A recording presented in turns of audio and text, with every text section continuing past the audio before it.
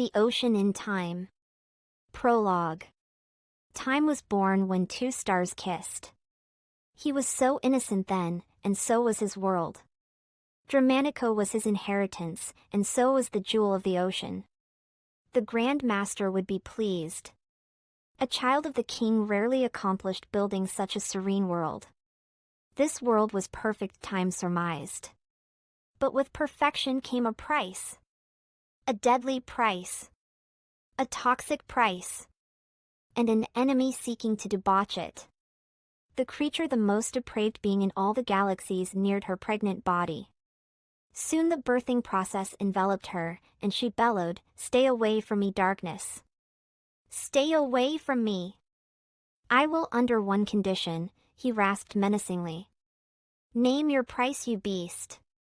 "Your firstborn son," he commanded. "Never." Satina swore to the heavens. "Then darkness is your eternal lot. He will defeat you, creature," Satina proclaimed. "He will join me. Time shall be my heir.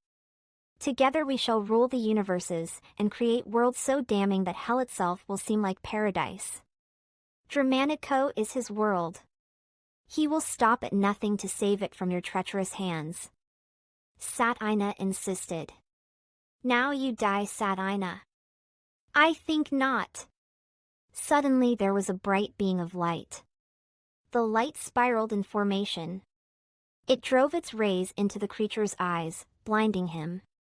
In surreal agony, the creature fled, vowing to possess and corrupt his firstborn son. For a little while the light remained, comforting her, admonishing her. "You must flee, for this child has a monumental purpose in my world." Satina was giving birth. She was giving birth to a child in the stars. For now was time's mortal beginning. And as a star, he fell to the planet. He descended from the clouds and from the isle of dreams. It was fate that Gosimes found him that day wrapped in cotton cloth, sleeping contentedly. He was such a peculiar babe. There seemed to emanate a certain magic from his skin. The Grand Master has smiled on me this day, for I have been gifted a child from the Isle of Dreams. His destiny is stunning, I am sure. Gosimes bawled. He and Cyrene had been unable to produce a child. This gift would make Cyrene overjoyed. She had been sick lately, begging the Grand Master to be with child. "My little one. I am naming you Silverious, because you are like a silver star that fell upon us." Silverious would not learn of his parentage for years. For he was sought after by the Mares, but not among them. This child was chosen to be imbibed with the powers of the ocean and to bring peace to all the realms of Germanico. In the distance the woeful wail of the darkest creature could be heard plotting his revenge. Chapter 1. Gosimes was dead. He fell in war and betrayal. He had been a hero to Theodorus, and a hero to his 19-year-old son and protégé Silverious. Silverious, was paying Gosimes his final respect. He stroked his father's tombstone and wept bitterly. Versillies, approached him in the graveyard. She was 18, very vibrant, energetic, and genuine. Silverious echoed a voice within his head. How did she find him? This was a secret place. A place of solitude and reflection. Thought magic can be linked to a dream's greatest success or tragic failure. Oh yes, thought magic, or so it was known. Silverious paused and then spoke in the enigmatic language. "I have never understood why only you and I can communicate this way. We are inextricably connected in mind, body, and spirit." Were they? But they had never been intimate. She understood him even though Silverious was silent. "Soon we will be together, my love," Versillies assured him. 3 trees towered above even the grandest of monuments. They sang a harmonic song. "We are the trees of past duties, who stand at our stations strong and tall." The air was crisp and clean, with an aroma of freshly hewn wheat. In Flomotia, a continent of the planet Germanico, everything was alive. If you understood the language of the stones, you could converse with them. Or you could communicate with the flowers. Every creature, plant, and object could all spin a tale of life. Silverious smacked his lips and leaned in for a kiss. Versillies smiled intensely and then proceeded to kiss him back. She was so flirtatious, so cute, so... a million words could not describe her.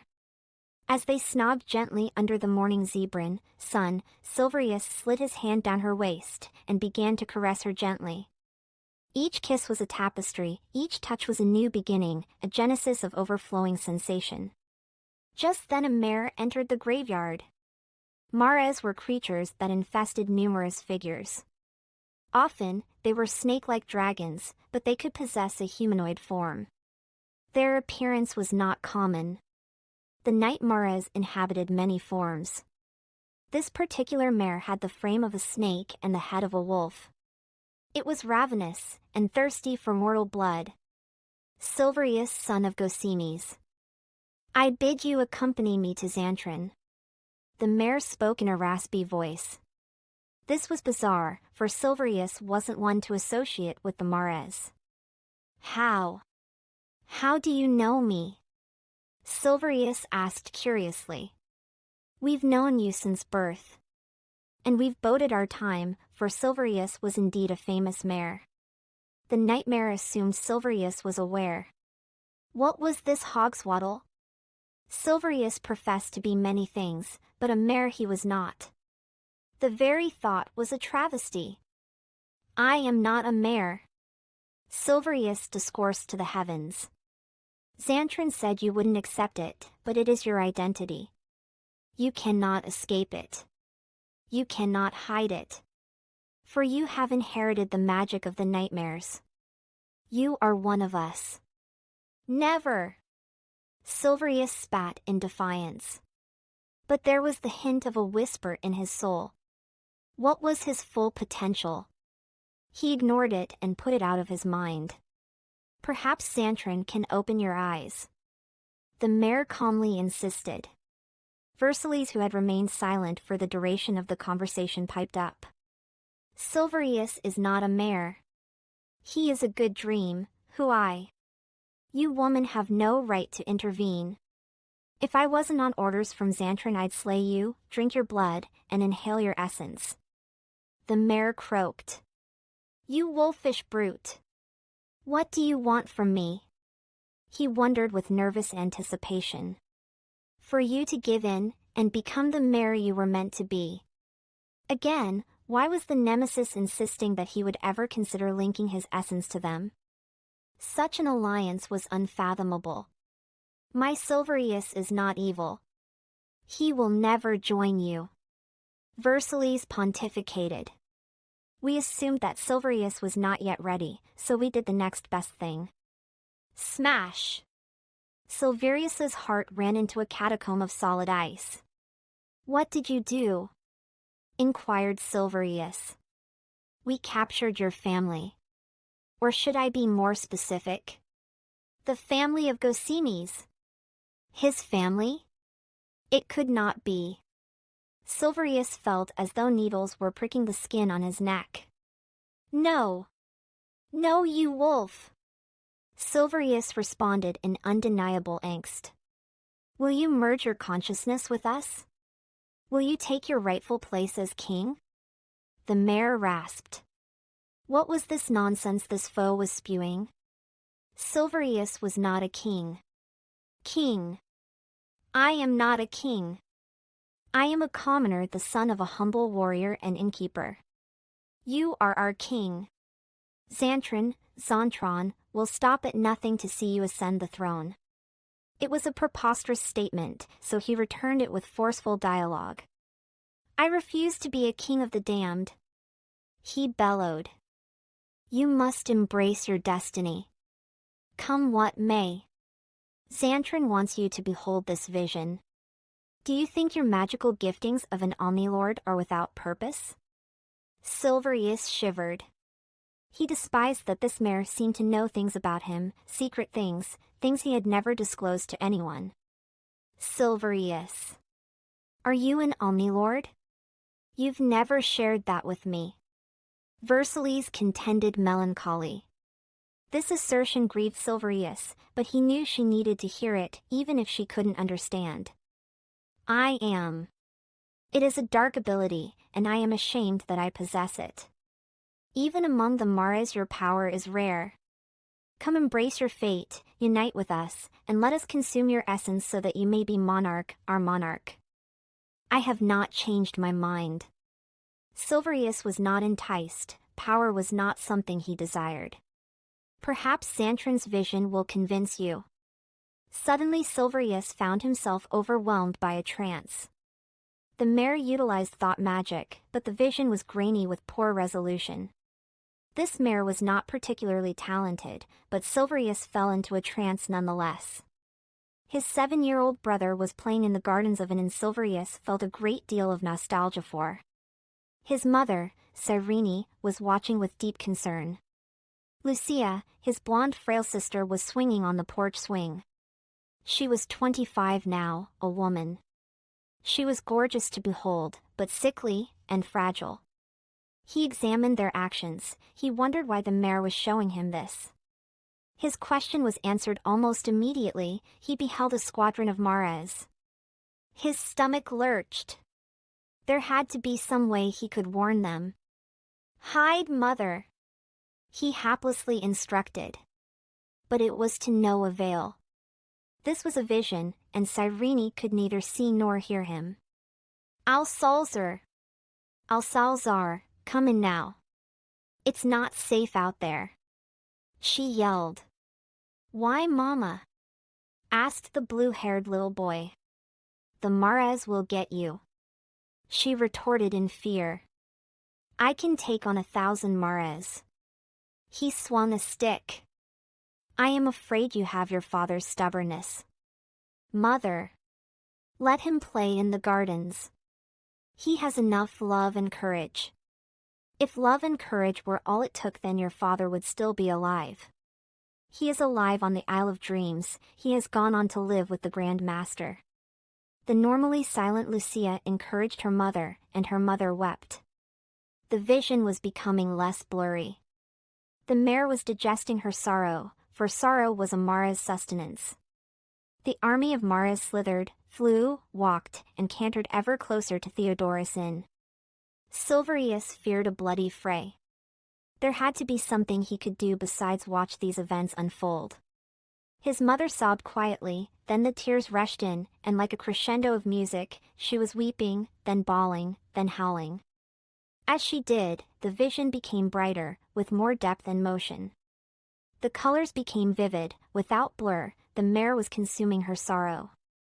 I guess he can play in the gardens, but a sudden heaviness cut her off in thought. This heaviness could only mean one thing. Attack! Lucia! Al-Salzar! Vanish, quickly! Lucia sensed the heaviness, and, with all the strength she could muster, jogged to Al-Salzar and grasped his hand. Come, young one. But, Lucia. No time. We must hide, now. A sinister voice interrupted the vision. It was full of sick, syrupy glee. Too late, the family of Goscinis. You are ours. Then they saw it. They were surrounded. Hundreds upon hundreds of night Mares were slithering in their filthy shadowy forms toward Goscini's Inn. There was no escaping it, his family was in peril. Bravely, his mother stood her ground. I've been waiting for you, Xantren. I knew this day would come. One of the dream world's most despicable and disgusting creatures stood before her. Layers and layers of warty fat vibrated on its snaky half-body, and a menacing, demonic-like being possessed its omine, a dream's humanity, half. It reeked of hellbound decomposing larvae, and a perfidious aura radiated from its skin. Surrender your heart, and we will leave your body intact. As I told you last time, Xantren, you shall never have me. I shall, Xantren chorused. I defy you. She spat at the hordes surrounding her. You are more foolish than your deceased husband. Go ahead, take my body, but you can never have my essence. Perhaps Quasapella can change your mind. To hell with Quasapella. If I can't have you, then I'll take your children. Leave my children out of this, Xantran. Silence! Xantran, the leader of a troop of Mares, slithered ever closer. She could no longer speak, she was choking on air. This will give me great pleasure. The vision suddenly halted. His mother! His mother was in mortal threat. Silverious leapt toward the hallucination as he heard Versillies groan. Silverious? Silverious! What's going on? It seemed so obvious, but the words flowed from his thoughts. My mother is in danger. He was steeped in a burrowing anger that percolated his entire being. She is not defeated, she is strong. He couldn't think, he couldn't move, all he could do was subject himself to his furious wrath. Revenge! His blood was at the boiling point. Silverious rushed at the mare and seized it by the neck. Tell me, you fiend, what happened to my mother? I'll kill you with my bare hands, you monster. Kill me then, Silverious, son of Gosimes. Then you will never know the fortune for which you were chosen. The vision returned. There stood his mother, choking on air. In haste, the pain of all things wicked came upon her. Black energy circled her and began to digest her flesh. Her life force, a blue aura that exists in every dream, was being drained from her. Blood gushed from her sides as she was stabbed by blackness. A blue light radiated from her wounds. They could steal her body and corrupt her mind, but they could not contain her spirit. Xantran attempted to suck up her aura, but he failed. This was unprecedented, he could get nowhere near the light. At once, her carcass burst into dazzling sapphire flames, and the light spiraled upwards towards the heavens, the abode of the Grand Master. Not a trace of her remained. For a moment, there was a flicker of light in the place where she had combusted. Out of the light came a voice. My children are forever blessed, and you shall never have them. The light vanished. Find them, ordered Xantran, his lips sweet with the taste of ruminating blood. Yes, the blood was deliberating a message to the universe. The vision ended. Silverious's hands became hot, like burning brimstone. Your sorcery is too powerful for me, son of Gosimes. His magic runs through your blood. I do not intend to kill you. I need to know, are my siblings alive? Son of Gosimes, you must define life, for everything in Dramanico bears life. Where are they? Silverious demanded aggressively. You must tell us, you vile mare, or Silverious shall take vengeance. Versillies insisted. I will show you when you inevitably join us. The mare reasoned.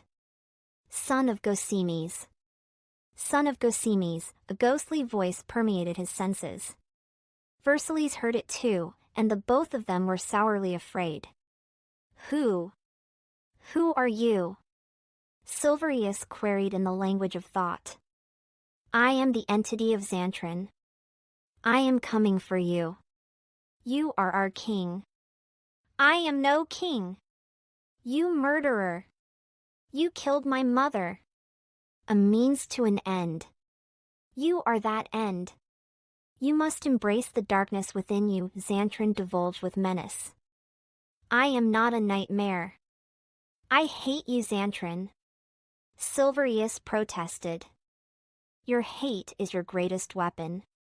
Use it to destroy your enemies, our enemies. Never! Your reluctance will subside, and when it does, I am waiting. Something internal spoke to him. We need to get back to Gosimes Inn, Silverious stated. I'm with you, Silverious. No matter the cost.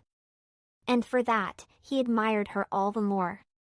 Captain Zural, the Mares have captured Gosimes Inn. Zural was astonished. Gosimi's Inn has been a strong Scripolodian checkpoint for years now. Gosimi's is dead, Zural choked out his words. He's dead? Any other fatalities? His wife and children are missing. Bloody Mares. Well, Corporal, this is my post, I'll investigate the matter myself. It's the least I can do for the brave Gosimi's.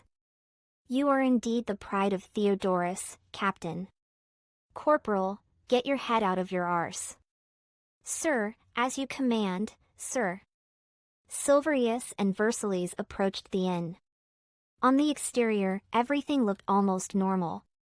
It was a finely constructed building made of slabs of silver stone. The roof was glazed a rouge red. Trampled white flowers were planted in the front gardens.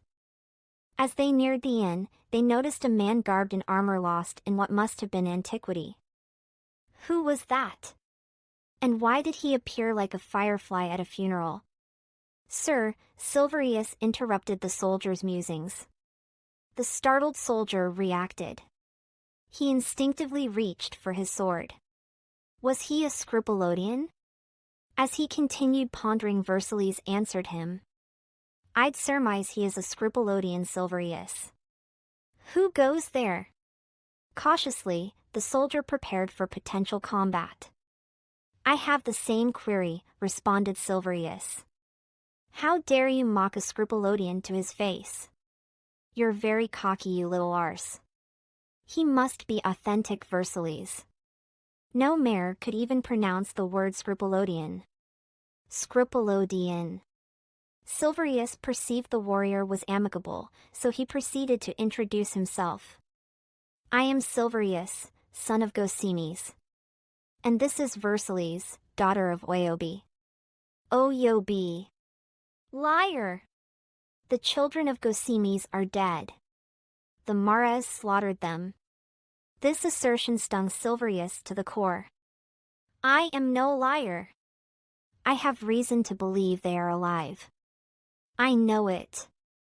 I escaped because I was in the graveyard paying homage to my father, Gosimi's.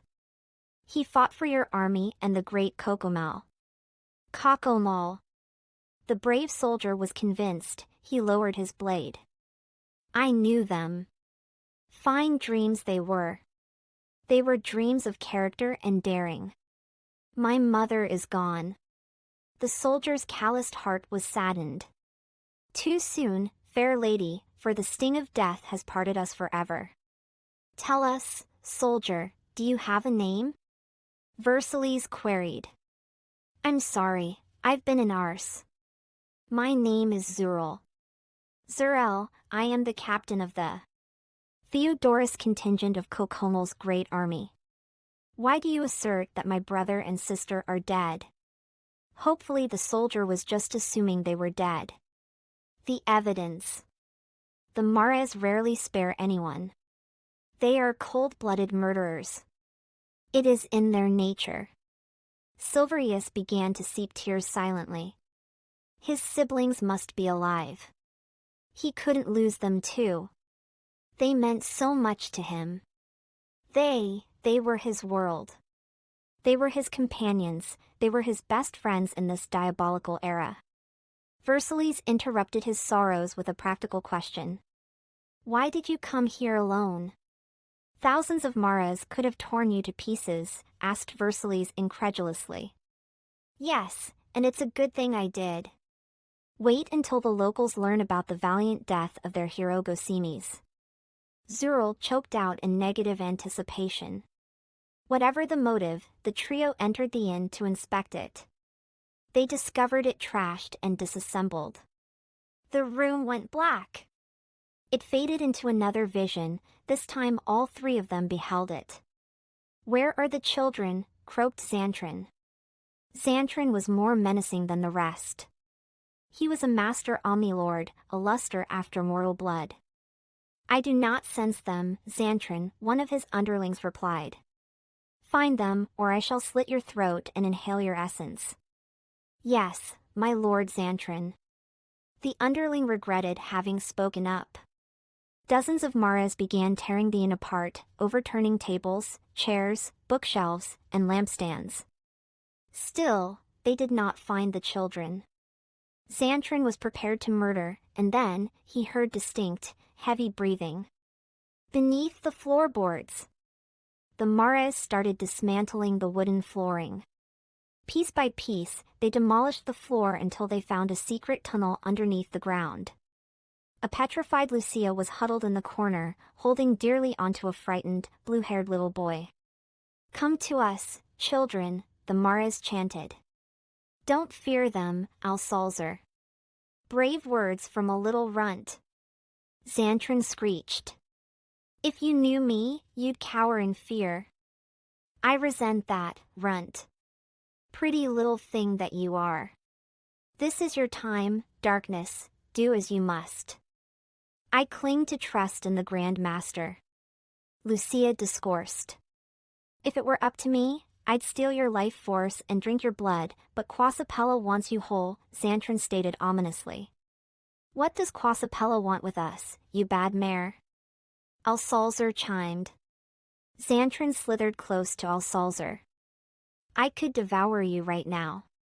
"You have no authority to touch him," Lucia stated bravely. "And what will you do, you weak, pathetic little girl?" "I'll use the power of love and courage." "Come, Alsalzer, hold my hand." "You wouldn't dare. You're outnumbered 1,000 to 1. Xantran mocked. "Come on, Alsalzer, sing with me." "I will be brave, I will be strong. I will not reciprocate the wrong. I will have love and courage too, I will have wisdom through and through. Where there is darkness, where there is night, I will have the fervor to step into the light." They sang the song together, louder and louder, until many Mares tried to flee. Why? Because the song of the innocent trumped all dark rituals. Some of the weaker Mares started exploding in an inferno. Finally, Xantran put an end to it. Curiously, the song did not affect him at all. Maybe it was because he possessed some supernatural weapon. He seized Lucia's throat with his dark energy until she could no longer breathe. "You would be such a tasty morsel, but the jewel of the ocean is far more significant than my lust. Capture the children. To the phantom Mare Quasapella, we go." The Mares swarmed in like locusts and detained them. The vision ended, and all that remained were more questions. "What in Zebrin's name is the jewel of the ocean?" "Don't tell me it's that infernal cult," Zural spoke, perplexed. Silverious interrupted him. "My siblings may be alive." Silverious was ecstatic, words could not express the jubilance he was now feeling. "Now hold on, Silverious. Those twisted wartsuckers wanted us to see this for a reason. That jewel must be essential, especially if that scoundrel Quasapella wants it." Zural was obsessing over the jewel. Gosimi's vanquished Quasapella to the outer realms, she cannot be responsible for the resurgence of the Great War. Gosimi's ended her reign of insanity. It would appear that we were doubly deceived. Quasapella has somehow discovered a way to manipulate the Mares in the upper world. She may have already infiltrated the remaining Mares to do her bidding. She must exist somewhere, as more than a ghost. How? Wasn't Kokomal a legend at destroying monsters? Yes, Kokomal will know what the jewel is. If I recall, he may have mentioned it once. He said something about the fate of Dramanico, and the rest of it is garbled in my bloody memory. What's wrong with me? Age. I'm going to make the arduous journey to the glass castle of Ents and speak with him. I shall accompany you. There is nothing left for me here. Silverious. Where you go, Silverious, I go. Was she daft? He wouldn't allow her to die for him too. I forbid it. It's too risky, Silverious responded emphatically. You're my only friend here, you are like family. I couldn't part from you even if I wanted to. But, Versillies, he peered into her eyes, those determined eyes, and realized that if he didn't relent all chaos would unfold. Don't even start with me, Silverious, she glared at him. Okay, you kids are starting to concern me. I don't know what method of communication you've got going on there, but I'm starting to suspect I am either going mad or I am the subject of a cruel joke. Reluctantly, Silverious stated, she's coming with us. A woman? Traveling with us to Ants? I won't allow it. Versillies was affronted. I have twice the strength and competence of any boy in this village, I'll have you know. I will not be discriminated against because of my gender. I don't know how you run things, sir, but I will not tolerate such sexist bigotry. Zural's face fell agape. What a woman. Tell me about it, Silverious added. She won't take no for an answer, lad. We go together then, Silverious compromised.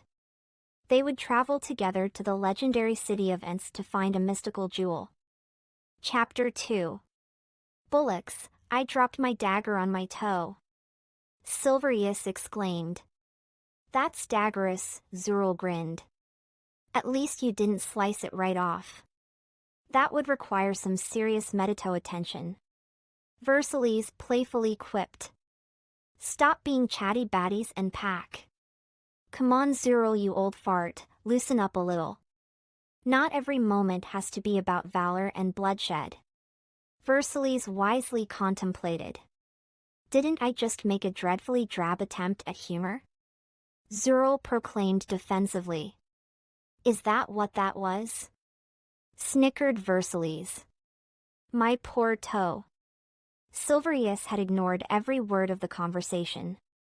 He smirked, he didn't need to eavesdrop. As soon as it seemed to have left him it returned to him. Silverious felt loss. Tragic loss. Gossimizin had been a haven for the destitute. His father had turned no one away, not even a drunken street urchin. He vowed to be as compassionate as his dear father. Are we ready to go, children? Do stop your dawdling. One moment, Zural. Silverious found himself lost in memories, no matter what a paradox that must be. He had grown up here, he had played on his father's knee. This place, it had seemed so safe, like a harbor against the dimness that was seeking to degrade him. It had seemed so untouchable, venerable almost, like the sanctuary of the Grand Master. He remembered the birth of Alsalzer and how much joy it had brought his father. It was the first time he had ever seen tears in his father's eyes. He remembered his mother caring for the frail Lucia, what a mother she had been, despite all difficulty. And Lucia was such a bright star, she never let her weakness overcome her. Lucia was a fighter and a champion. Now she was gone. They were all gone. He would stop at nothing to rescue Alsalzer and Lucia. He would give up anything, including all of his possessions. He'd even give up his very life. It's time to say goodbye to the shelter of Theodorus. It's time to bid farewell to the refuge that has kept so many dreams free from absolute bondage. We love you, Gossimizin and Cyrene, you have been our stronghold. Versillies put into words what Silverious could only entertain in emotions. That was beautiful. You would have said the same thing. No, he could have never said it. He could only sense it. It would never have been so eloquent. Oh, Silverious, I adore you. He adored her too. Perhaps he even loved her, but now. Silverious felt as if he were abandoning himself. Passions too deep to fathom welled up deep within his gullet. It was time. Time to move on. A crowd had gathered outside of Gossimizin.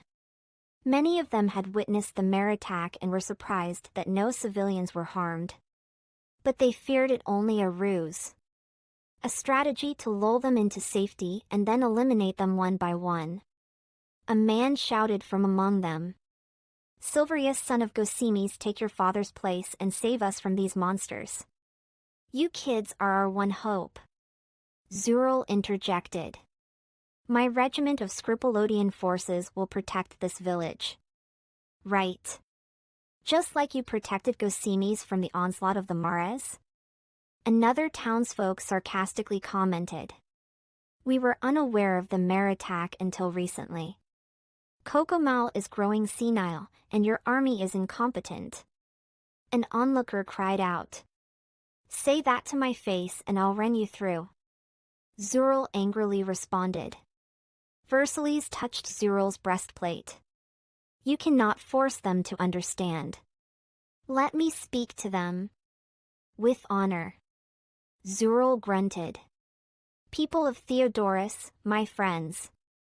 Although the protection of Gosimes has faltered, remember that you, too, have the power of love. Do kind acts for one another. Help the hungry and the poor, and give water to the parched. Support your soldiers, ready to lay down their lives for you. Then the Mares will be rendered powerless against you. She's right.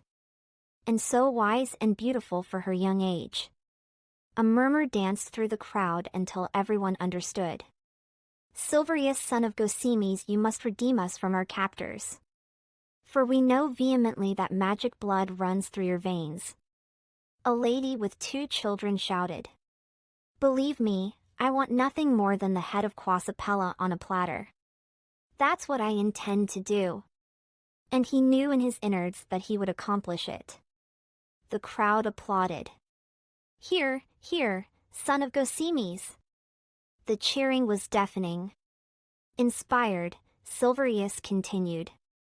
I vow to end her reign of terror, or I shall die like my father before me, standing for freedom and the Omine rights of all dreamkind. Nothing could stop him from his contagious resolve. The crowd roared, hungering for change, starving for a promise.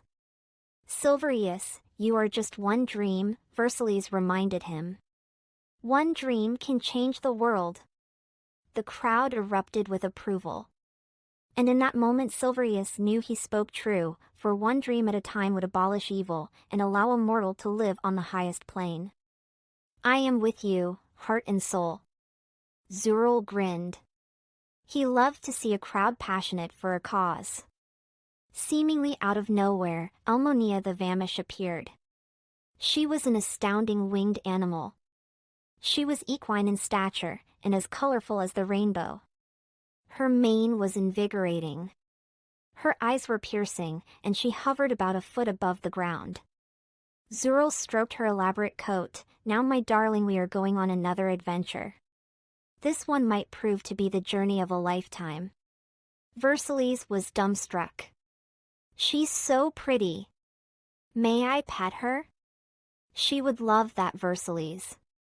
Her name's Almonia, my most loyal companion. She was bequeathed to me as a child, by the gift of the Keeper. Silverious felt bewildered. The Keeper? Who is the Keeper? This random reference struck his demeanor as that of childlike curiosity. I haven't got a clue. I reckon it was just the name of some generous philanthropist trying to help orphans. Zural indicated. You were an orphan, Zural? Silverious asked, surprised. Yes. I was in the same orphanage as your father. Zural fell silent. His past had haunted him for all these years. The orphanage was a cold place, a cruel place where they imprisoned society's rejected children. He did not wish to recollect of it at the moment. It was a stronghold of hate he felt for that place, and rightfully so, because that place had tried to usurp him of his cultural identity. Fortunately, it had failed to assimilate him into the modern Flamotian lifestyle. He wagered he was the last purple hue remaining, but he prayed he was mistaken. He dedicated his life to the military. He wished to find the remnant of his people, a tribe that had been annihilated by war and hatred. It had been hours since the trio had entered the forest of the rising dawn. None of the villagers dared follow them because they believed the forest to be a death trap. I just noticed your hair through your helmet. You have superb hair. Doesn't he have nice hair, Silverious? Versillies spoke to ease the tension. Silverious examined her as if she had gone mad. Are you, foolish girl? He questioned her with sincerity. The forest consisted of many old-growth trees. They were reasonably close together, so it took some effort to navigate them. Just ahead, they found a clearing. It was there the friends agreed they would set up camp. I'll build us a fire. We should be nice and cozy here. Zural went off to search for some kindling. Silverious began to set up a shelter he had packed in his rucksack. Are you hungry, Versillies? I have some dried burbunga fruit.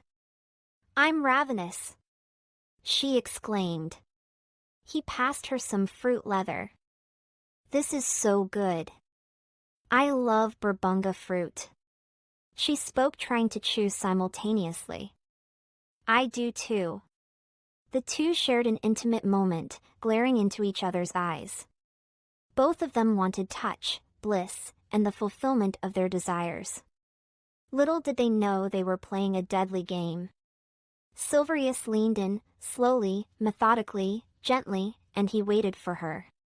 She dived into his lips, burning with hunger, burning with his taste, his scent, his physical prowess. Just then Zural returned. He prepared the wood for the fire. He took a vial out of a pouch carried by the Vamish and tossed it congenially at the sticks. They immediately burst into flames. Liquid fire. Darn handy stuff. The two dreamed separated, embarrassed that Zural may have been privy to their relentless kissing. They were trying to come off as platonic friends, but their menial efforts weren't fooling anyone. They were clearly steamy for each other. We should get some rest. We have a long journey ahead of us tomorrow. I agree, Zural. I'm pissed and tired from trekking through the woods all day. Good night then, you two. Be good. Hey, what do you mean by that? I am always good. No funny business. What? You know what I mean. Now, good night. Versillies playfully grabbed a blanket from Zural and lay by the fire. Good night, Versillies. You can sleep under my shelter if you'd like. No funny business.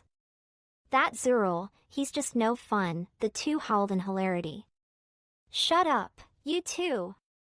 Night then. Silverious yawned. All that could be heard was the crackling of the fire. The night was so still, it was foreboding. Nothing stirred. Perhaps the evening was preparing itself for what was to come. Lviv watched her sleep from his vantage point in the trees. He needed to be confident she was the one. There was no room for error. Versillies suddenly awoke. Zural was snoring in the background. It seemed the creatures of the night had awoken. A vast array of sounds confronted her eardrums. The forest had been resurrected from the dead. She saw something stir in the trees. Perhaps it was her imagination. She felt very cautious. What if the beasts of the forest got to her? What would they do to her? It was too morbid to think about. Versillies closed her eyes and tried to slip back into sleep. She remained on edge, not trusting the night to keep her safe. Silverious wouldn't let anything happen to her. She had faith in him. It seemed like hours had passed. Lviv didn't take his eyes off her. Now and again, he would readjust his position, and then he would watch, intently watch. Could he be assured she was the one? She had a mark on her forehead. Did that mean what he thought it meant? Would she fulfill the destiny written about so long ago? A bass voice interrupted his meditations. Lviv, the elders of our tribe are here. If anyone knows the truth, it is the elders. 4 elders stood beneath the tree. Lviv shimmied down. Kind elders, is this girl the one? The first elder spoke. We are much learned in the ancient arts. It is said if the ocean chooses her, then she shall glow, and by it, time will cease to flow. There is a great danger, Lviv, a great danger for us all. Lviv pondered the second elder's words. If she is chosen, she must forget her past because she must make the ultimate sacrifice, the third elder commented. We shall summon Nigelia, the firebird, to defend our cause, the fourth elder declared. What is the danger? Lviv asked. That she is so connected to time that she might inadvertently cause a rift in the universe, rendering all life void, the third elder elaborated.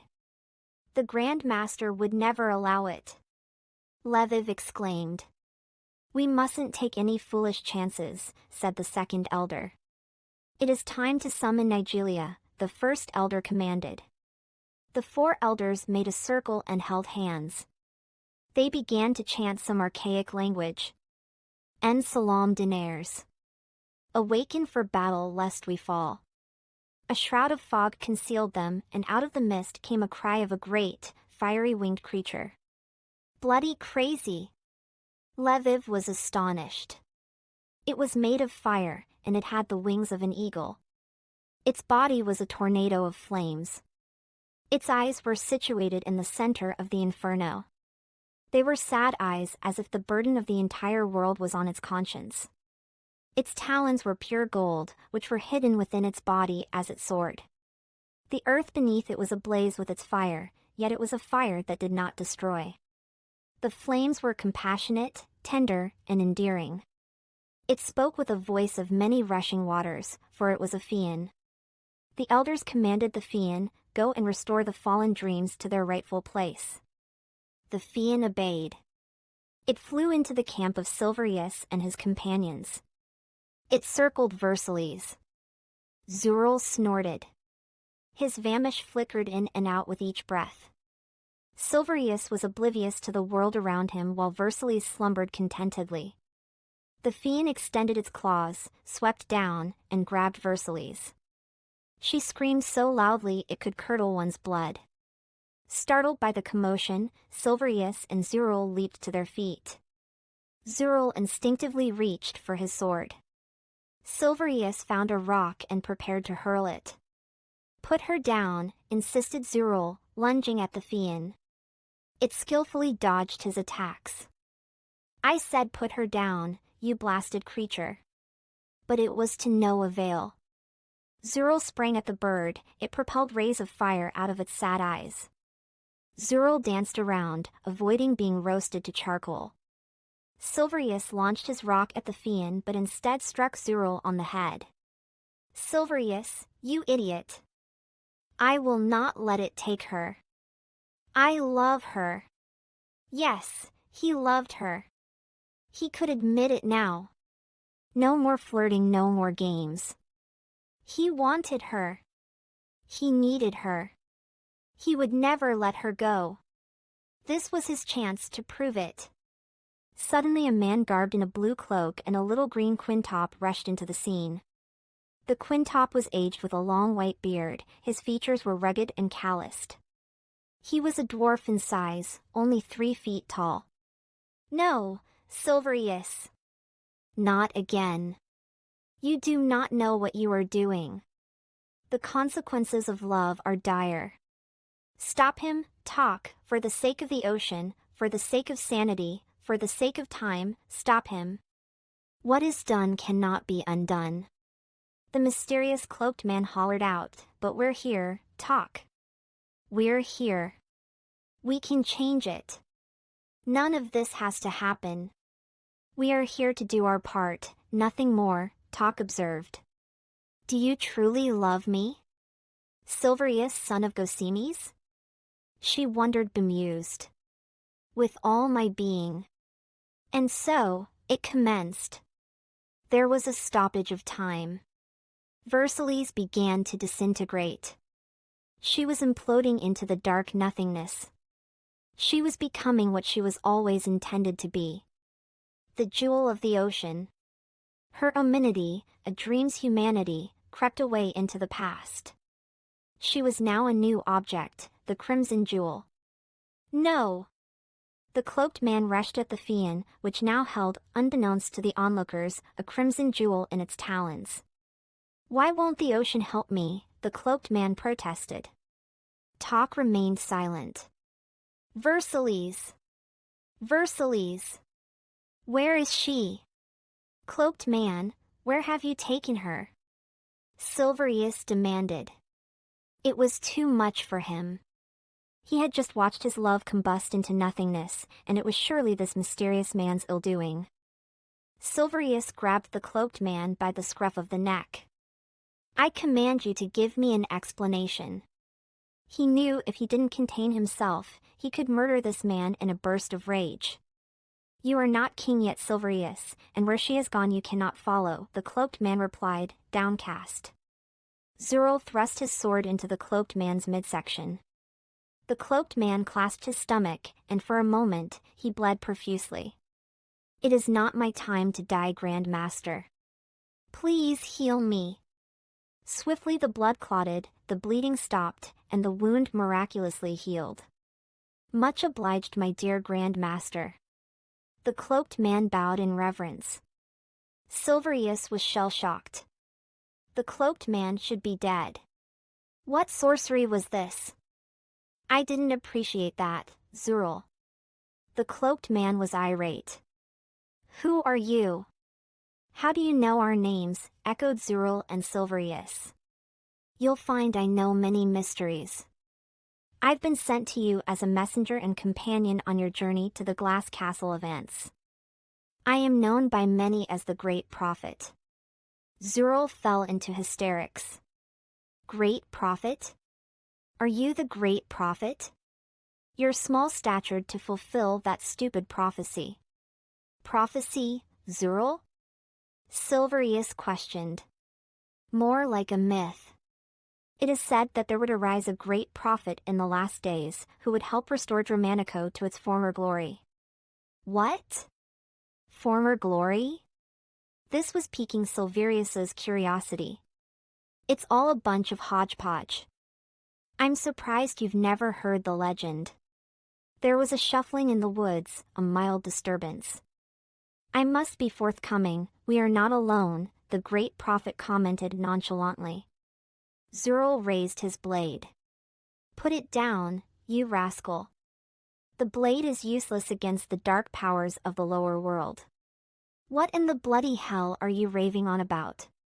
Where it is good, there is bound to be evil lurking. But I sense he who disturbs our conversation is nothing more than a mere boy. The great prophet thought out loud. Talk? Is this allowed in the grand scheme of the universe? Talk? Silverious and Zural wondered. Talk stepped forward.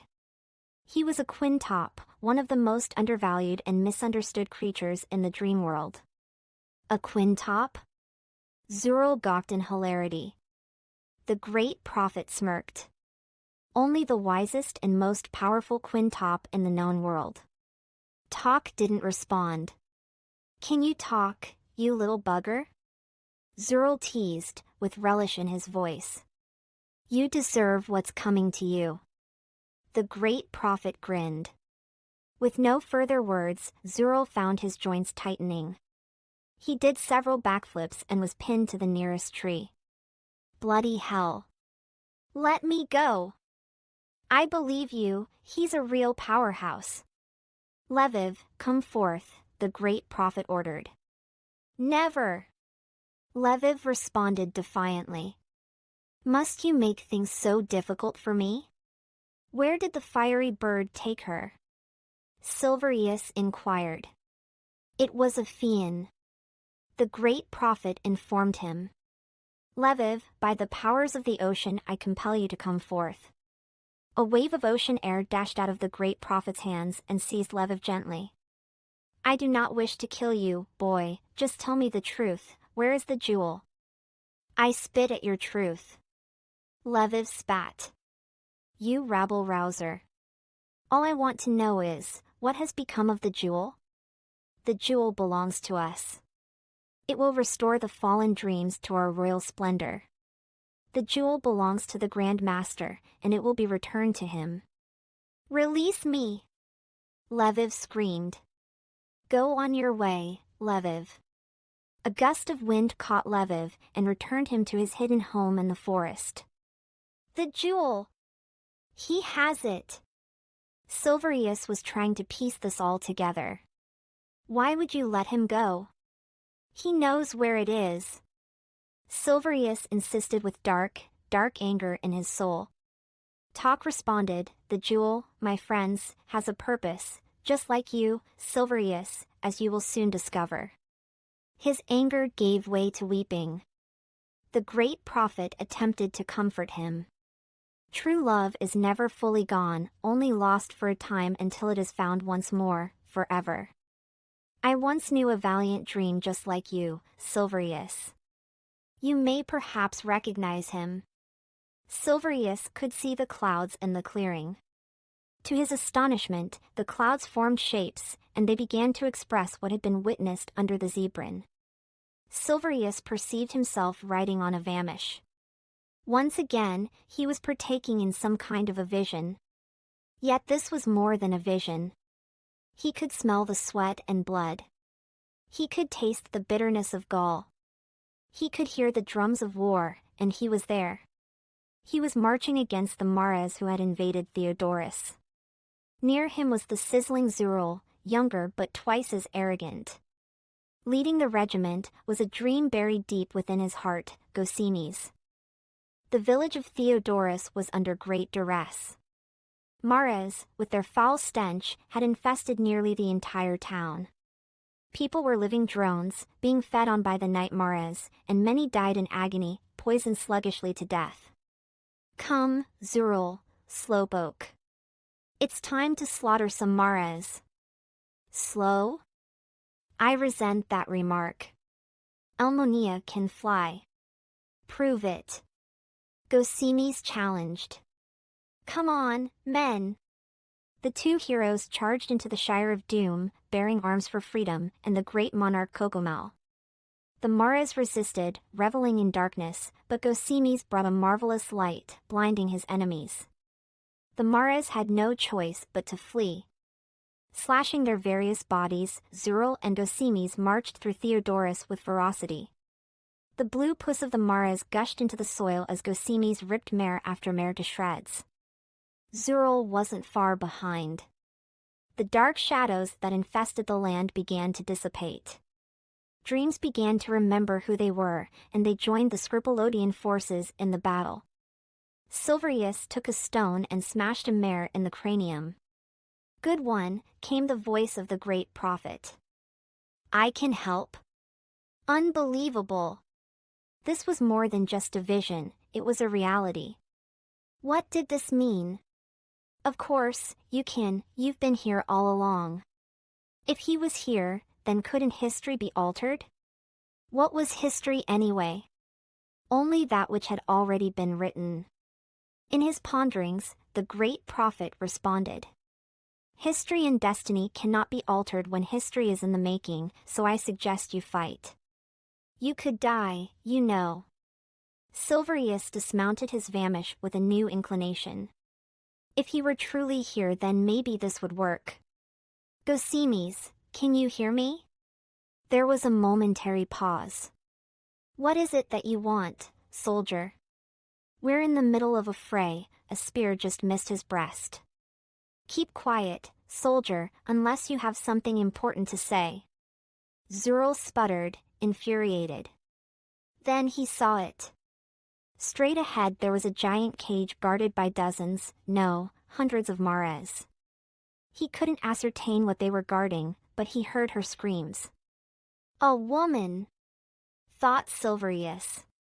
A Mare engaged him. Time to die, and I'll eat your gizzards. The Mare was just about to infest him when Zural rode by and chopped off its head. That's one you owe me, soldier. Ahead, Zural, there's a woman in a cage. She can't be more than 20 years old, how do I know that? You'll find you know many mysteries. It was the voice of the great prophet again. Why don't you get out here and fight this war? We are surrounded by the most appalling creatures I've ever seen. Who you talking to, boy? Fight! Zural commanded. Gosimes, there is a woman in a cage just north of you. Can you locate her? I see her, Zural. It's time to kick this deliverance mission into full throttle. Come on, Duke of War, let's go. You ready, Almonia? Almonia neighed with sheer determination. Soldier, you take the rear. Silverious obeyed. Okay, on my word, men. Charge! The men rushed at the congregation of Mares with unprecedented courage, fronted by Gosimes and Zural. They drew their blades and slew their foe. Many good men fell that day, fighting for their homeland, fighting for Flamotia. Tears of sweat and vigor ushered themselves upon the bodies of the dead and dying. Silverious felt the terror and wrath of the grave. He, too, was bleeding and injured badly. He knelt on the ground, preparing to die. Zural rode by and hoisted Silverious up onto Almonia's back. That's two you owe me, soldier. Silverious would never forget this, nor the courage it took for his father to fight this war. They were making headway, but losing upright men fast.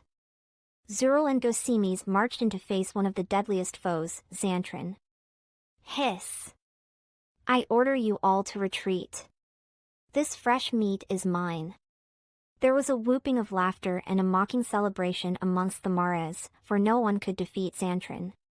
Within him resided the creature whose powers could not be replicated among the Mares or the Kamish hordes. The Kamish hordes were the evil dead, training for war in the lower world. I demand you release the girl, insisted Gosimes, stepping forward.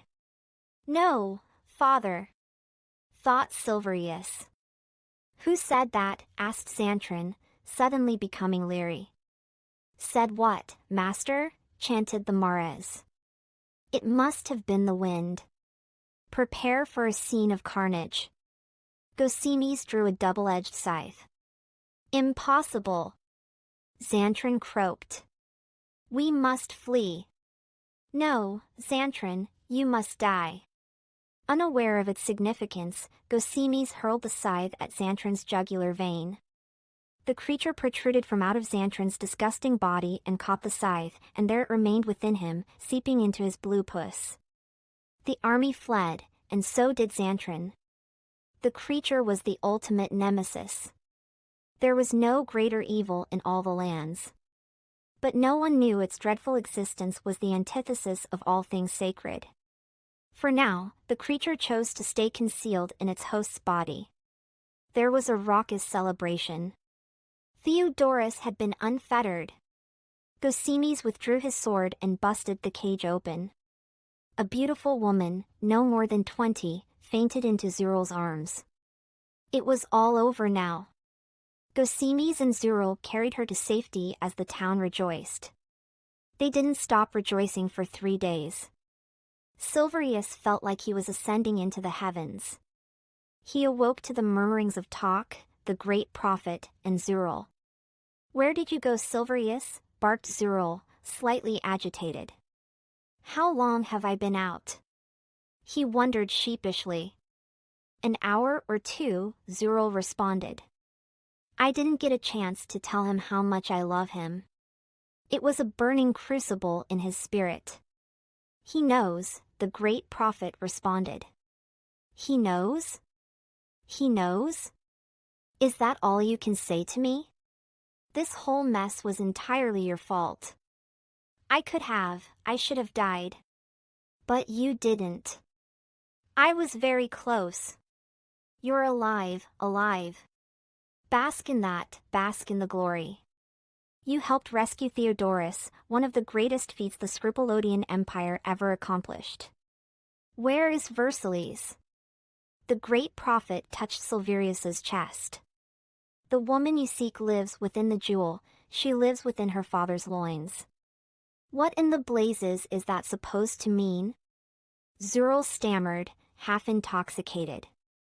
It means that you must protect the jewel at any cost. Say no more, great prophet. Yes, talk, although don't you think? Time is not yet ready. Silverious was baffled, but he decided not to inquire. He had been wounded enough in the Great War, fighting, it seemed, had lost its luster. He just wanted to be home in Theodorus, with Versillies beside him, perhaps starting a family. If he realized his destiny, he probably would have curled up in a ball and demanded that the ocean smite him. Nigelia tenderly released the jewel into the elder Hasma's hand. He meticulously stroked it. He sensed its innate power. The magical properties of the jewel were seeping into Hasma's bloodstream. Hasma, the queen must be returned to us. It was the chief of the fallen dreams, Frere. Yes, of course, Frere. She will lead us to the glass castle and restore us to our rightful station as the royal people. We will be kings again in the mystic city of ants. My son risked his life to find her. Your son will be rewarded, Frere. So, it shall be. When shall the resurrection begin? Dawn, just as the zebrin peaks beyond the clearing. Do you believe there will be any complications? No, she is the one. She is the one we have been searching for all of these years. Lviv waited patiently in his father's hut. It was made of a bamboo-like substance and furnished with wooden furniture. It had a straw roof that would not burn and a stable floor made of the finest mahogany. Lviv slept in a hammock and ate out of wooden bowls. It was a simple life in the forest. Lviv was a fabulous hunter, and he practiced the ancient fire magic of his people. Come on, boy, it's nearly dawn. The elders are preparing the ritual ceremony. He had never in all his life seen one of these ceremonies. Lviv was ecstatic. To the clearing! When they arrived, there were already several dreams there, curious, just like Lviv. No one in recent memory had seen the fruits of the resurrection grounds. Most thought the grounds to be fantasy. Hasma placed the jewel in the center of a circle carved in the ground. Fire immediately consumed the circle in a spiral as if lit by oil. The stone began to vibrate and pulsate. Red light emanated from its core, firing beams of light into the sky. Then there was a vague outline of a body, a female body, enclosing the jewel. The forest dwellers were stupefied. The body became more and more opaque until a stark, red-haired white-dressed girl appeared before them. Lviv couldn't help but stare. Versillies awoke and stood unaware of her admirers. Where am I? She asked. Welcome home, my queen. Hasma bowed, and so did the entire assembly. Pardon? It was then she noticed the throng of people. She was overwhelmed with anxiety. Versillies fainted. Versillies is gone, we must move on. Great prophet, you are heartless. Silverious sputtered. We've been here 5 days. You refuse to eat, you are weakening by the hour. You must keep your strength up, for there are many beasts in these woods. To hell with the monsters. Versillies is still alive somewhere, I can feel it. Silverious. The great prophet is right, we must carry on. If we don't, we'll die in these woods. Zural, I love her. Zural was slow to respond, and his voice took on a higher pitch. I know you did, kid, and I completely understand. Zural wasn't just patronizing him, he truly identified. Come, man, we have Quasapella to defeat. Silverious didn't feel any stronger, but he knew they were right. Versillies, I know you aren't gone. Keep on believing, Silverious, because the truth will set you free. Who said that? Who said what, Silverious? Questioned Zural. Somebody spoke in thought language. The only person I know who speaks the language of my mind is Versillies. It's in your head, Silverious, commented the great prophet. Versillies must be alive. Silverious, we have bigger problems at the moment. Zural stuttered. What do you mean? Rawr! Came the cry of a vicious creature. What in the bloody hell was that? Zural started panicking. You mean what in the bloody hell are we? Responded the great prophet. Food, chimed Silverious, dry-mouthed and terrified. It was a behemoth of behemoths. Its skin was covered in brown scales the hue of feces. 4 spikes protruded from its back, and it walked on 2 legs. Its arms were shaped like swords, its teeth so sharp they could cut through steel. Its face was triangular, with oval, black eyes, and a slit for a nose. It was the size of a medium tree, and it could easily uproot one with its ferocity alone. It thrived on the taste of flesh, it was a male, and it was hungry. It reeked of miles of dead flesh and rotten bones.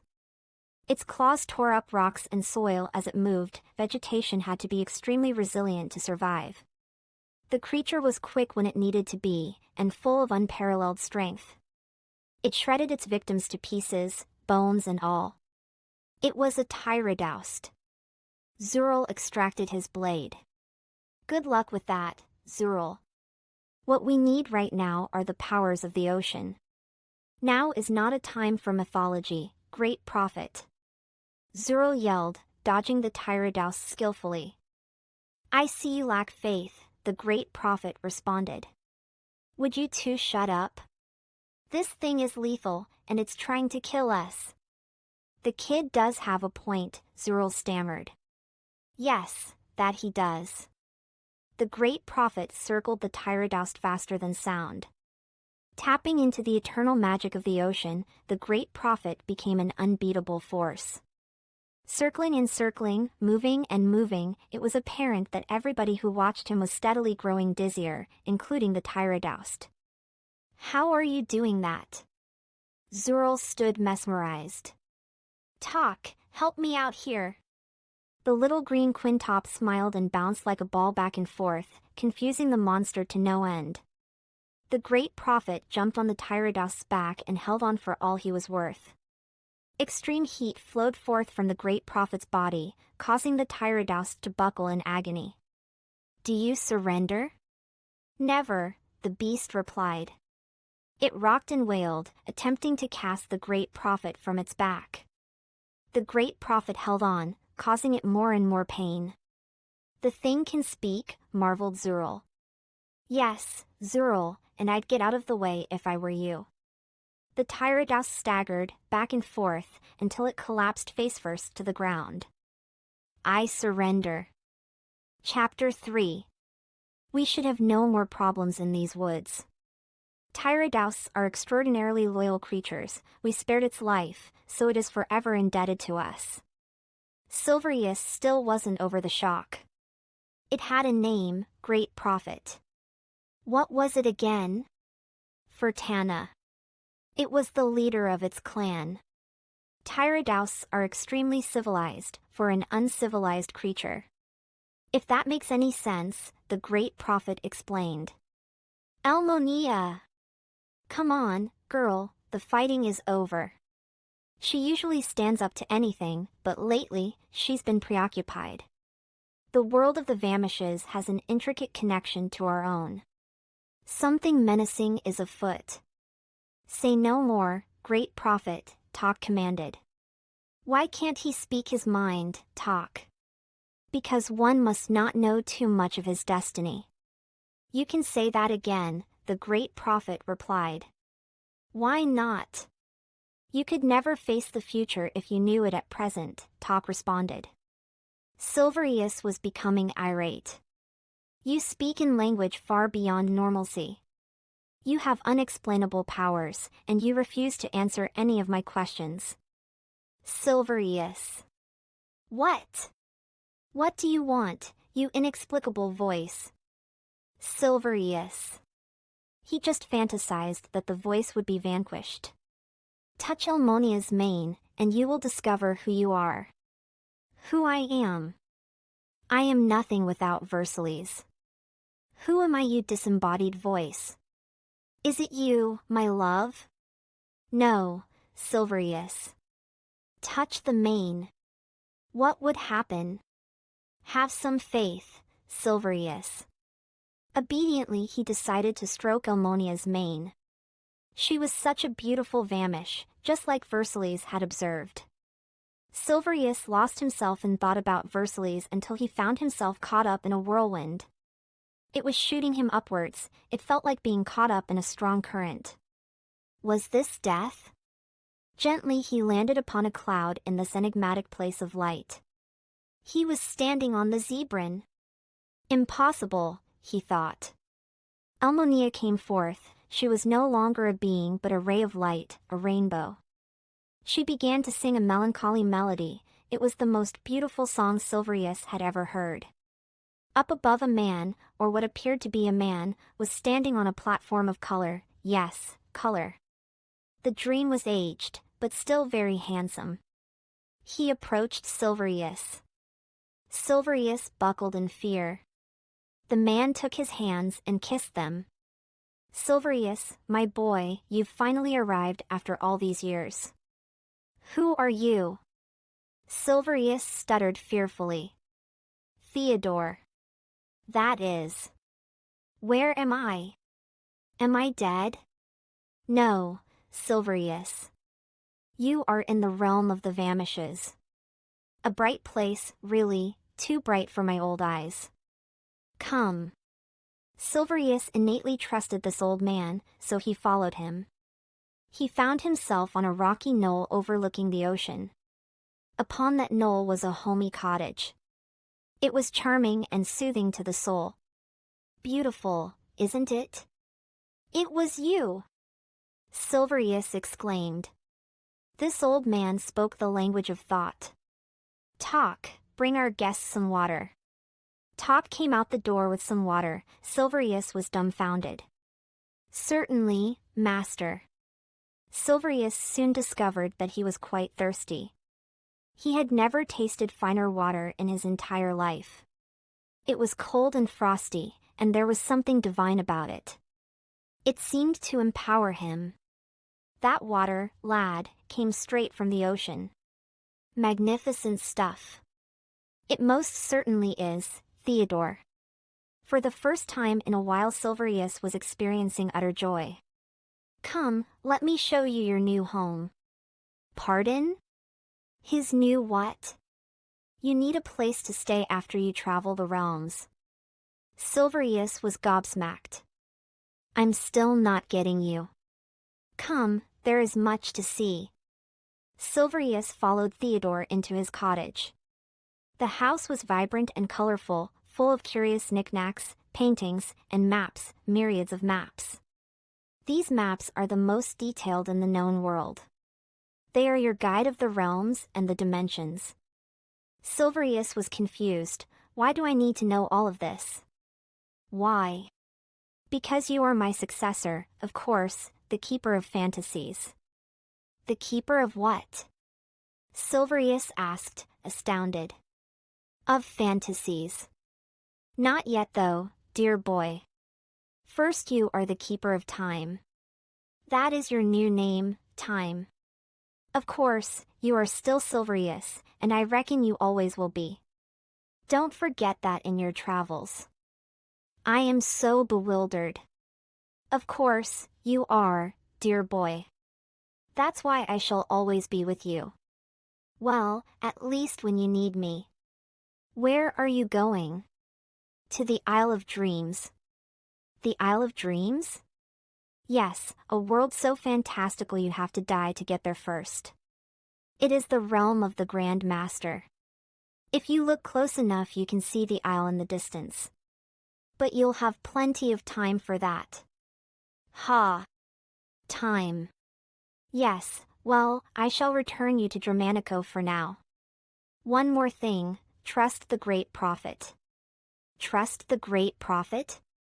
Silverious was cut off.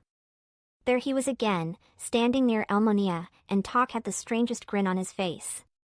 Learn anything? The great prophet snidely remarked. Silverious, what the blimey heck is he talking about? He speaks true, Zural.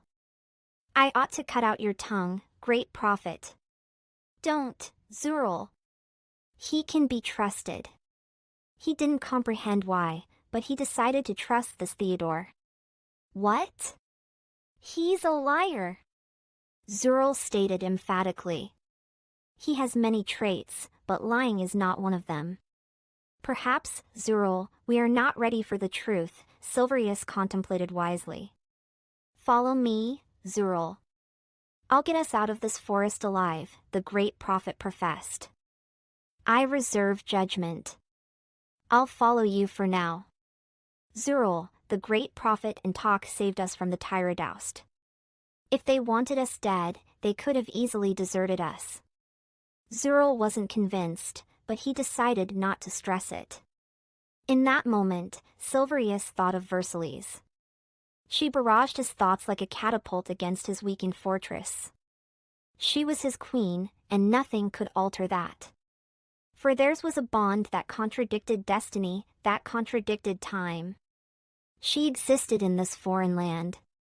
She didn't know who or where she was, only that it was the most scenic place she'd ever been. The blades of grass were composed of multicolored jewels that spanned for miles and miles.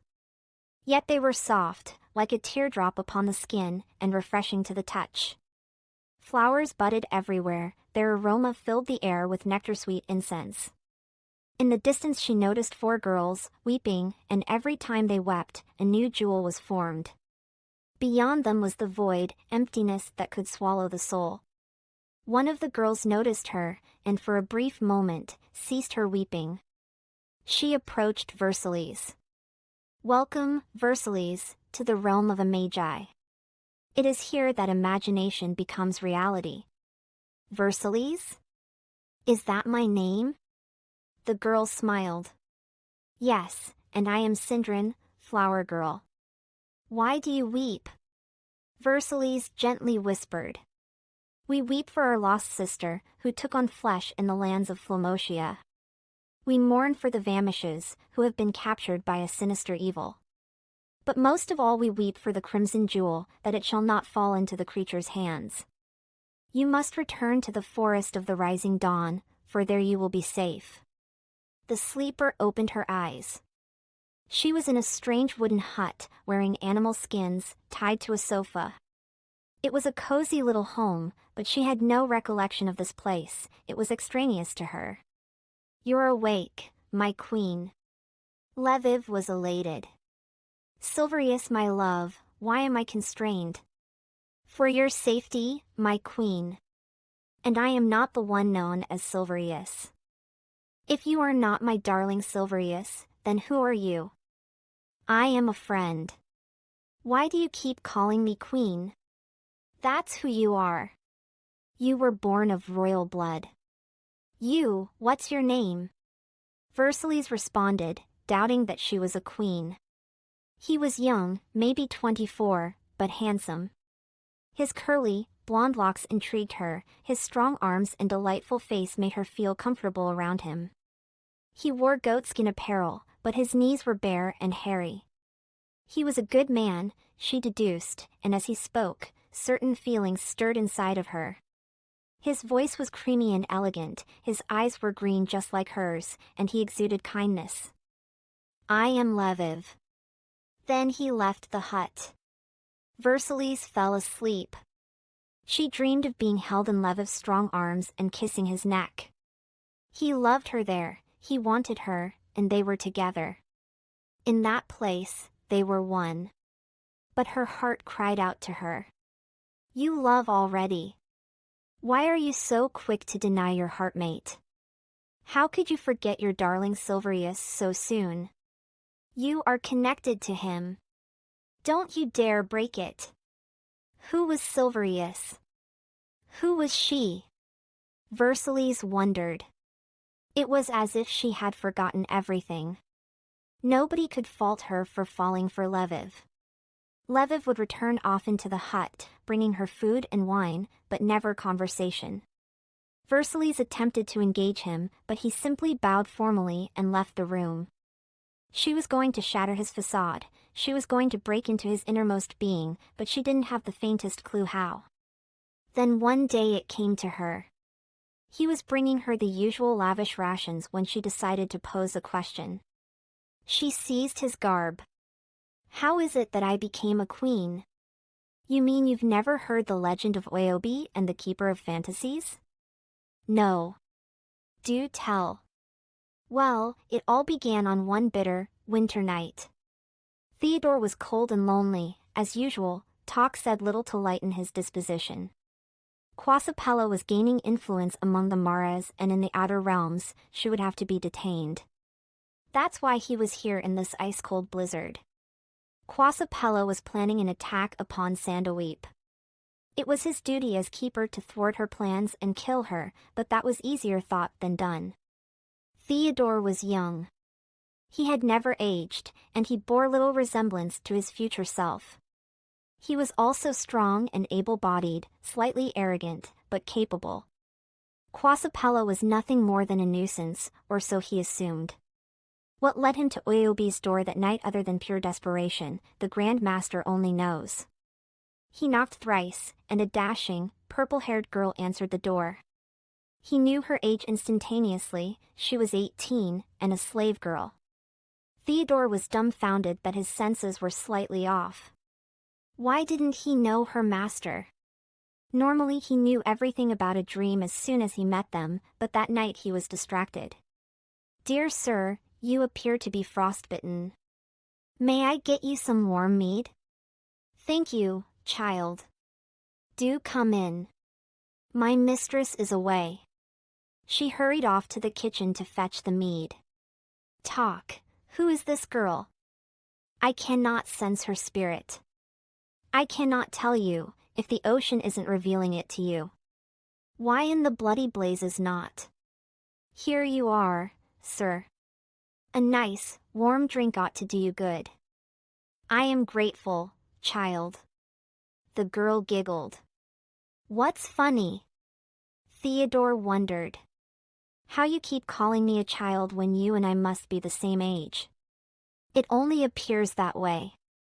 I am Oyobi, daughter of Malin. Royal blood. Yes, do you have time for my sorrowful tale? I have little else to occupy this night." Theodore prepared to listen. Oyobi began to spin the narrative. It was as if Theodore was present in that moment. One day a 16-year-old Oyobi was brushing her Vamish's soft delicate hair when her father the king summoned her to the throne room. This privilege didn't occur often, so whatever it was must be exceedingly vital. "My daughter, soon it shall be time for you to wed, but I have been unable to find any worthy suitors for you. You are my only begotten child and heir to the throne. You must continue our dynasty no matter the price. Your Highness, I do not wish to be queen. It is in your blood, Oyobi. You must ascend the throne of the glass castle of Ants." "But what about what I want? Duty over selfish ambition, have I not taught you that? Make my governess queen, I do not wish to bear it. Your governess is not royal blood. You shall be queen. I shall not let you abdicate." The royal governess entered the vicinity. But she wasn't the real governess. The real governess had been infested by an ambitious nightmare by the name of Quasipella, Queen Quasipella. "Forgive my intrusion, my liege, but there is a matter of utmost necessity I must discuss with you." "Do tell, governess." The king insisted. "Perhaps you'd like to hear it in private? My daughter is going to be queen. Whatever it is, you can share it with her." "I'd rather not, your majesty." "What is so important that I must hide it from my daughter?" "A matter of treason, my lord." "Permission to approach the royal we?" "I wish to divulge a secret to you, my lord." "Treason? Who is charged with such a crime? Come closer and reveal it to me." Quasipella neared him and whispered in his ear, "You." She signaled for the plot to begin. The protector of the guard bore his blade and ran the king through the gut. "Trey, Asen," was his last word as his entrails spilled out. His daughter Oyobi was dumbfounded. "Are you going to murder me too?" she asked, horrified. "No. I think I'll take you as a slave. I will relish in having royal blood stoop to perform menial and laborious tasks." "But," she spoke. "No buts. You will do as I command you to do. You no longer have royal honor. For I, Quasipella, am now the royal magistrate. I am your mistress, and you shall carry forth my whims. You shall address me as your royal grace, on fear of death. So, kind sir, I have been enslaved to Quasipella ever since. She thinks to make herself queen of all Dramanico. Her madness must be stopped. Theodore roared. Child, it is not safe for you to be here. Once she kills you, the true heir to the throne, her powers may become invincible. Look, sir. Theodore. Look, Theodore, it's more than the kingdom she wants, it's the crimson jewel I carry. It is said to have powers far beyond my comprehension. The crimson jewel? The jewel of the ocean? Theodore retorted in disbelief. I need you to come with me, so I can keep you safe. Together we'll find a way to destroy Quasipella. She'll kill me. I won't allow her. For I am the Keeper of Fantasies. Who is your little green friend? Oyobi smiled her cute, flirtatious smile. I am Tok the Quintop, servant of the ocean. I can't come with you, Theodore. She'll know, Oyobi stated, afraid. Here you are in grave danger. I leave my life in your hands, Oyobi whimpered. Come, hold my hand, and fear not. Tonight, we travel the realms. Theodore took her agile hands in his and crack. They vanished from the mortal realms to a quaint little hovel overlooking the ocean. Theodore had to admit it was pleasant having a woman around. Her company shattered the loneliness he had felt for eons. She was so good to him. She cooked, cleaned, and organized the house to a level of unparalleled cleanliness. The maps were not impressed by her intrusion, and they made it a sport to whack her one whenever she neared them. The last straw was when they gave her quite the gregarious lump on her rear end. Theodore was livid, and he threatened them with fire. Things were as they should be. Theodore found himself rather fond of Oyobi. She was an excellent housekeeper and an exemplary organizer. Theodore discovered that he could rely on her more and more. It got to the point that he let her arrange his socks. The natural progression was this. He was growing to love her. To need her in ways he had never needed another dream. She completed him. She was the peace in his heart that had always been stale. He wanted her for the rest of eternity. One fine day he proposed. Oyobi, he softly leaned in. I have something to ask you. Please do not refuse me. Ask me anything, my master, Oyobi whispered, longing for his kiss. Marry me, my darling? Theodore! Nothing would bring me deeper happiness. Is that yes? Theodore wondered, his pupils dilating with sheer excitement. It's an emphatic yes. She moaned with pleasure. After all these years, Theodore had finally proposed. We shall be wed. Tonight, under the stars, with the blessing of the Grand Master. Tok the Quintop married Oyobi and Theodore that very night, and the two consummated the marriage with absolute ecstasy. Oyobi became pregnant, and Theodore was overjoyed. Soon the time came for Oyobi to give birth. Theodore hustled her away to his cottage, and the pangs of the birth process began. Oyobi began to scream in utter agony. She was losing far too much blood, but there was little Theodore could do. The crimson jewel was being torn right out of her, and it was killing her. Theodore, I'm about to die. Warm tears embraced his eyes because he knew it was the truth. I am so sorry. I knew that once we were together it was likely you would die giving birth. It's why I waited so long, until my feelings could no longer bear to live without you. I selfishly gave in, for it seemed to me that my love for you was stronger than the grave. I will always love you, Theodore, she declared with all her strength. Name her Versillies, for it means treasured jewel. She is the crimson jewel. And in that moment, she died. Theodore needed a place to hide the baby, the crimson jewel, in a place Quasipella would never dare to look, Theodorus. The Mares had been banished from there for some years now, and it was still free under the protection of Gosines. Theodore noticed that he was aging. His hair was whitening, and he was rapidly growing a beard. He knew this meant he would soon die, he understood that much. He smiled. Soon he would join Oyobi on the Isle of Dreams. Who shall succeed me, Grand Master, to protect the jewel? See the baby that is cradled in the arms of Cyrene? He is the one. What about Quasipella? She can only speculate. But my daughter. She must never know, Theodore, until she realizes the truth herself. But I love her. As do I, but she must make a great sacrifice. Why, Grand Master? There is a greater evil than Quasipella, greater than all evils, one which must be defeated before I can carry on with my plans. Yes, my master. The baby shall be secretly raised by Lucia, after all, it is her duty in the mortal realm. It is the least she can do to earn my favor. What about me? You shall soon join me on the Isle of Dreams.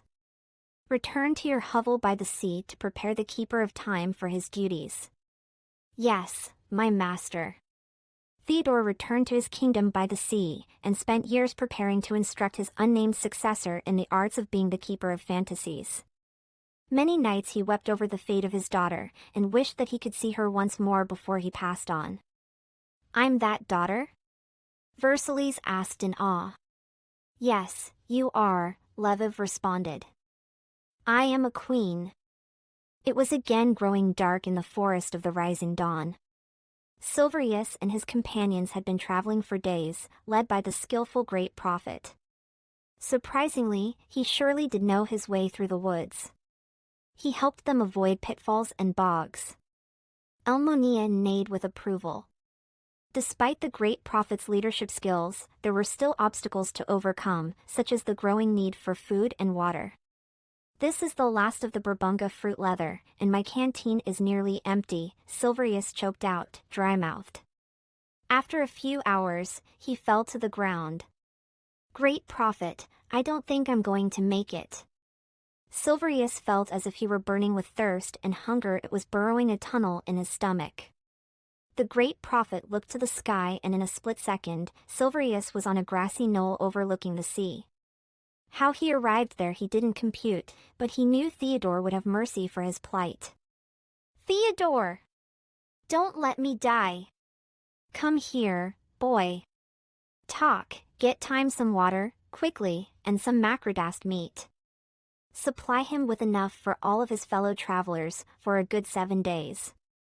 You need to have a little more faith, boy. Come eat, and let me teach you to travel the realms. Theodore put on his traveling cloak. Refresh yourself, Silverious, for there is much to learn. Thank you, Theodore. He spoke with serene adoration. No time for friendly trivialities, grab the maps and let's go. But, Theodore, there must be, the amount of maps appeared staggering.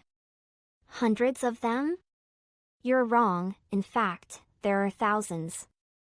Theodore interrupted. How in the ruddy hell? You let them carry themselves, Silverious, like so.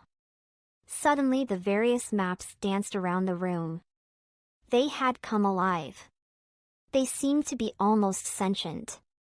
Give me the map to the lake of bathtubs. The scrawny little map lit up at its name being called, and it cast itself into Theodore's hands. The rest of you, remain stationary. The maps obeyed. Once he got over the shock, Silverious managed to squeak, "What is the lake of bathtubs?" Ha! My dear boy, it's only the stupidest way of traveling the dimensions ever devised, but it's also the most fun. Come, lad. Suddenly Silverious was standing on a beach overlooking a lake full of different colored bathtubs. They all varied in size, texture, and design.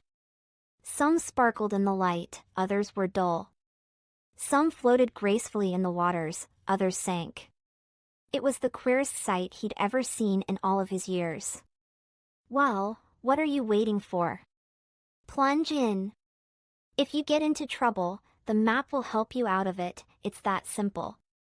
Trouble? Theodore howled with laughter. He hoisted Silverious over his shoulders and tossed him into the lake of bathtubs. The nearest bathtub, shaped like a giant duck, sucked him in through its drain. Silverious vomited, the experience was sickening and surreal. And then he landed with a thump. Welcome, Silverious, we have waited long for you. In front of him was the most beautiful woman he had ever seen. But wait, she wasn't a woman, she was a long-eared one with 3 ears and 3 breasts. I am Satina, mother of the whims. And others. Yes, others. Others? Who could she possibly be referring to? Changing the topic, Satina continued. You see, Quasapella not only threatens your lands but ours as well. What's that to do with me? There was a chorus of boisterous laughter, which nearly numbed his eardrums. You are the Keeper of Fantasies, are you not? Or is there something more diabolical about your nature? I don't necessarily understand what a keeper is. As far as I know, it is Theodore's muse. Silverious barked confused. I see, it seems that you have come to us at the wrong time. Well, that won't do. My minions, kill him. Several hundred, no thousands, of whims advanced against him, ready to tear him to smithereens. It was moments like these that evoked sheer instinct. In terror, Silverious lunged forth his left arm. Map, oh, map! I need you! From out of nowhere a scrawny little scroll soared into his hands. He opened it. Emblazoned on it were the words, use the powers of imagination, for imagination is the very matter a dream is composed of. What? He was even more jumbled now than before, and he was outnumbered 1,000 to 1. His thoughts span. He felt faint. His heart quaked like the formation of a new world, and he wasn't sure he'd survive the impact. Somehow at that moment, he remembered Versillies. Yes, he could recall it now. Versillies had a gorgeous pair of undergarments, pink undergarments. All of their weapons are pink panties. Just like that, it happened, their swords and bows all became pink lingerie. The whims were stupefied. Satina clapped her hands. Well done, Keeper. You have just absorbed the most powerful magic in all of the world. But it still isn't time for you to be here, you're only a fledgling, and we need the Keeper of Fantasies. One word of advice time, when you discover who you are, know that I never meant to abandon you. For a moment Silverious could have sworn he saw a tear. Goodbye. Satina reached her hands to the atmosphere and Silverious was sucked back into Theodore's reality. The drain spat him out like a backward vacuum. He landed with a kerplunk. He was highly enraged. What do you mean by putting me in situations where I could potentially die? Silverious was infuriated. He desired to strike Theodore with a sword. Ah, my boy, but you didn't die, and that, my friend, is the difference. And you learned the most important lesson any Keeper of Fantasies can ever know, how to use your head, or shall I be more specific, your imagination. If that were true, then couldn't he imagine his dead loved ones coming to life? Could imagination resurrect the dead? If I imagine Versillies is alive, it will come to pass? Theodore's countenance turned solemn. Those who are lost to us cannot be recalled by imagination, and time, although it may cease, can never be altered. I tried to teach the great prophet that exact lesson, but he still didn't understand. What is, must be, and is for a reason, a purpose, a design. In the end, it will all make sense, though now it is unknown. So, I will never see Versillies again?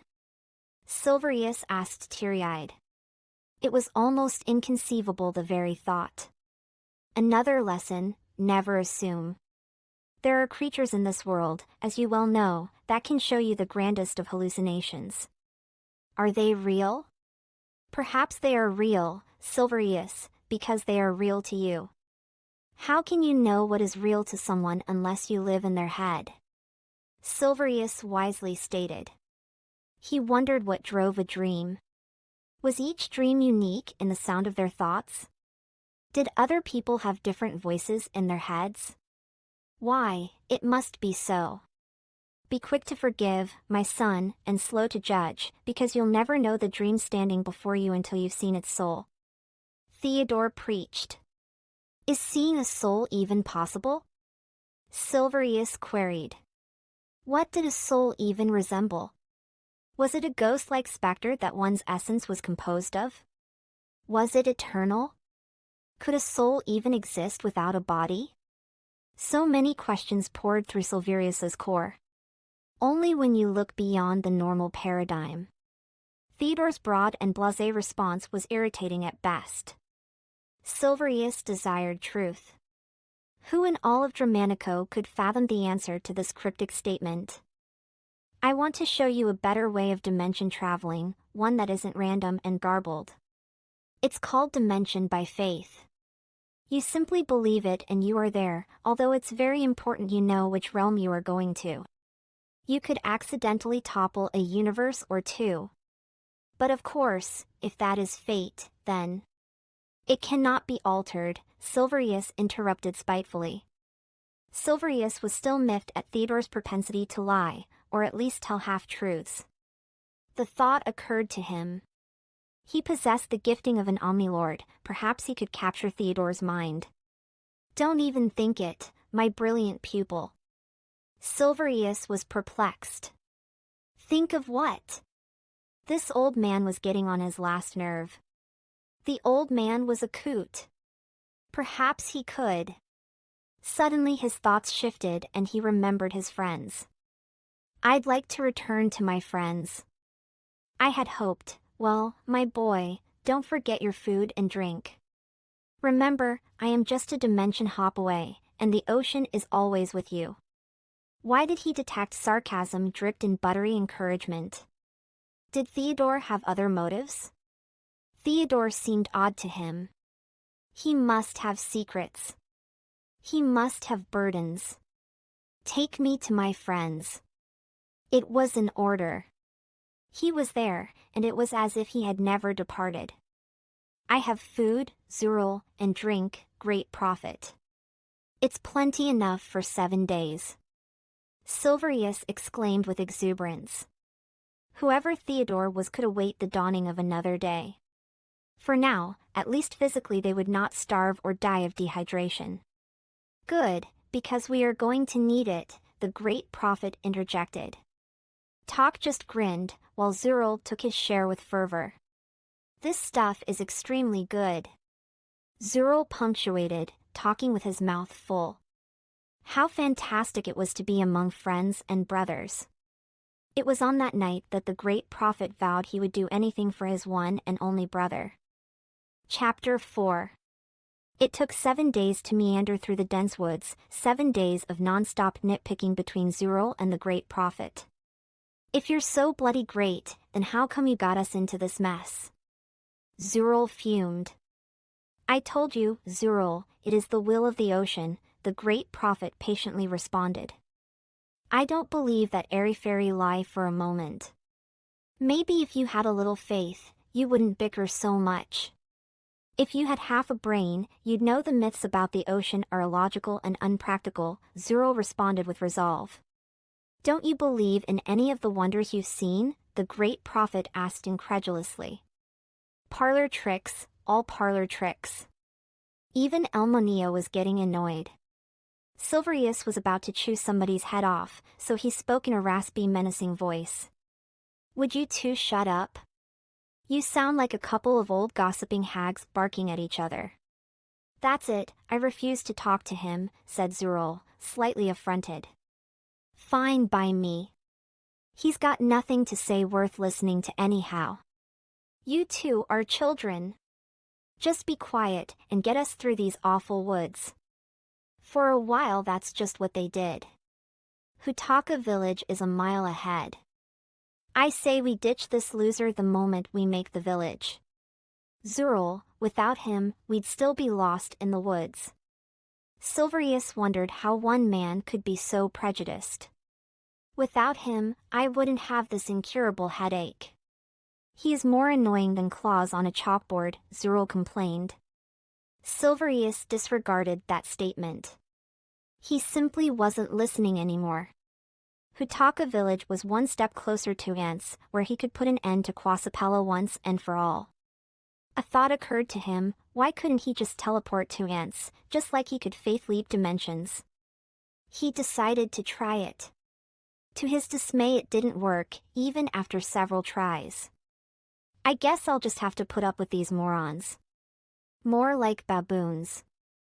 Ha ha, funny joke, Theodore. Theodore? Who told you I was Theodore? You have much to learn, my keeper. Then Silverious heard the giggle of a little girl in his mind. What was going on? He decided to dismiss it for the moment. Stranger occurrences had happened, he needn't worry. I mean, Zural, you honestly smell like a rotting fish. How many days have you gone without bathing? The great prophet nagged. You're one to talk, great prophet. I never see you wear anything but that dingy cloak. At least I clean myself. You hide behind that armor day and night. I am a captain, not a common beggar. Zural spat. Oh, captain. And where might your men be? Why, I oughta. Look, you twats, a barn. The village must be near. Silverious exclaimed.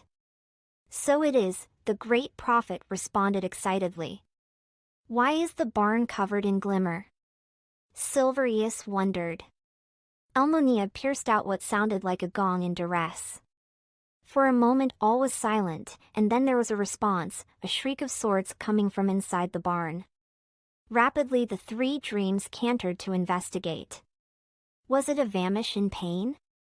Tok stood by, not reacting at all. As they ran, golden sparkles stuck to their sandals. This had definitely at one time been a field of Vamishes. Where were they? Lviv stood in great angst. I can't believe we just made love.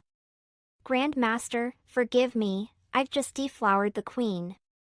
He was a better lover than she had ever anticipated. Nor can I. Lviv, you are a gentle being and a fantastic lover, but I am afraid that my heart lies with another. You did not deflower me. I wanted it, I needed it, it's just I love Silverious. This was the worst mistake of my life. I am sorry, my queen, Lviv responded. Why did we do that? Why? I should have controlled my appetite. My queen, I'm afraid I can't see you again. What do you mean, Lviv? I mean, I can't see you again. Lviv rushed out of the hut and confronted his father. Father, I've done a terrible thing. I know, son, I know. How do you know? It is easy for a dream to fall into lust. Lviv began to cry. Father, I'm sorry, I'm so sorry. I know, son. But you must continue to care for her. She needs you now more than ever. Just keep your passions contained. How in all the world was he supposed to do that? As they neared the barn, the shrieking continued. Elmonia was under great stress. Settle, girl, we'll discover what's going on, Zural promised. They arrived at the barn, it was plastered with Vamish dust, and in the corner was sprawled a scantily clad woman, enveloped in mud from head to toe. She had wild, curly, dark brown hair, full of dirt and sod. She was slim and slender to the point of anorexia. It appeared as though she hadn't eaten in days, she didn't have the strength to run. Elmonia seemed to fascinate her, and when she spoke, Silverious discovered why. She soothingly sang a sad song in some melodic language. Elmonia responded in the same key. My sister! I thought she'd captured all of you. I thought I was the last one alive. Who are these men with you? Are they soldiers for our cause? How can you be sure we can trust them? You there, how do you communicate with Vamishes? Zural asked roughly. Well, Mr. Soldier, sir, I am a Vamish. Zural nearly choked laughing. You are a Vamish? You're either a liar or delusional. Tell us the truth, girl. Elmonia glared at Zural and squealed.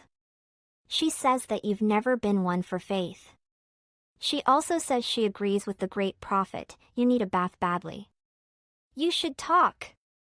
Zural yelled, highly offended. The Vamish girl chuckled. I'm in hiding from a cruel master.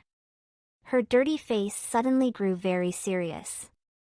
Elmonia tells me you are in search of the jewel, the one way to destroy Quasapella and the creature for good.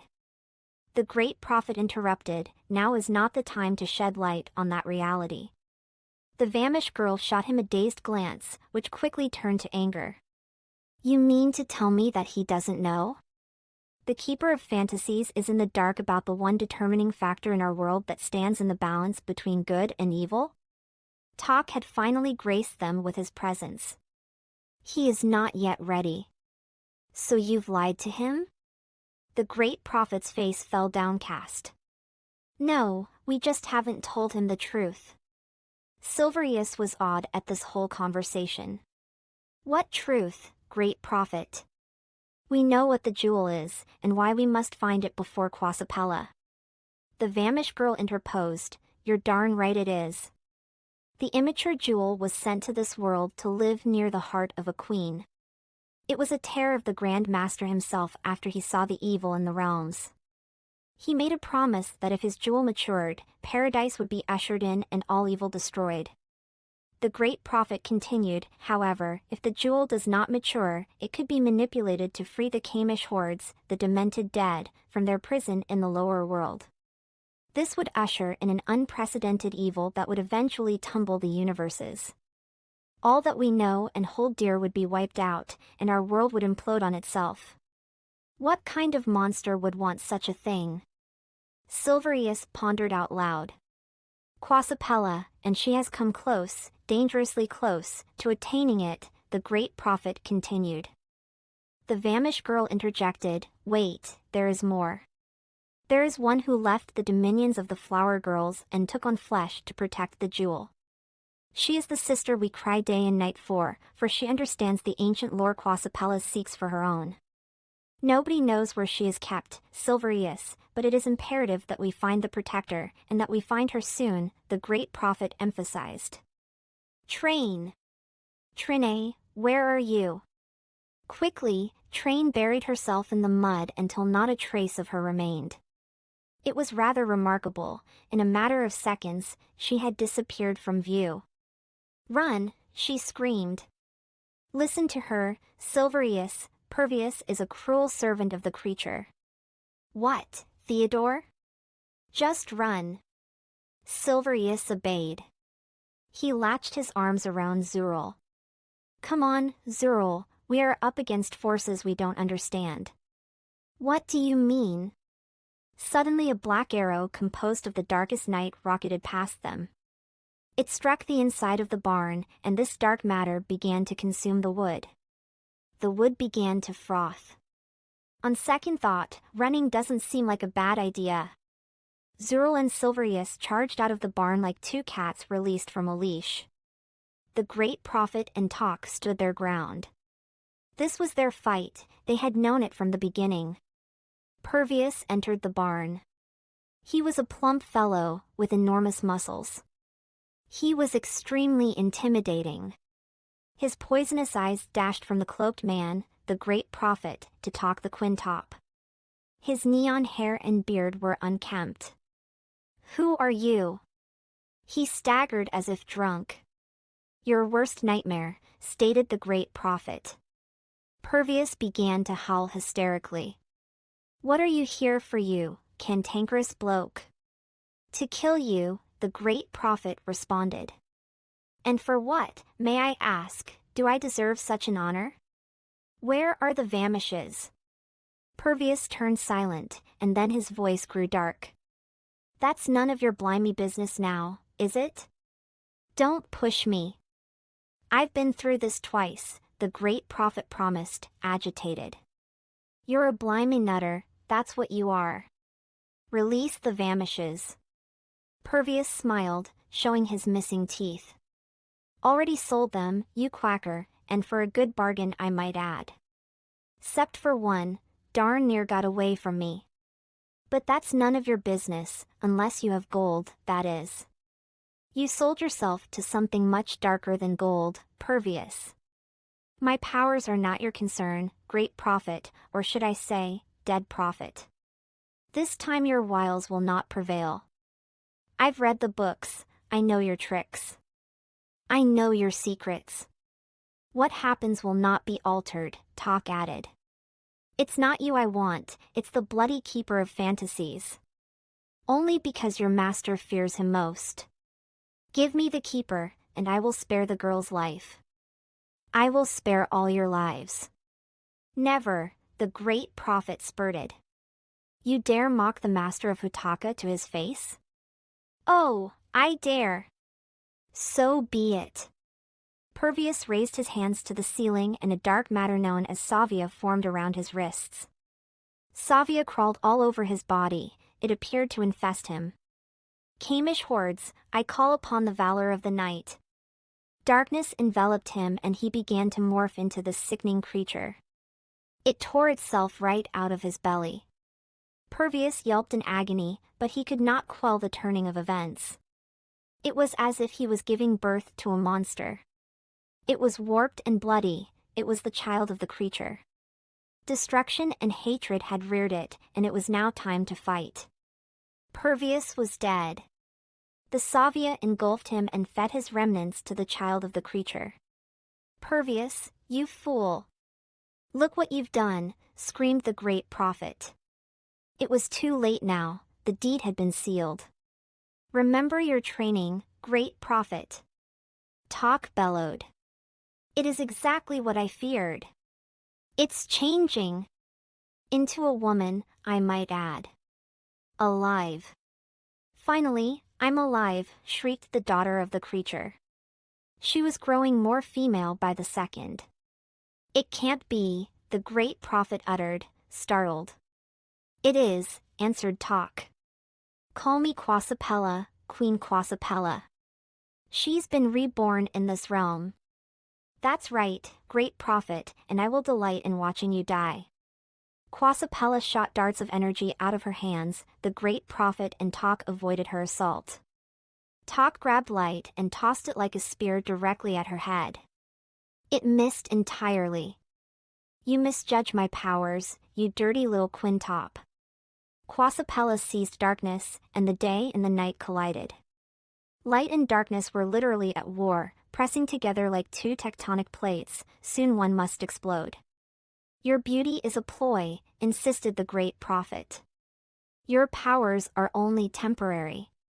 Come fight me then, great prophet. The great prophet began to change, gradually but surely. He was transforming into a cloud, a storm cloud filled with wrath. You don't scare me. In truth, Quasapella was terrified.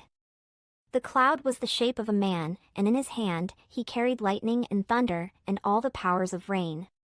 Talk the quintop smiled, he knew Quasapella was mortified, anybody would be. She did what was expected, she ran. My father and I shall defeat you. She opened a vortex and was transported to another universe. That was quite anticlimactic. How did she do that, said the great prophet, returning to his normal form. You're forgetting something, warned Talk. I don't understand. The savia. Talk expounded. The savia was crawling all over the ground now, causing it to sprout black, man-eating sprouts that digested the land and flesh. Like a brush fire it was booming its way towards them, ready to devour their bodies. There was a flash of lightning. The great prophet suddenly spewed molten lava, steaming and streaming toward this creeping infestation. The Savia sensed its doom and attempted to retreat, but it was too late. The lava devoured it and emitted a tar-black smoke with the stench of 1,000 carcasses. At least one evil had been defeated, for now. Train poked her head out of the dirt. That was something quite remarkable, great prophet. Oh bother, I'm going to faint. The great prophet fainted. It was much too overwhelming. Silverious and Zural busted in. Is everything all right? They both queried at the same time. Yes and no, Train gleefully answered. What the bloody hell is that supposed to mean? Zural exhorted. Pervious is dead, but Quasapella has entered our midst, once more. Once more? Do you mean our theories are actual fact? Pondered Silverious. Would you put some clothes on, girl? Zural observed. Oh yes, I'm sorry. I forgot I was in the company of men. Train conjured a red robe out of nothingness. How'd you do that? Asked Silverious, intrigued. The powers of the ocean. Hogwash, sputtered Zural. Now back to the important subject. Yes, Quasapella was banished from this universe by none other than Gosimes. My father. I thought the glory belonged to Kokomal. You knew my father? Of course, I knew him, and I knew him well. I was his Vamish. You were my father's Vamish? Yes, you heard me right, Silverious.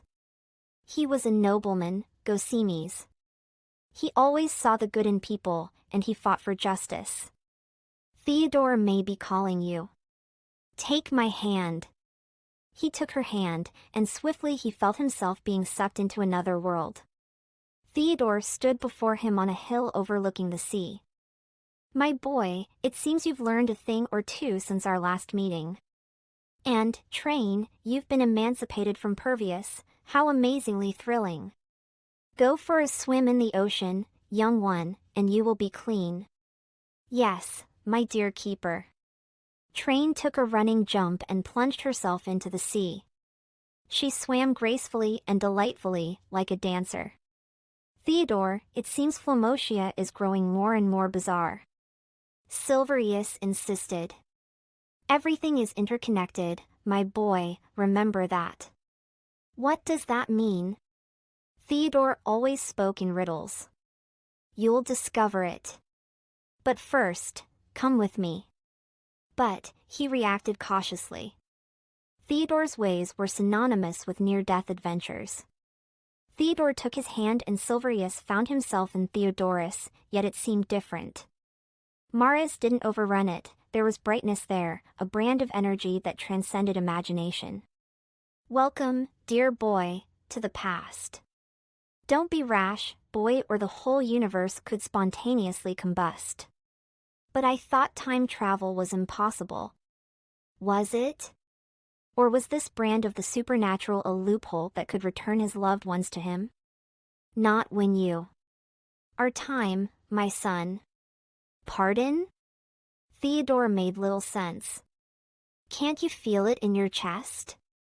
You are the keeper of time, that is your name, Time.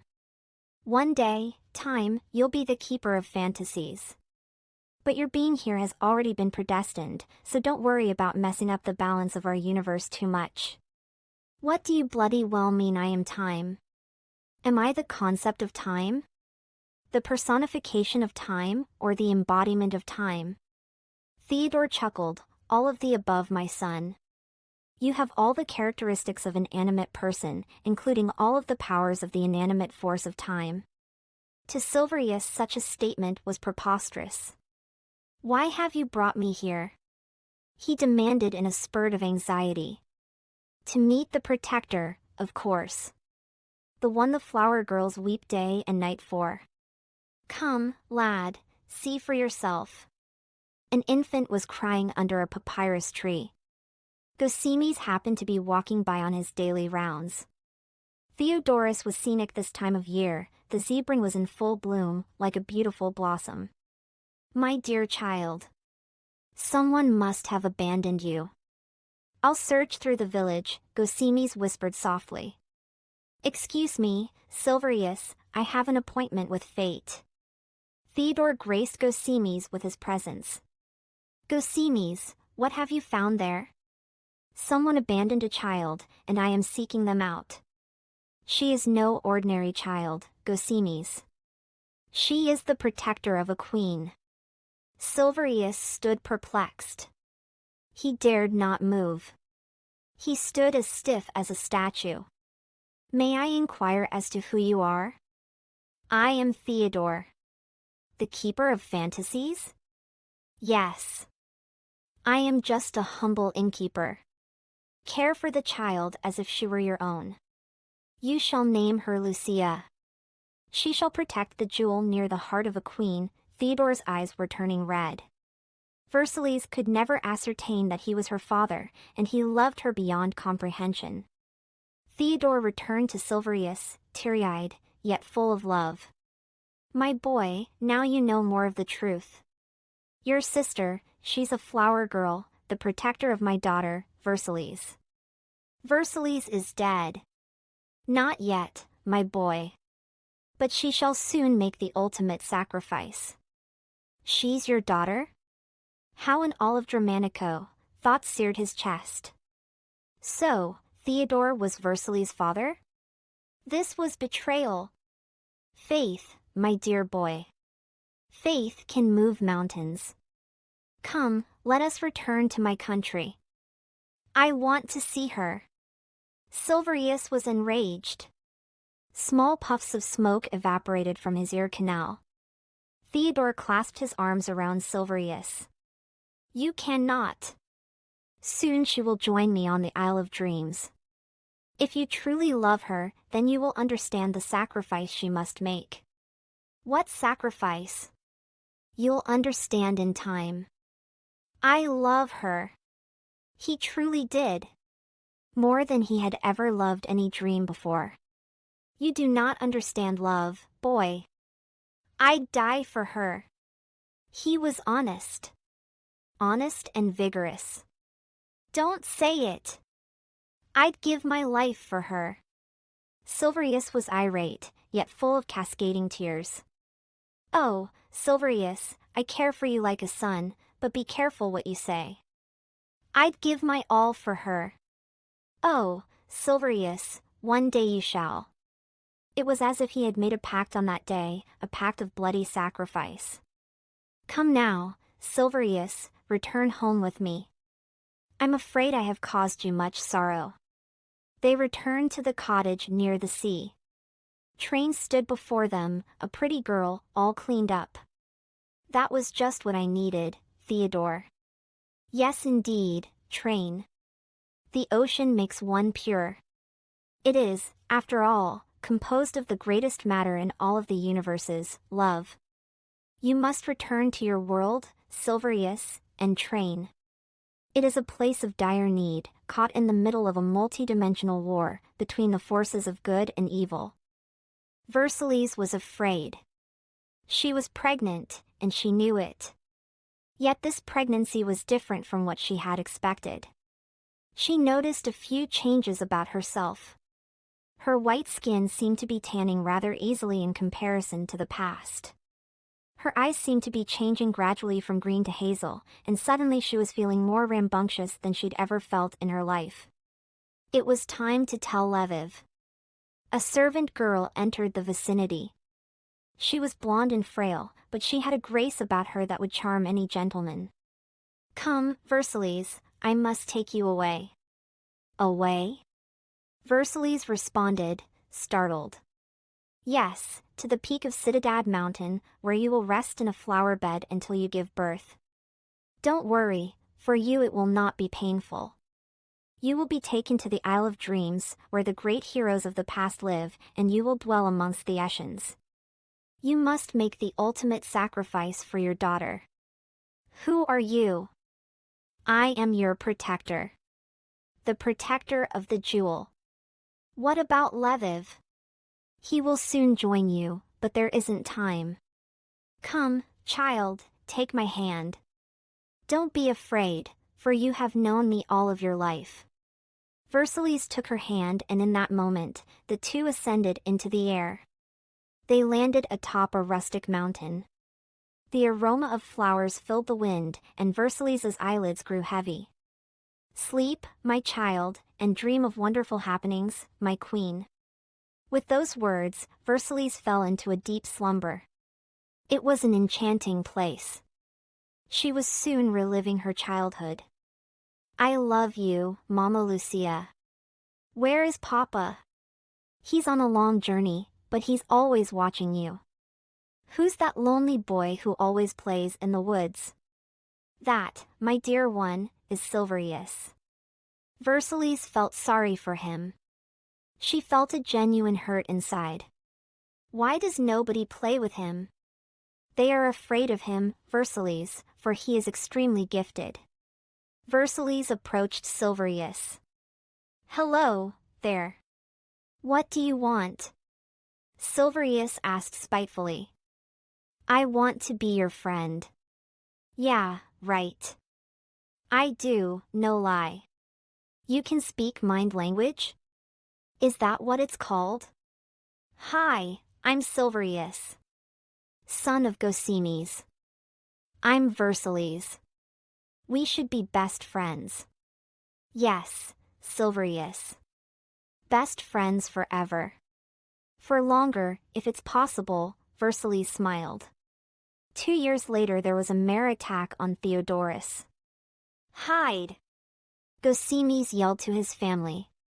Gosimes wielded the double-edged scythe and went forth to battle. "We can defeat them, Versillies." "How?" "Watch this." Silverious charged forth to a mare, which paid him little attention. "Out of my way, you little urchin." "I'd take that back, you snake." "Ha, out of my way, you overzealous child." "Goodbye, Mr. Mare," and with those words, the mare exploded. "How'd you do that, Silverious?" Versillies awed. "Do what?" "Kill that, mare?" "Oh, that? That never happened." "Don't tell anyone, Versillies, even Silverious." "What are you talking about?" "I am Silverious in the future. I am the Keeper of Fantasies. I simply imagined he didn't exist, and it came to pass." "Wow," Versillies responded. It was right there and then that she realized she would always love her darling Silverious. So Versillies continued to dream in her place of bliss. The jewel of the ocean was safe for now. Silverious and Zural busted in. "Is everything all right?" Silverious paused, and then cackled. Train joined him. Zural was ridiculously muddled. "What in the blimey hell is so funny?" "You, Zural, don't have the faith to understand," Talk answered, rather amused.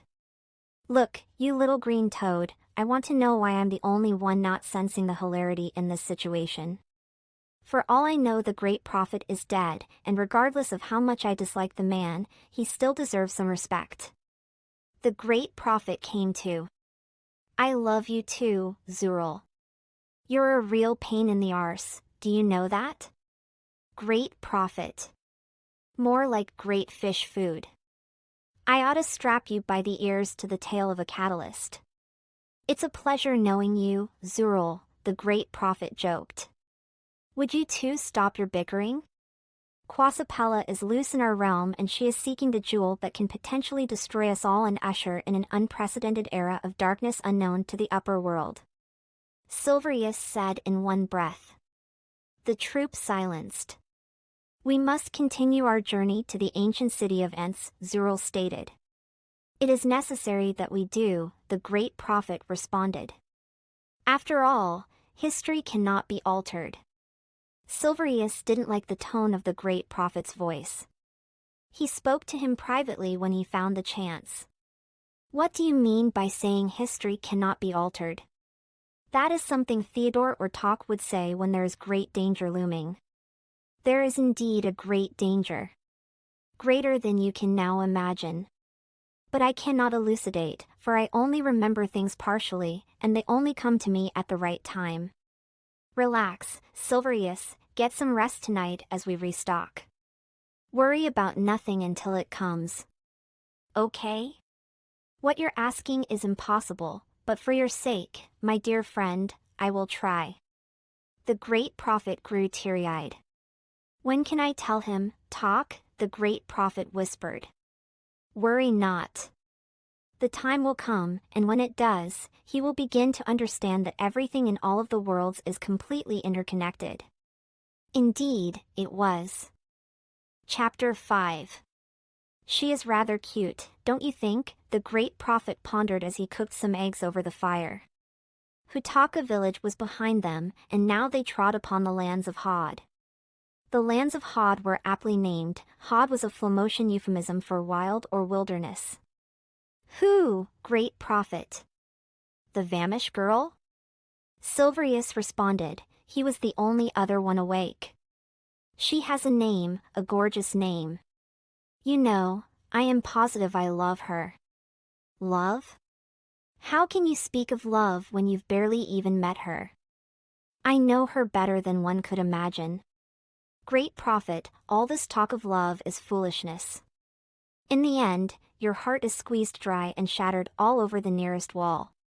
What's wrong, Silverious? What's wrong? Surely you, great prophet, can see beyond the filthy mask I wear each day. I've loved Versillies since I met her, and she is lost to me. My heart screams her name in my calmest of fantasies, but she does not hear me. There is no response to this love, so speak not of love, for love is agony. Don't give in, Silverious. Love is the complete essence that sustains our universe. If you have no love, then everything collapses, and all the promise that lies within you becomes dark matter, and evil wins. That's what evil is, my friend, the absence of love. Your sting is pungent, great prophet, for I truly do love. My heart is aching with a million wounds of deep angst. I'm lost, great prophet, lost in fate, lost in destiny, unable to find the way that I should pursue. Versillies is bereft to me, like an orphan carried away to some secret isle that I cannot even fathom. Zural stirred in his sleep. Elmonia flickered in and out. Train awoke and roused. I will not surrender, Pervious, you beast. You can have my light. I will stand strong for my sisters. What? Where am I? Top of the morning to you, Train. How do you like your eggs? Train giggled. Oh, it's you, great prophet. Yes, since the last time I checked. The two shared a laugh.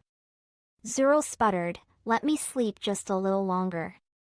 In a rather mischievous disposition, the great prophet poured a glass of water on Zural's face. It was bitter and exceptionally sharp, startling Zural into a furious mood. The day is young, you harlequin of a soldier. Zural unsheathed his blade. Come now, you bothersome prophet. Draw and I shall do you in a matter of seconds. The great prophet let out a sarcastic grunt. What you possess and skill you lack in faith. Let's see how far your faith gets you when I impale your head upon my sword. Silverious stepped between them. Come on, this is no way to quarrel. One of you is going to end up dead. That would be him, he has no weapon, spat Zural. He knows the ocean. You believe in that stupid myth, Silverious? I have seen it with my own eyes. You've gone ready mad. The whole lot of you, believing in illusions and the like. I'll have you know that it doesn't exist, can't exist, and will never exist. So, draw your faith, great prophet, and we'll see who is victorious in the end. I would, but we have bigger problems afoot. He spoke no lie, for at that precise moment they were surrounded by 100 foot soldiers. Who goes there? Barked one of the commanding officers. Zural stepped forth. I'll deal with you later. He spoke through clenched teeth. Allies, I assure you. I'm Zural, captain of the Theodorus contingent. Say no more, Zural. It is I, Randonio. The two clinched arms. Brother, they spoke at once. Your fame has spread far throughout the known world, Zural. Legends of courage and valor are attributed to you. Are any of them true? I have been known to slit a few mares' throats. Oh yes, and I suppose all of the legends are true, he said, concealing harshness in his voice. Is something wrong, Randonio? Wrong? Where in all of Dramanico would you get that idea?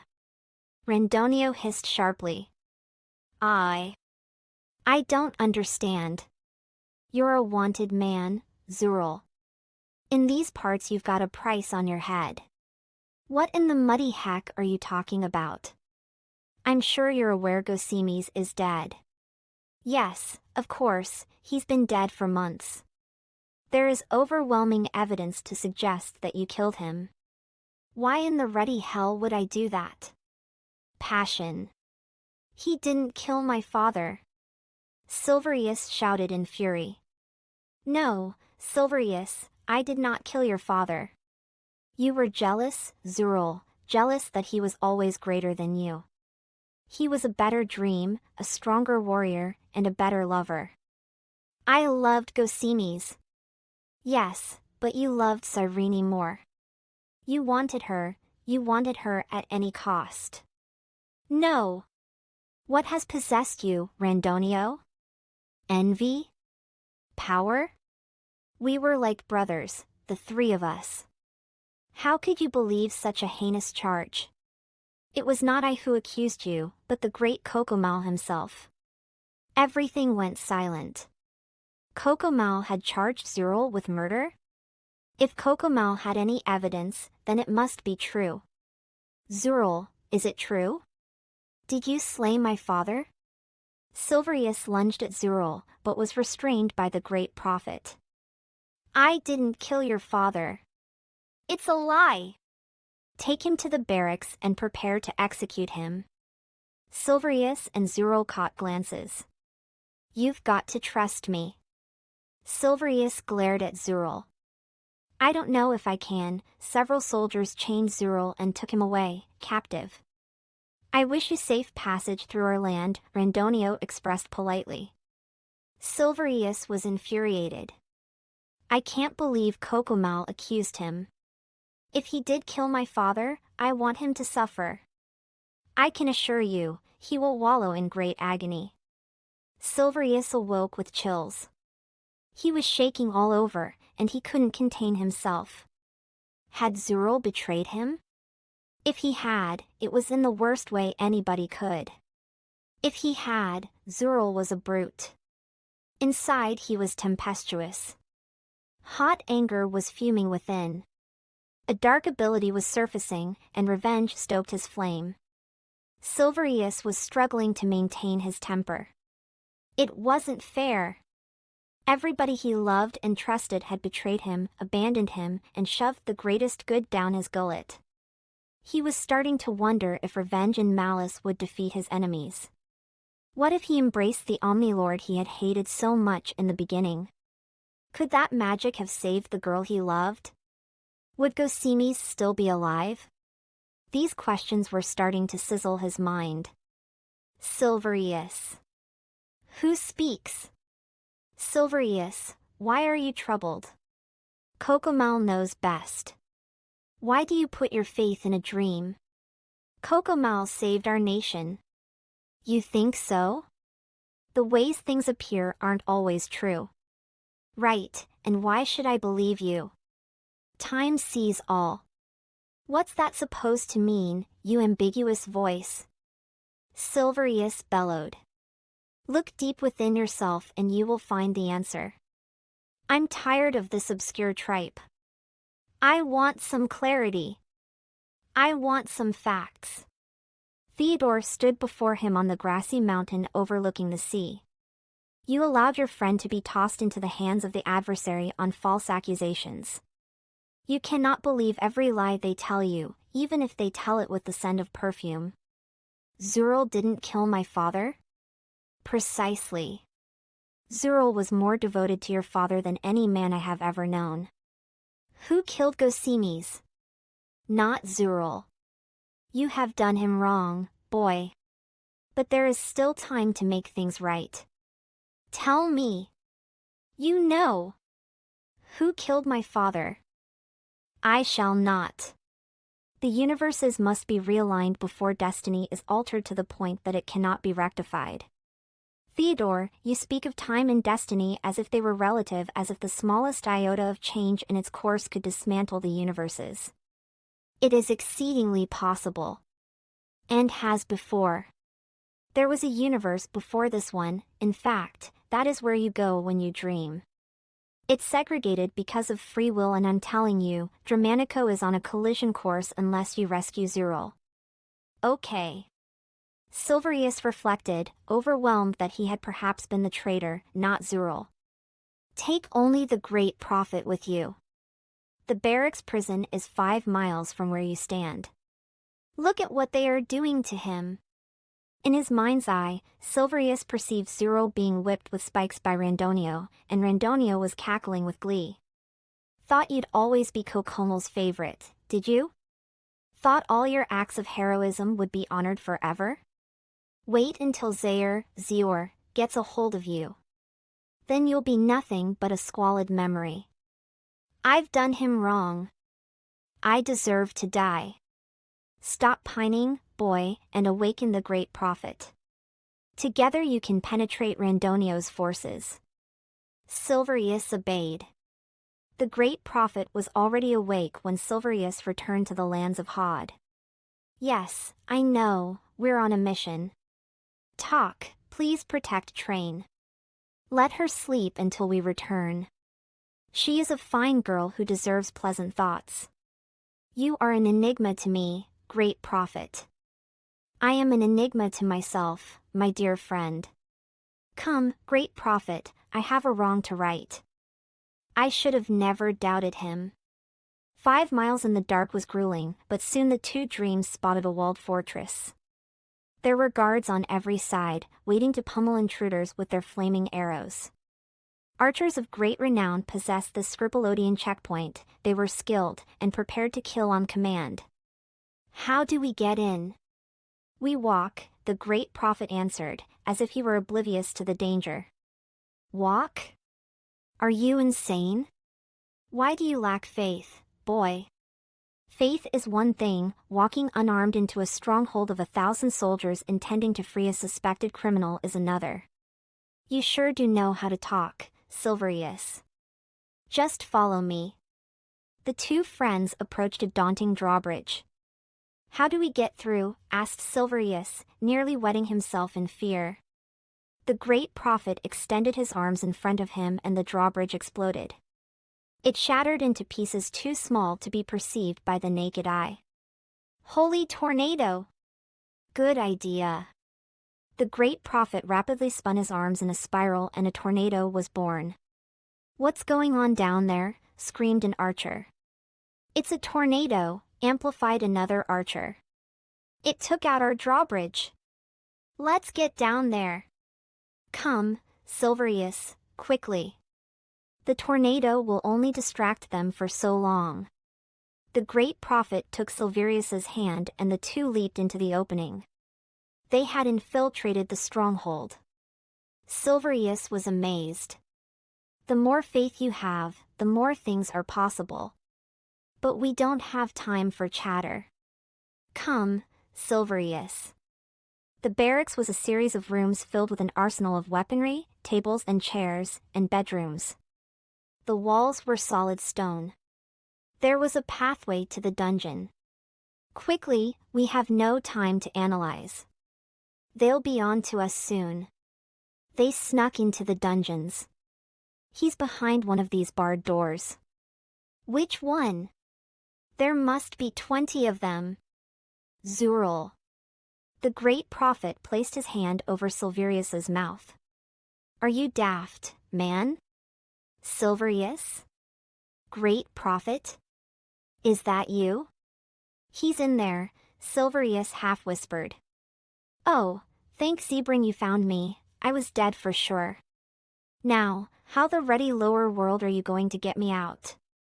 Zural spoke from behind the gate. I'm not sure I want to, joked the great prophet. You're right, great prophet. Zural is a giant pain in the ass. Silverious played along. We might as well leave him to these dogs. No. No, I beg you, please, get me out of this terrible place. I can change, great prophet. I can learn to care. I can listen to your stupid stories. He doesn't sound that convincing. Playtime is over, intruders. The great prophet turned to face the guard. Yes, it is. The great prophet shot a current of energy at the guard. It knocked him out as he flew back 16 feet. What's going on? Zural queried. He sounded afraid. It's time to break you out. At the great prophet's command, the door exploded and became like a sentient being. It broke into minuscule pieces and unchained Zural, eventually becoming a sword. I love you, great prophet. Halt! You're under arrest. Welcome to hell, boys. We've got 2 minutes to evacuate, otherwise, we've got to kill 1,000 men. The 3 dreams ran like wild gazelles from the hunter. Here, Silverious, you're going to need this. The great prophet tossed him a sword. Sound the alarm. There's been an invasion, the guards bellowed. Silverious caught the heavy sword and ran with all his might. The 3 dreams stumbled upon the kitchen. They inadvertently knocked over all kinds of goods. The cooks were furious. They ran through the great hall where Randonio sat at the head of the table, whining with some harlot dame. 30 soldiers had them barricaded on either end. There was no plausible escape. Now would be a great time to help, Theodore. Silverious muttered in exasperation. Randonio held up his right hand. Cease, men. What would be the honor of your presence, my young friends?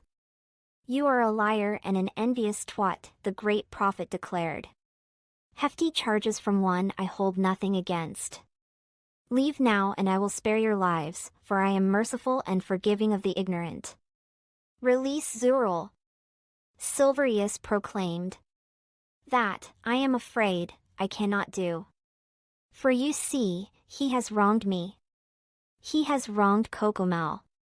Hell, he has even wronged all Flamotia. Now I give you this final warning, get out. I stand by my friend. Silverious quivered, but he did so bravely. You die at your word. He signaled his men to come forth from both ends of the great hall. The battle began. A man engaged Silverious in a spar. The 2 of them pranced atop the table loaded with food.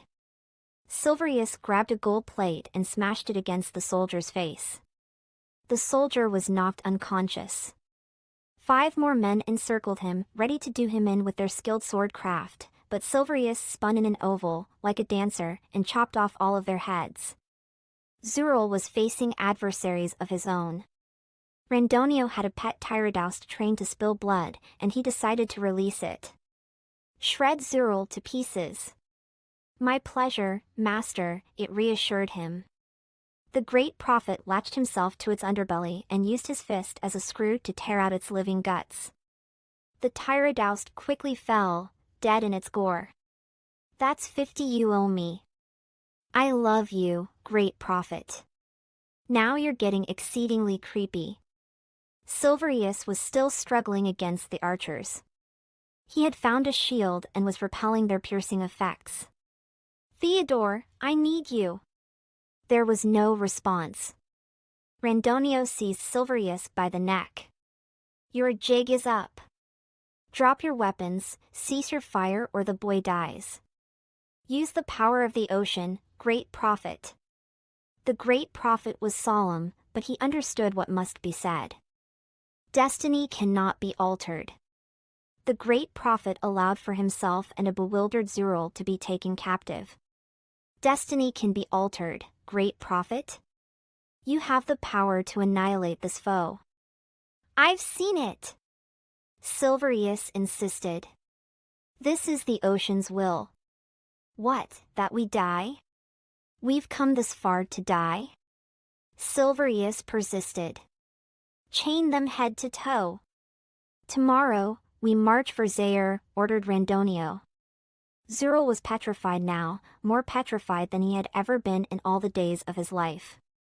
No, not Zaire. Randonio smiled vindicatively. Death, my old friend, is too pleasant for you. And with those words, the three comrades were thrown into the gloomy pit, a place worse than a dungeon, to await Zaire, one of the most unconceivable punishments in all the worlds. The day came quickly, and Randonio had them dragged by their chains out of the pit they had stewed in for the night. It had been a horrifying experience for all three of them, traumatizing. Not one of them had said a word to each other. Silverious felt betrayed, the great prophet felt helpless, and Zural, he was more afraid than he had ever been in his entire existence. Zaire was tantamount to hell. It was worse than hell because you were forced to suffer forever in your worst possible memories and fears.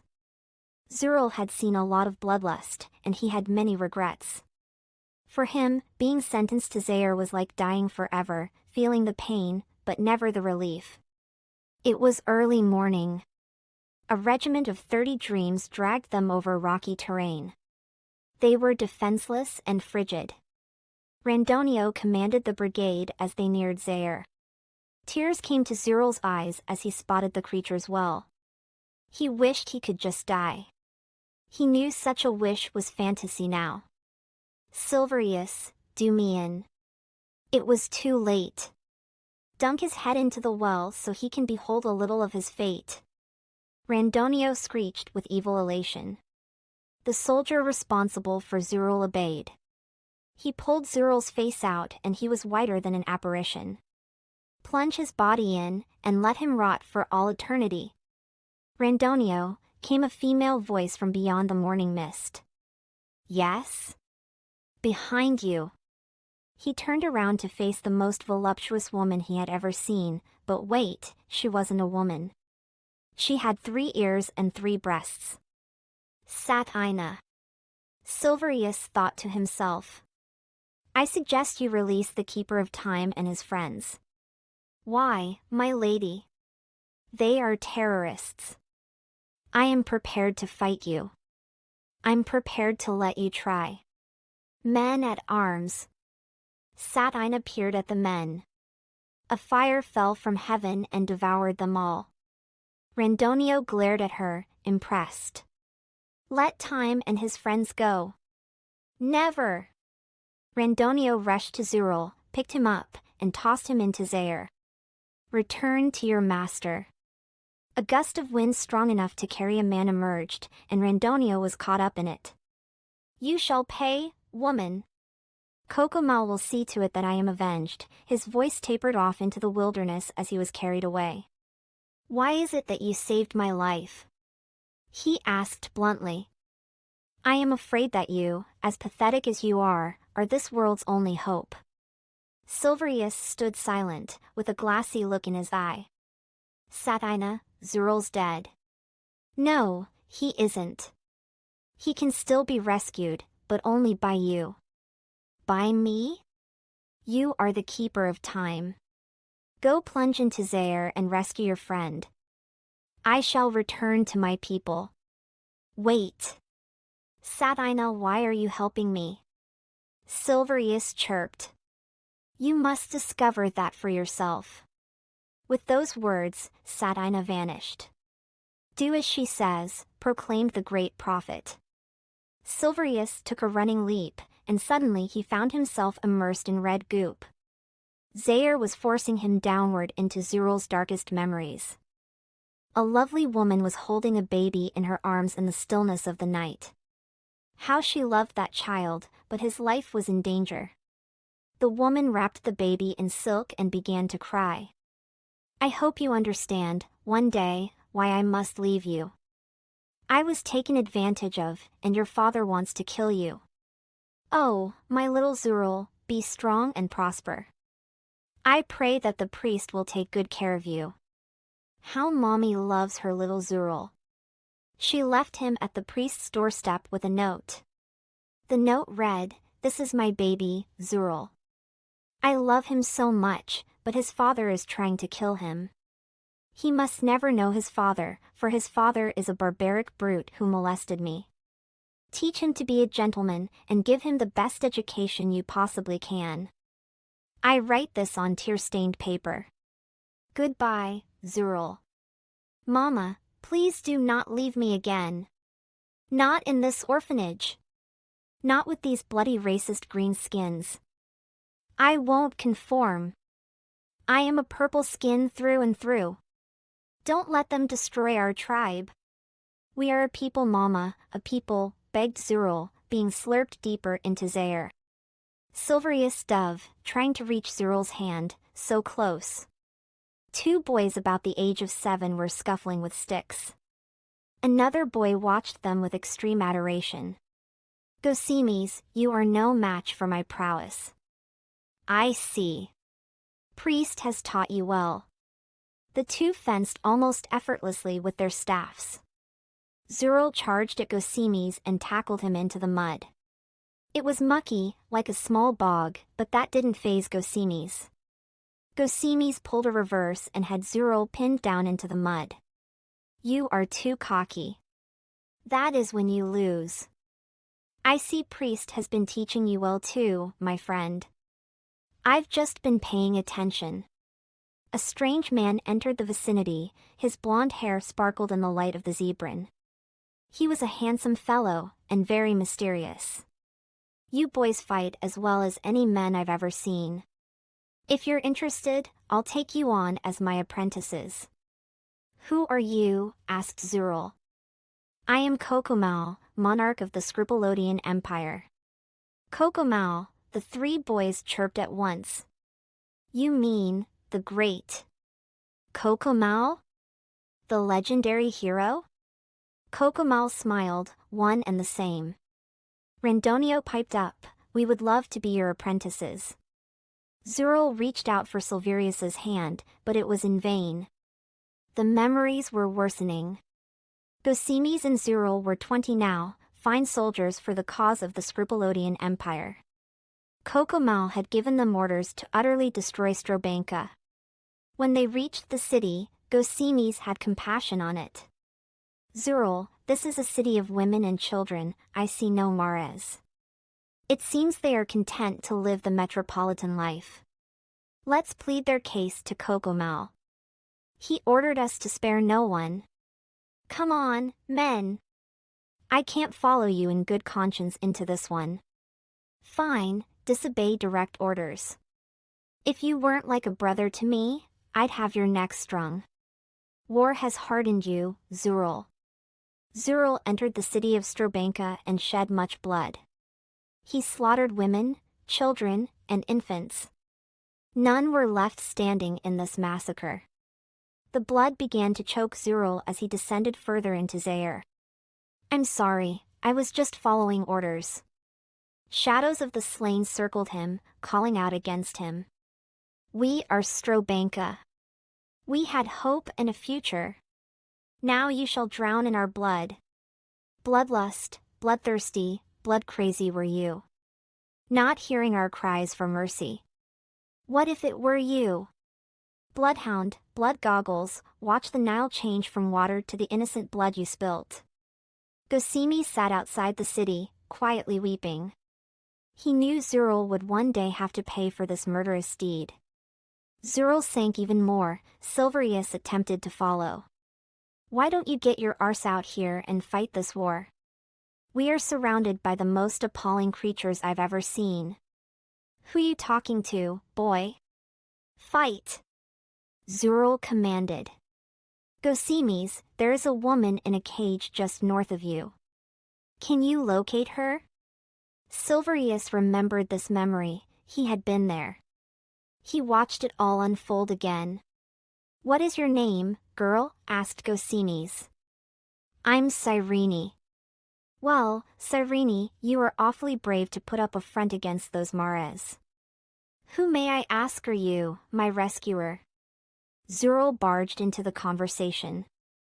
I'm Zural. You two are my saviors.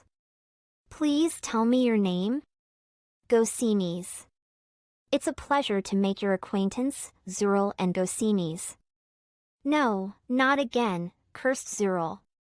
There he was in a lush meadow, holding Cyrene's hand and kissing her neck. Zural, please, my honor. Believe me, I care the world about your honor, Zural chuckled. Zural, I love you. Please, Cyrene, speak not of love. Speak not at all, let our touch do the talking. Their two bodies were held close and tight. Now I am afraid, I have come to love you. And so in that luscious meadow, the two dreams made vivacious love. It was a cycle of frenzy, a myriad of emotions, a deep well of lustful passion, but Silverious shielded his eyes. This was, after all, his mother. You did what? Zural raged in internal anguish. Oh, Zural, I'm so confused. I love you. You liar. You pledged your vow to Gosines, my best friend. How dare you have the audacity to even talk to me? Zural, please. She attempted to touch him, he refused her. If you were a man, I'd kill you. Have a happy life. He truly meant that, for underneath his rough exterior he would always love Cyrene. It was years before Zural returned to Theodorus, and it was on Coconal's orders. He approached Gosines in but didn't have the heart to knock. I knew you'd return one day, my old chum. Gosines hailed him as a brother. I haven't returned to be friends. Cocomal sent me to recruit your services for the army. I cannot. I am a family man now. 2 kids, with a third on the way. I am ashamed to see that you never settled down. That struck a sore spot. Zural drew his blade. You took her from me. You took my life from me. You took my children from me. You left me with nothing except this bloody post in Theodorus. Do you intend to kill me? Tears seeped down Zural's face as he watched his younger self duel with Gosines. I want your heart on a stake, because that's what you did to me. Be reasonable, Zural. What is done will not be undone. You traitor! You treacherous louse! Prepare to die! Sword clashed with sword, blade with blade, and steel with steel. One cannot help whom they love. Come, stop this nonsense. She chose me, and you had to go charm her. I'll never stop loving her. Listen, Zural, we are like brothers. Please don't let a woman come between us. Cyrene entered the scene, obviously a bit ruffled from the business of the day. Gosines, Silverious has thrown up again. Wait, do I know him? No, answered Zural. You must be mistaking me for someone else. Okay. Well, nice to meet you, but I have to get back to the duties of the inn. Nice to meet you too. The two friends threw their weapons to the ground. That was the most noble thing I've ever seen you do, commented Gosines. The two dreams clasped hands and made a pact. Brothers forever. Zural was nearing the end of Zaire, where a Draki, a spawn of the creature, was waiting to engulf him. Silverious, it's too late for me. Save yourself. I swear I won't leave you. The two were descending lower and lower into the abyss. The Draki was in sight now. It was a giant sea serpent with bloody fangs, colored green, red, and black. It was preparing for a feast as it salivated mucus. Their deaths were inevitable. Your courage has proved you true, Silverious. Take hold of Zural's hand, and the powers of the ocean shall be with you. Silverious stretched his arm as far as it could stretch. Come on, Zural, take my hand. All right, you arse, but don't be telling anybody. The two clasped hands and the ocean swelled within Silverious's chest. Something miraculous happened. Silverious's form shifted into a being that resembled an elemental of water. Zaire started to cave in on itself. You cannot escape, time, I have you now. I have your soul. Silverious rocketed upwards as Zural held on for dear life. Stones were caving in on them, the red goop was becoming thicker and thicker, but it was to no avail. Zaire could not contain Silverious. The Draki was chasing them as they ascended. They had almost reached the top. Just a little nearer. Silverious prayed in his water-like form. Blast! Silverious and Zural broke through the pinnacle of the well, but so did the Draki. Well, I'll be the son of the ocean, the great prophet exclaimed.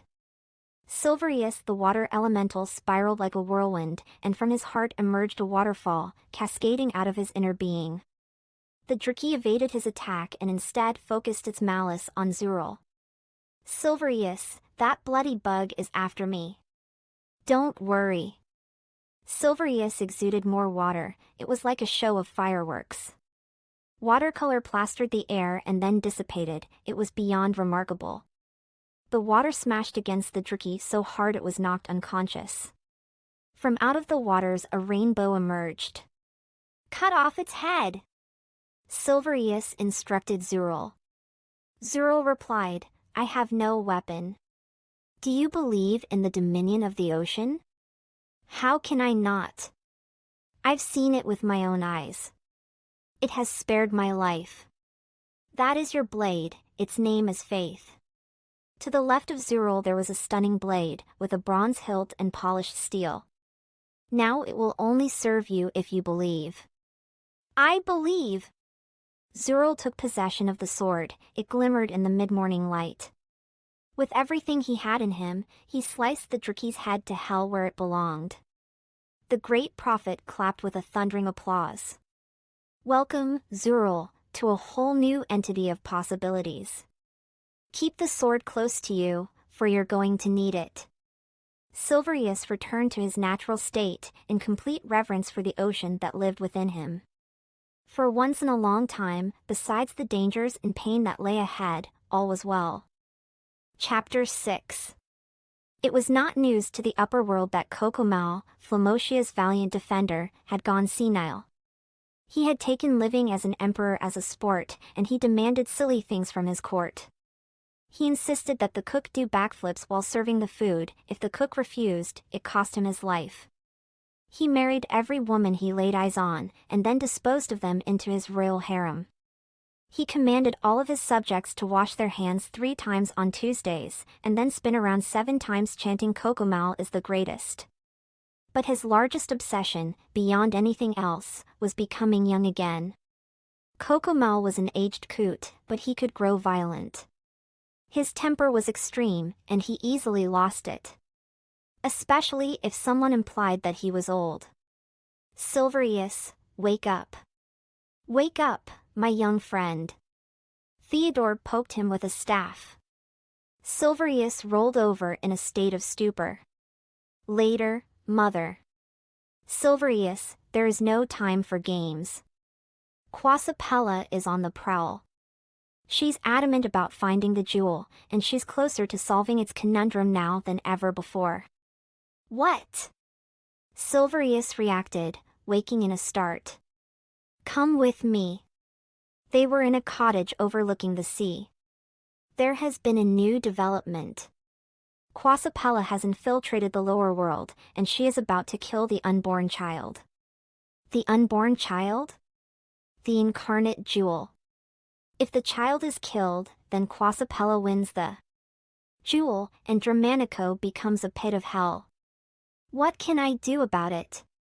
Travel to the lower world and stop Quasapella from carrying out her plot. But first, you must attain the double-edged scythe. As usual, Theodore, you're not asking much, Silverious stated bitterly. The fate of our world depends on you, time. Theodore retorted emphatically. Let me guess, this is a journey I must make alone? Actually, no. There is one who is destined to be your helper, willing to lay down his life for our cause. You've met him once. He's a noble dream. His name is Lviv. Where can I find this Lviv? He'll find you at the bottom of Citadad Mountain. For he, too, loves Versillies. The scythe, is it the one my father hurled at Xantran? Yes, Silverious. You must face Xantran. Great. The powers of the ocean shall be with you. I will escort you to the bottom of the mountain. I'm eternally grateful, Silverious replied sarcastically. In a split second he was gone, leaving his companions behind once more. Thank you for coming for me, great prophet, Train sang melodically. We could never leave you behind. You are an intricate part of our party. I did have lovely dreams. They were of you, great prophet. Well, that's touching. You two get your arses out of the clouds, we have a quest to accomplish, Zural said sickly. He's right, great prophet. Where is Silverious? On a mission of the ocean, insisted Talk.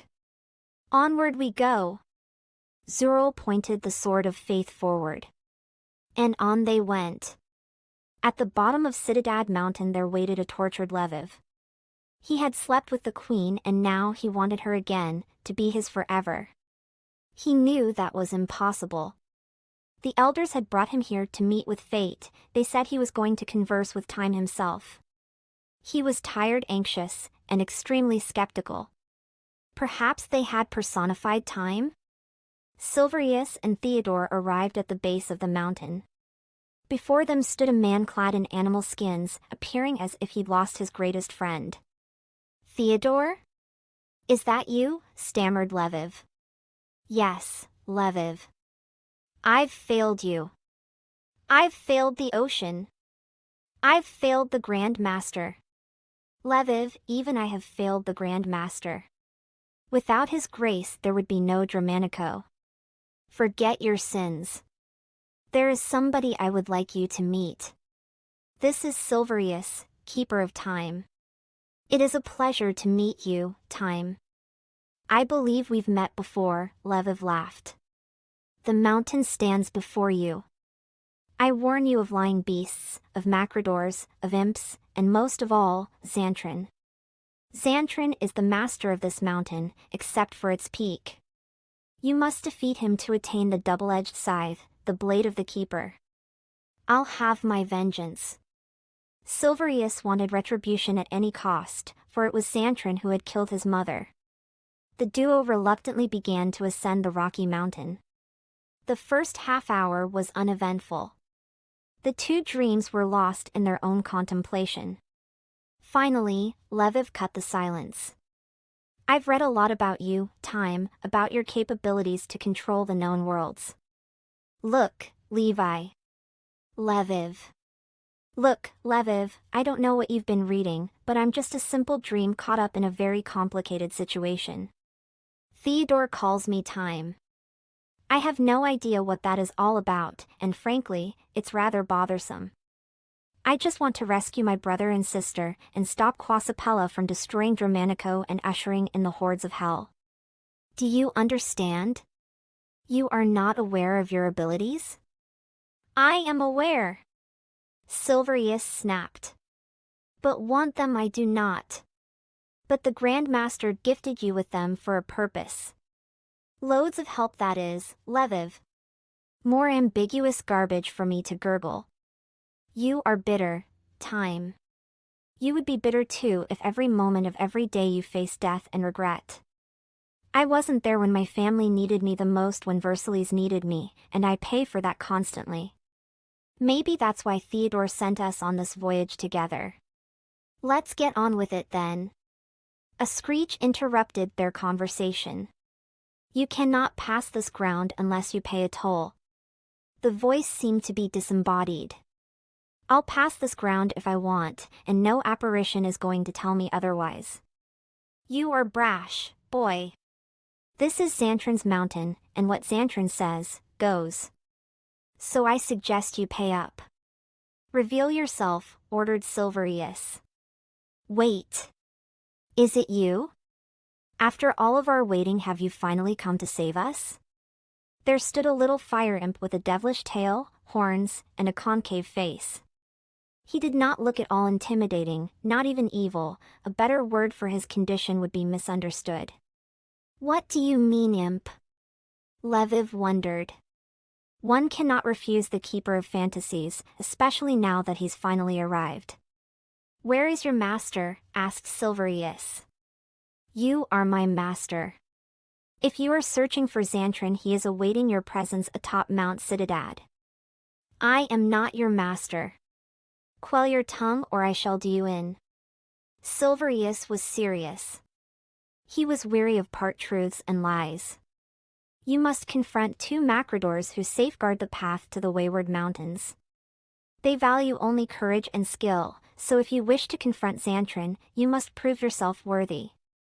Be gone, imp, demanded Lviv. My pleasure. The imp hurriedly scampered off to torment other creatures that dared oppose Xantran. What a pathetic little devil, Lviv commented. Come, Lviv, our journey has only begun. That's what I was afraid of. For a moment, the two dreams understood each other. Theodore knew what he was doing after all. After an hour more of hiking, it seemed the pair were as close as old chums. The only sore point, Versillies, seemed to bring the two closer together.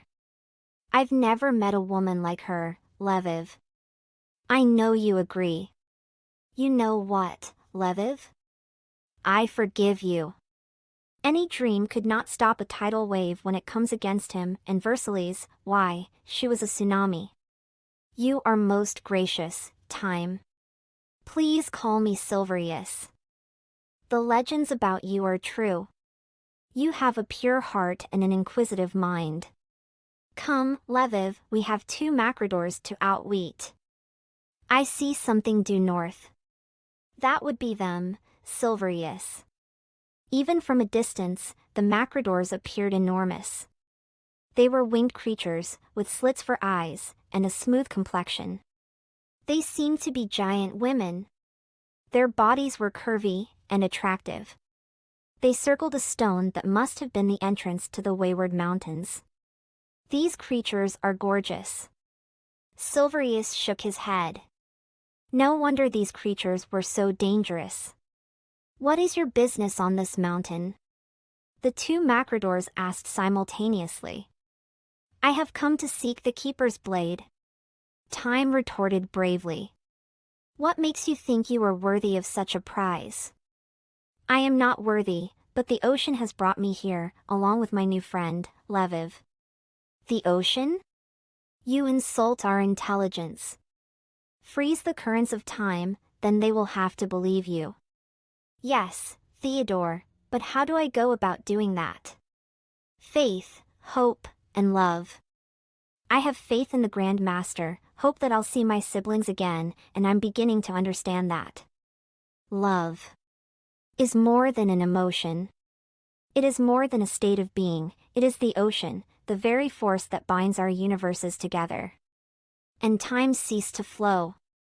Silverious stood alone. Everything was frozen in the moment, except for him. You have discovered your greatest gift, but you must be careful, time can only lapse for so long before universes start to explode. I see. Call on Lviv. What? Just do it. Lviv awoke as if paralyzed in some state of unconsciousness. Wah. Silverious, what's going on? I can control time, quick! Let's get behind these macrodors before their charms kill us. Return the world to time quickly, Silverious. Okay, just let me pass the macrodors. The two dreams snuck around the macrodors, but they found a boulder blocking their way. Great! What now? No problem, Silverious. I'll incite the ancient flame magic. A stream of flames came forth from Lviv's hands. The boulder slowly melted away into molten lava. Silverious was impressed. Return the world to time. How? Use your imagination. I return you to time, Dramanico. The current of time began to shift again. Silverious and Lviv dove into the passageway of the wayward mountains, and the boulder behind them automatically reformed. Great, just bloody fantastic, screamed Silverious. The wayward mountains were even steeper than Citadad, and much more ominous. The sky was dirt black with clouds of blood. The cries of distant creatures could be heard haunting the mountain, haunting their eardrums. They sounded like pain. I don't like this place, Silverious. I don't fancy it either. Dare you enter the wayward mountains? The voice was sinister, and it echoed throughout the bluffs. Xantrin! Reveal yourself! Do you threaten me? A master Omnilord and an accomplished king of these mountains? I could say the same to you, you beast. Do you have the audacity to bully Time himself? Lviv stated with a boldness that engrossed Silverious. Lord Time? The Keeper of Fantasies? The same, Silverious answered, partially amused. So, you finally embrace your destiny. The hills and mountains suddenly imploded on themselves, and the three dreams stood upon flat fields of the finest flowers. It's your imagination against mine, Keeper. Where better to contest my powers than in paradise? Silverious stood dumbfounded. He knew Xantrin was baiting him into a game he wasn't sure that he could win. My move first. Go, squadron of ice imps, go and freeze the Keeper's heart. Bring it back to me and I shall enthrone him, king. At those words, Xantrin vanished, and 50 ice imps came charging against the two unarmed dreams. We have swords! Silverious screamed. And elemental shields that protect us from any magical abilities of the anti-ocean. Lviv added. Silverious quickly agreed. The ice imps swarmed Lviv and Silverious, pummeling them with solid ice. The two dreams stood on the defensive, bracing their shields against their faces. I'm hit, cried Lviv. Keep fighting, my brave friend. I shall fight to my death. Silverious used his sword to strike at the imps. They shattered on contact. Go for the eyes, Lviv. Lviv obeyed. The ice imps were no match for Silverious and Lviv, but still they swarmed, in greater and greater numbers. I'll freeze time, while you use the ancient fire magic. Faith, hope, and love. Again, everything stiffened. Lviv, use the magic. Quickly! Lviv awoke from his slumber and annihilated the beasts. A ring of fire erupted from the ground, and every imp became vapor. Return the world to time. I can feel it collapsing. Silverious realized that his abilities should only be used in dire need. I return the world to time. Silverious sputtered. I have underestimated you, Keeper, but a few hundred ice imps are barely a fair test of skill. It is time for you to meet the four monsters. I'll name them Liar, Deceit, Overshadow, and Treachery. These monsters were terrible to behold. They were like mutated zombies, ready to strike and kill. One was in the form of a lion, another the likeness of an enraged bull. The third was a malformed shark, the fourth a sharp-toothed wheel of lightning. I'd like you to meet the four Avengers. I dubbed them Sir Goodness, Sir Kindness, Sir Faithfulness, and Sir Courage. At his word the four Avengers emerged, prepared for battle against the dark imaginings of Xantrin. Sir Goodness had the power of light, Sir Kindness the power of the rainbow, Sir Faithfulness the power of beauty, and Sir Courage the power of all that was true in the world. How did you do that, Time? Lviv questioned, absolutely astonished. I used my head, my heart, my soul, and my spirit. Xantrin was beside himself in rage. This was more than a battle of wits now, this was life or death.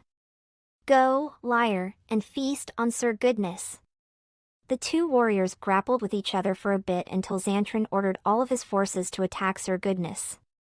Silverious felt his powers waning. His head was about to combust with evil thoughts as Sir Goodness wrestled with all of the evil in the known universe. The rest of you, what are you waiting for? Defend the Keeper! Lviv ordered. Sir Kindness was the first to strike, and he struck hard. He launched himself at Lyre and tore off its ugly head. He shot arrows of peace and gentleness with his rainbow. Lyre fell. Meanwhile, Sir Faithfulness radiated a beauty unbeknownst to man. Deceit lost mobility and fell flat on his face, but not before slashing Sir Faithfulness with its poison horns. Sir Faithfulness moaned in agony and died. Silverious felt a sting in his lungs, but he continued to rally support for his troops. My soul, it's going to die. Never! Lviv cantered from his place of refuge to the valiant Sir Faithfulness. He sucked in Sir Faithfulness's essence and returned to Silverious. Here, my friend, is your soul. You are indeed a friend. The battle waged on, deep into the dark recesses of the night. Reveal yourself, Xantran. Never! Xantran responded hoarsely. He was losing his strength. He couldn't keep up the charade for much longer. His armies had been defeated. Good had infiltrated his ranks, and for every evil imagination there was a consequence. Quasapella, I beg you, come to my aid. No one responded. Quasapella, if time remains loyal to the light and acquires the scythe, we are all in grave danger. Still, no one listened to him. Fine. Come, time, do your finest. A weakened Xantran charged from out of his fortress into the flower bed that was amazingly well preserved. Silverious extracted his blade, and the two began to spar. Silverious, you must take hold of your destiny. You are our lord, our king, our master. The more you battle me, the more you wage war against yourself. Liar! I am the son of a hero, and a hero I shall be. No, you don't understand. Gosimes is not your father. You are the son of the liar. In a fit of rage, Silverious thrust Xantran's throat. His blue pus seeped into the flowers, and the flowers withered in poison. No! Xantran screamed as he faded away. The nothingness consumed his body. Xantran was no more. Clink! A weapon fell to the ground. However, it was not just any weapon, it was the Keeper's scythe. Lviv stared at it with awe, for it glowed in the darkness. Silverious, take the scythe, for you are the Keeper of Time. Cautiously, Silverious reached out. The scythe flung itself at him, right into his hands. He instinctively caught it, and at once the powers of the ocean overwhelmed him. Return us to Theodore! Silverious commanded. There they stood at the bottom of Citadad Mountain. Well done, my sons. I knew you'd do it. I had faith all along. Silverious, with a burst of speed, did a running tackle at Theodore. Lviv tried to intercede. I shall kill you, Theodore. You menace. Calm down, Time, you did it. You're alive. Do you call this alive? I have more questions than answers. Why are you complaining? And they shall be answered. Silverious released him. The aged Theodore began to cry. Nothing could comfort him, he just continued to cry and cry and cry. What's wrong, Theodore? Asked Lviv. The Queen's spirit has been taken hostage. What is this blabber? Return to your friends, he said in between sobs. It is doubly important now that you reach the glass castle events. You can prevent this. It isn't written down in the annals of history yet. What nonsense are you spouting? I cannot say, Silverious. Return to your friends. Now. Silverious vanished. Lviv remained. Keeper. When the child is ready to be born, you must do everything in your power to save her, for she is the future of Dramanico. I will do whatever you ask, my master. Yes, you will, for she is your daughter. My daughter? Gasped Lviv. Come now, join Silverious and his friends. It is nice to see you again, Cocomel. I hear you've been up to your same nasty tricks, chivalry and honor and all that tripe. Why, I can't believe it. You've returned to the mortal realm. Go, before I have you vanquished again. What good would that do? I have the power to make you young, Cocomel. For I am a woman born of a man, the daughter of the creature. I am aware of the legends, but it is the Vamishes who make one young. If you can harness their light, many a dark deed could be done. But you, like most men, are useless. I don't care about the Vamishes, you know what I seek. Yes, the fabled jewel that will usher this world into a living hell, with you as its eternal queen. The problem is, there is no such jewel. I've been searching for eons. Quasapella neared Coconel's aged face and whispered, you just haven't looked in the right place. Neither have you. Cocomel spat. Why do we always play these lovers' games? I give you your youth, in exchange for one thing. What would that be, you wretched queen? Your everlasting servitude. Show me my youth. Simply look into the glass. There stood Cocomel, a young, handsome blonde man in a black cloak. How do I know this isn't trickery? Why would I want you old? You are disgusting. But young and at the height of your power, you were noble. That is what you are now. You are my possession. Do we agree? If this is real, I'll make a pact with you, to be your everlasting servant for as long as I am young. It is spoken. An eerie light bound itself around Coconel's aged body. He began to transform. Beams of color emanated from his wrinkled skin. It was becoming smooth again. Cocomel was becoming 16. 15, 14. What? He was too young. He couldn't reign at 14. Quasapella had deceived him. Cocomel had given himself over to something much more menacing than he could conceive. He had traded his soul just to be young. Cocomel had set in motion events that must occur. He didn't know it then, but he would soon no longer just be known as Cocomel. He would now be known as Cocomel the Black. For he was the legitimate son of Satina and the creature, the brother of Queen Quasapella, and the older brother of none other than Lord Time, the Keeper of Fantasies. Chapter 7.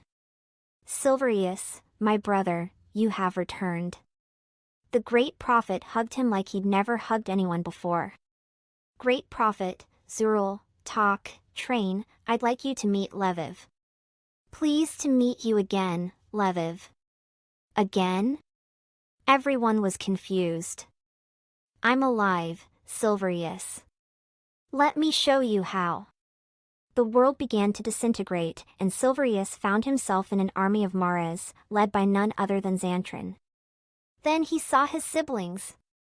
His brother, Alsalzer, was in chains, so was his sister. But she seemed oblivious to the whole situation. Silverious was about to attempt to rescue them, but up ahead there was a light. Theodore! The black hearts of the Mares shuddered, only Xantran held his own. Who are you? And what do you want from us? I am the Keeper of Fantasies, and I demand that you release the children. Xantran chortled. Keeper of Fantasies, eh? Well, you've met your worst nightmare. Men, charge! Nobody listened, in fact, they were all dead. We stand alone, Xantran, and it's my move. I banish you to the wayward mountains. Xantran was slurped up into the air and carried off to the mountains. Lucia, you must protect the jewel at any cost, for I sense Quasapella may be returning to our realm. Yes, master. Alsalzer, come with me. His chains melted away. I will make you a great prophet, but they must never know until time becomes time. Who is time? The young boy asked. Your brother, and as I carry you through the realm's great prophet you will discover that time does not exist in the way that you perceive it. What do you mean? Alsalzer wondered. Time and age have no meaning, for our world was meant to be eternal. Come Alsalzer to the nether realms, soon you will grasp truth. The world returned to itself. Silverious stood in adoration. Tears came to his cheeks, and he was awestruck. Alsalzer? The two brothers embraced. Though they were not blood brothers. How I have longed for this day to come. We're safe, Silverious. Lucia is guarding the jewel, and I'm a man. We must make haste to the mystical city of ants. Yes, my brother, my brother. Silverious wrapped his strong arms around the great prophet Alsalzer and spun him around. He had never been so elated in his entire life. I have more news. The queen is pregnant. I'll defend her, piped in Lviv. There is no better dream for such a task, declared Silverious. Little did they know this pregnancy was far from ordinary. Find me the jewel. Quasapella barked. My sister, I've been searching through the enchanted atlas of the known worlds, and I cannot spot it anywhere. That's because it is protected by the powers of the ocean. What do you expect me to do? Use some ingenuity, you bothersome adolescent. The Vamishes. They'll know where the protector is. And where the protector is, the jewel cannot be far away. Right. We'll just ask a bunch of Vamishes where the sacred jewel is hidden, and they'll tell us everything we need to know, Quasapella grunted sarcastically. There is one missing amongst Hutaka's Vamishes. Yes, you're right. The Vamish who lost its light. Quasapella recalled excitedly. Pervious used her as a slave girl while I developed in the belly of that ingrate. What now? Go and find her, you imbecile. I have a feeling that she might be coming to us. Quasapella cackled with glee. Yes, she'll try to rescue her long-lost sisters, and when she does, we'll be waiting for her. The glory of reigning the lower world is forever mine. Quasapella resounded. Little did she know that hell could not be reigned, but only brought upon in its worst calamity against those who sought it. Lviv proved to be a pleasant addition to the party. He always chipped in with a smile and never complained. Zural once mumbled, "You're such a do-gooder, it's blimey disgusting." Lviv replied, "Helps me get through the day." The great prophet Alsalzer seemed preoccupied lately. He and Train spent many nights talking when everyone was asleep, about life and destiny and love. What was it like being a Vamish? Alsalzer wondered. It was like living in perpetual light. Gosimes was a good master, but he was a little confused from time to time. He named me Duke of War. Do Vamishes love? More than anything. We feed on love, and grant the world lovely dreams. Would you be surprised if I told you that I love you? I love you, too. You're a great friend, Alsalzer. No, I mean I love you. I want to marry you, to start a family with you.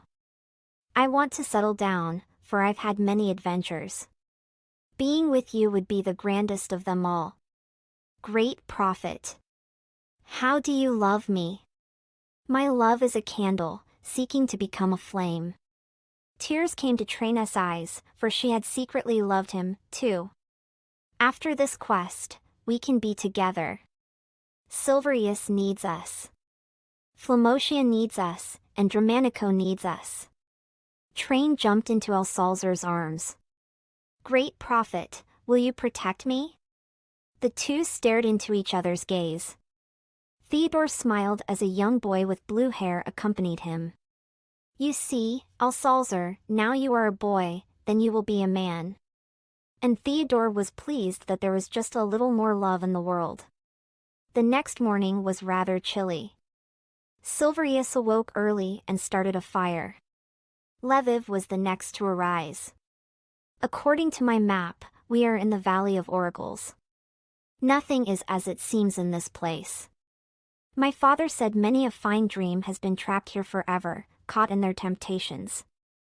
Why don't we march north through AQ? AQ is a Mare stronghold, we don't have the manpower to capture it. I'm time, we can do anything we want. Don't get arrogant, my friend. Arrogance leads to demise. You're right, Lviv, I don't know what came over me. In our world, where there is good, there is bound to be evil afoot. Right, wait. My brother will know what we are facing. Al-Salzer. Al-Salzer.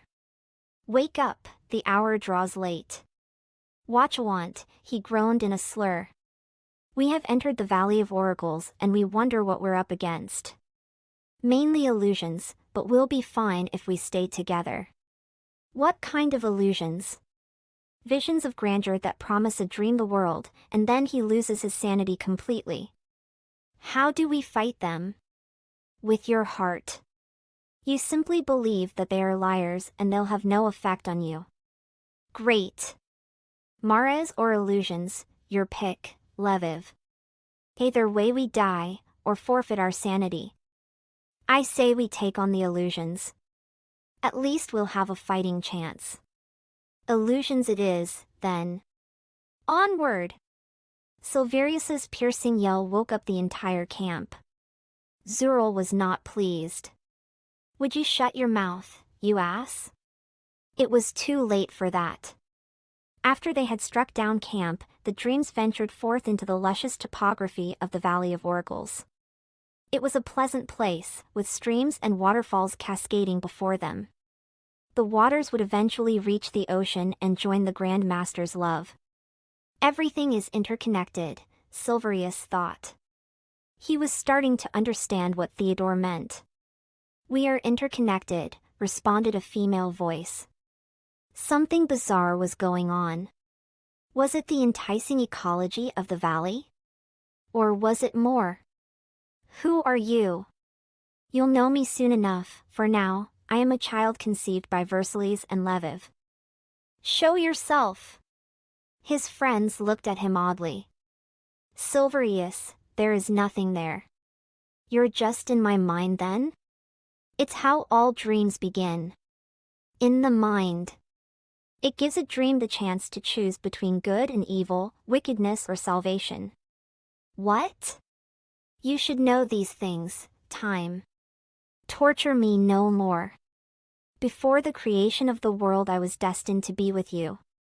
Stop playing with my mind, you apparition. I am the jewel near the heart of a queen. Versillies? In a sense, I am Versillies. It's tricking you, Silverious. Whatever it's saying is a lie. Zural expressed. Yet, was it a lie? He had heard this voice before, this young, excited voice. Can you help me find Versillies? Silverious, it is a trap. Don't listen to its temptations, cried the great prophet Al-Salzer. You're enticing me, now, aren't you? Tee-hee, follow me, time, to the peaks of Citadad Mountain. Citadad Mountain? As soon as the thought was birthed, he found himself caught up in the wind. The wind carried him like an eagle carries its prey, and gently set him down in a field of many-colored blossoms. What is this place? This place is the abode of the rightful queen. Versillies. Where is she? Where is she? You must look within your heart. Where is she, you beast? Where is she, you deadly spectre? No need for threats, for we are the same. He saw her. In the distance, there lay a sleeping queen, nestled in a floral bed. It was Versillies. Quickly, Silverious jogged toward her. He knelt beside her and began to weep. Versillies, oh, Versillies. I thought you were dead. She continued in her slumber, unaware of her best friend's presence. She will not awaken until she and I become one. What are you saying? He took hold of her. I'll carry her down this mountain. Then she'll forever sleep. Why have you brought me here, you illusion? I brought you here to show you her. I've seen her. Not her, Silverious, me. There before him was an aged woman supported by a walking stick. Time had been kind to only her eyes, the rest of her was burdened and decrepit. You? Who are you? He asked politely. I am the one Quasipella seeks, but shall not find. I am the protector. The protector? You mean you are? I am. He ran to her and took her in his arms, gingerly. Sister, you're alive and safe, but you've grown old. Why? My time in the mortal realm is brief, my young brother. Soon I must return to my sisters. By the way, you can assure your friends that the legend about this valley being possessed is sheer hodgepodge. Silverious smiled, and he hugged her delicate body once more. Save the Vamishes, and stop Quasipella from ruling the free world. You are the world's hope, Time, now don't let us down. Sister, I'll do everything in my power. Don't depend on your power, but take hold of the power of the ocean. What of Versillies? I shall take care of her. Go, man, to Ents. Godspeed to ye. Suddenly he was whisked into a tornado and returned to his friends. Are you sane, Silverious? Asked Zural stupidly. If he isn't sane, how would he know? Responded Alsalzer. Silverious burst into a fit of laughter. Yep, he's lost it. No, Zural, it is you and Alsalzer who have been deceived. There are no ghosts, no evil illusions in this valley, so I suggest we get a move on. Are you sure he's all right, great prophet? No. But one can never tell with Silverious. So, the dreams trudged onward through the awe-inspiring lands of the Valley of Oracles. To Ents we go, shouted Silverious, who knew what adventure was in store for them as they approached the capital city of the free world and its treasured landmark, the glass castle of Ents. I am growing very impatient, Cocomal. When I grow impatient, people's heads start to roll. Quasipella shrieked in a sickening tone. The Vamish girl will come to us, and with her, so will the protector. Yes, and they'll trust you. The hero Cocomal, the leader of the liberation, the great Cocomal. I've heard it all. But you've always been nothing but a traitor. This is true, but I will never and have never betrayed you, my queen. When Dosimes killed me and banished me from this realm, I thought I was forever dead, but I was reborn of a man. Yes, and you are the one-begotten daughter of the creature. I'll not wait much longer.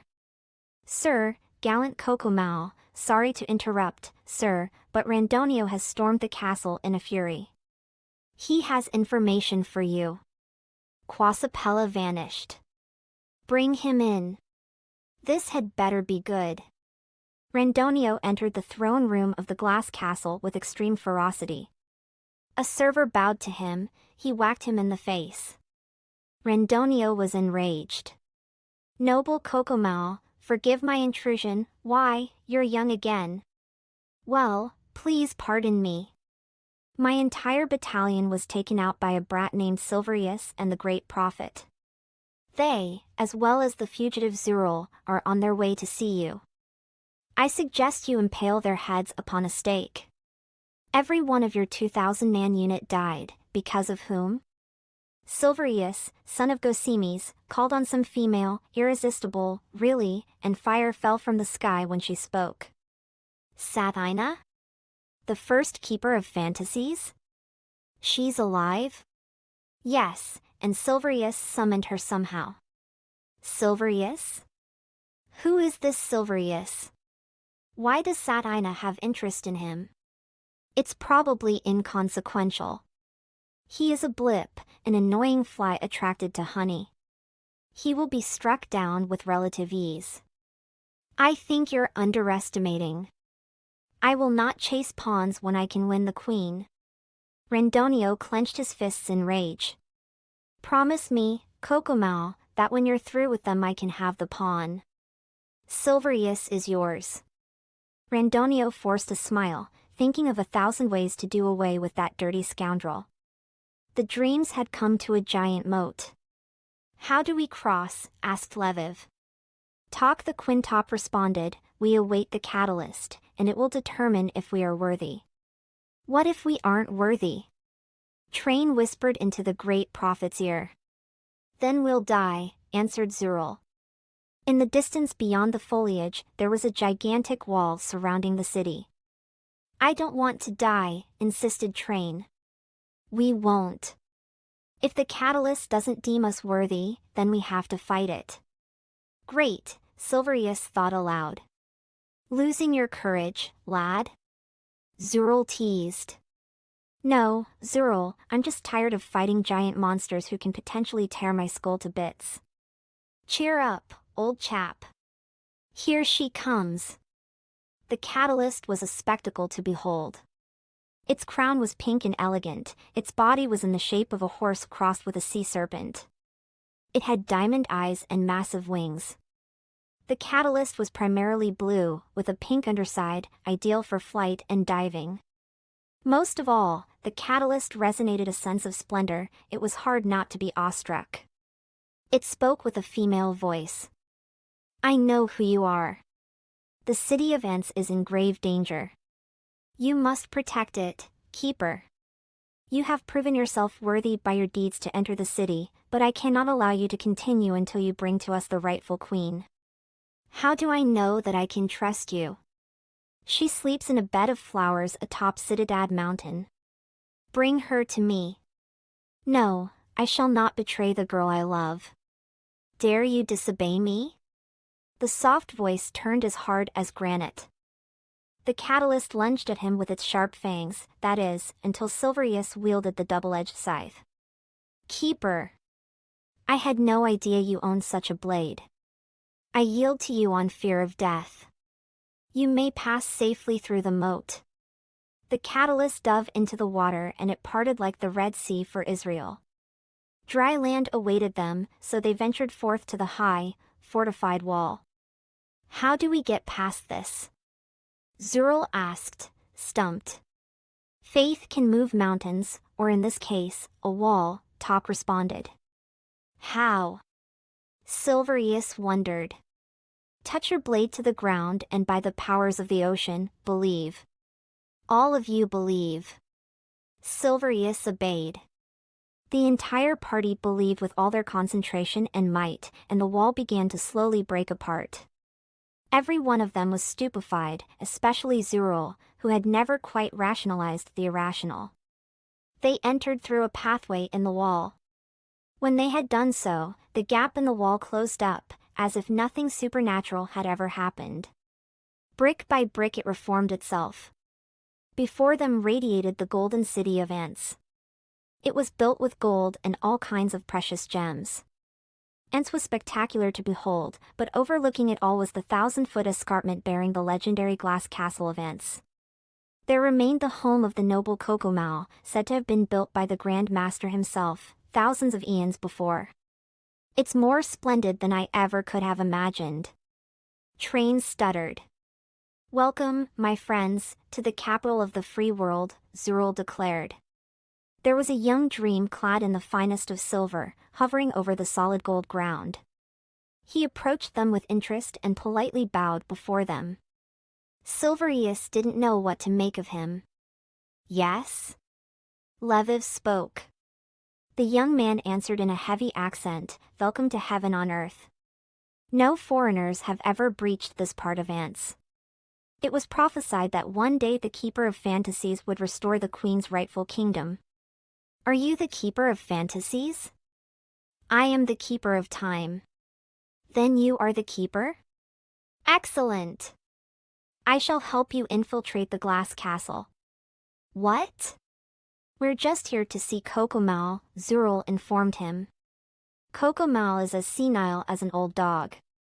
He's lost his wits, not to mention his sanity. You can help us get into the heavily guarded glass castle? For payment, of course. What is it that you desire? The Vamish girl, the dream said wickedly. Never, screamed Alsalzer. Then I guess you leave me no choice. A rope emerged from the dream's hands and wound itself around Train, constricting her. He dragged her into his arms. Train vanished. Quasapella shall have her jewel. No. Alsalzer leapt into the emptiness, but it was to no avail. His girl was gone. Who was that? Asked Silverious. That, my friends, was none other than Kokomal the Black, an aged woman spoke. Sister! Help us, please! Silverious responded to the elderly Lucia. Sister? Questioned Zural. There is no time to explain, we must act now, the elderly Lucia exclaimed. Quasapella had Train chained to a wall in the dungeons and she was beating her with a whip of magic. Where is the protector? I don't know what you are talking about. You liar! Tell me or I shall strip you bare and feed you to the macradors.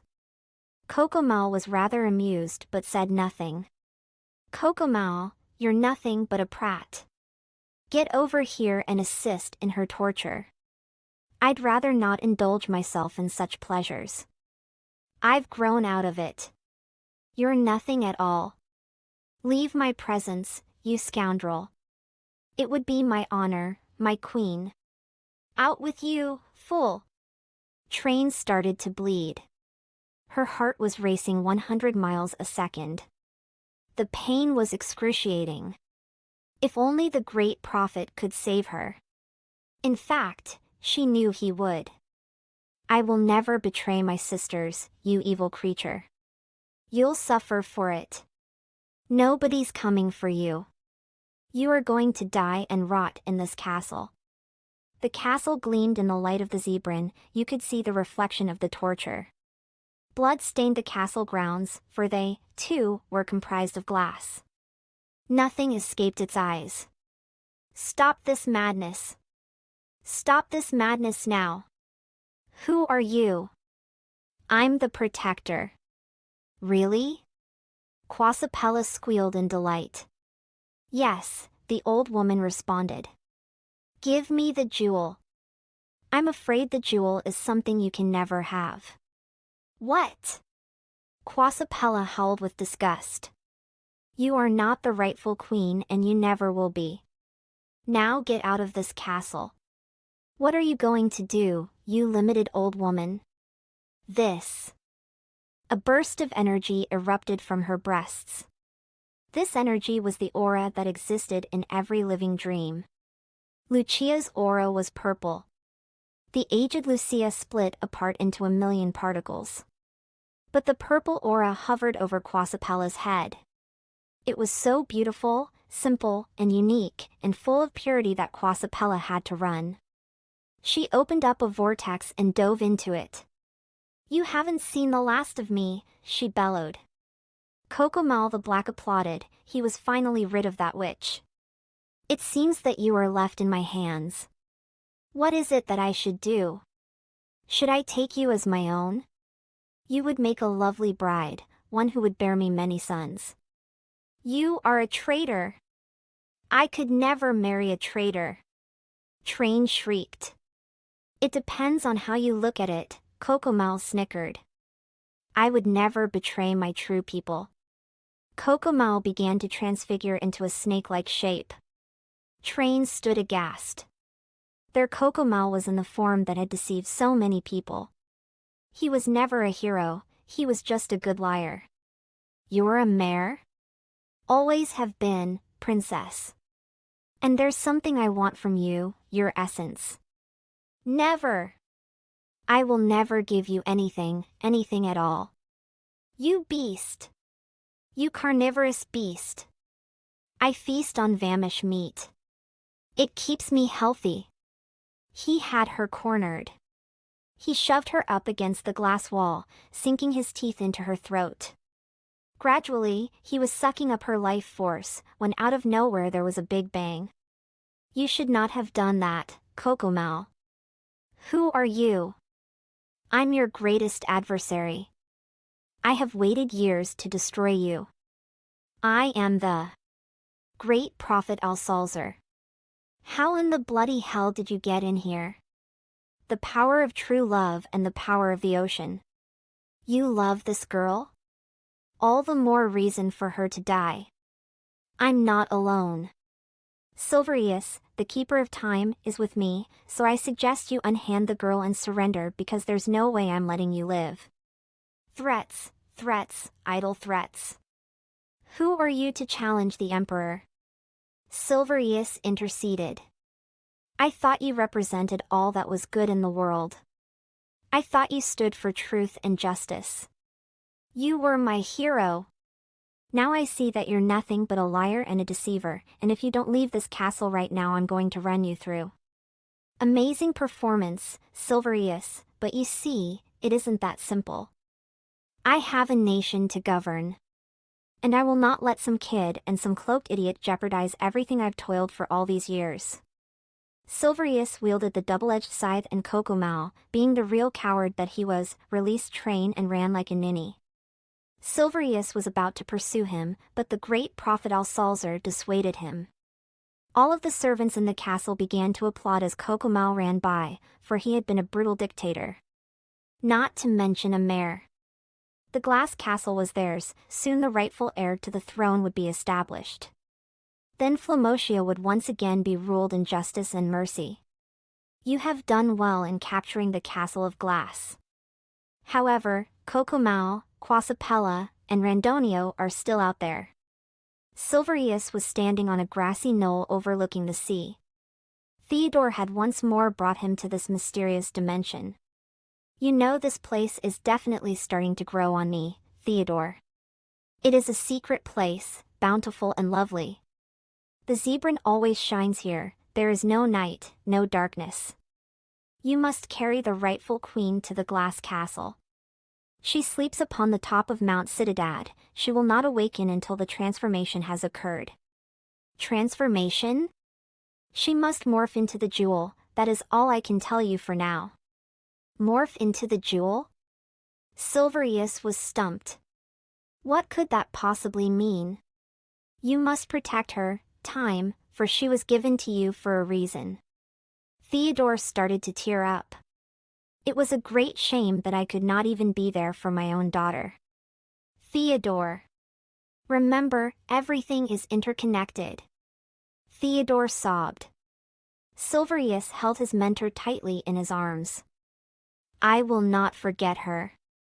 I will protect her. I will be there for her. And I will love her.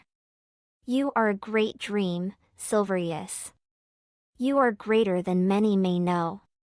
I've always loved her. Do you swear an oath to protect her? To guide her, to nourish her, to strengthen her, and to help her mature? With all my being. It's time for you to carry her home. Please forgive me for this, but it is the only way to get to Citadad.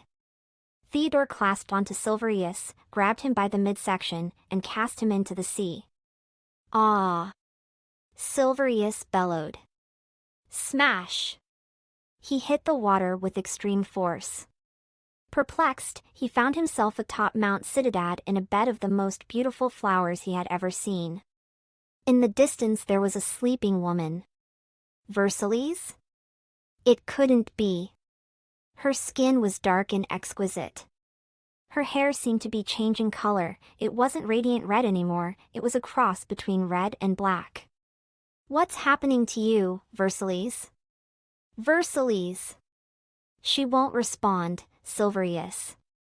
She is sleeping until all things are fulfilled. Why have you brought me here, Theodore? To torture me? You swore an oath to keep her safe. Bring her to the glass castle and set her in a sepulchre that I have prepared for her until the time comes for her to be reborn. Reborn? What are you talking about? The lawful queen must reign. You shall be her servant all the days of your life. She will not awaken. Do as I say, and take her to the glass castle. And there she would sleep. Chapter 8. Versillies was asleep in the glass castle. Zural and Lviv were playfully sparring. Train and the great prophet Al-Salzar were holding hands and peering into each other's eyes. Talk was busy freeing the Vamishes from their caged stables. Elmonia was joyfully running around with her sisters. It was the way things ought to be, for everyone except Silverious. He loved Versillies. He loved her so much that he could barely stand it. It was eating away at his heart, ripping it to shreds. And for him, there was work to be done. Versillies, I won't let you die. Whatever black arts are keeping you asleep, I swear I'll bind them in chains and scourge them to death. Silverious. My Versillies? You have been so bold, Silverious, but you must travel to the realm of the never-born. Submerge yourself in the lake of bathtubs and save the unborn child's soul. Versillies. I apologize, but I don't understand your language. Go! Go to the kingdom of the never-born. I charge thee, my love, Silverious. Silverious decided to obey. He hopped through the air to his abode on the grassy knoll overlooking the sea. When he arrived, he summoned his favorite map and noticed the quiet absence of Theodore. Where had that old bloke gone?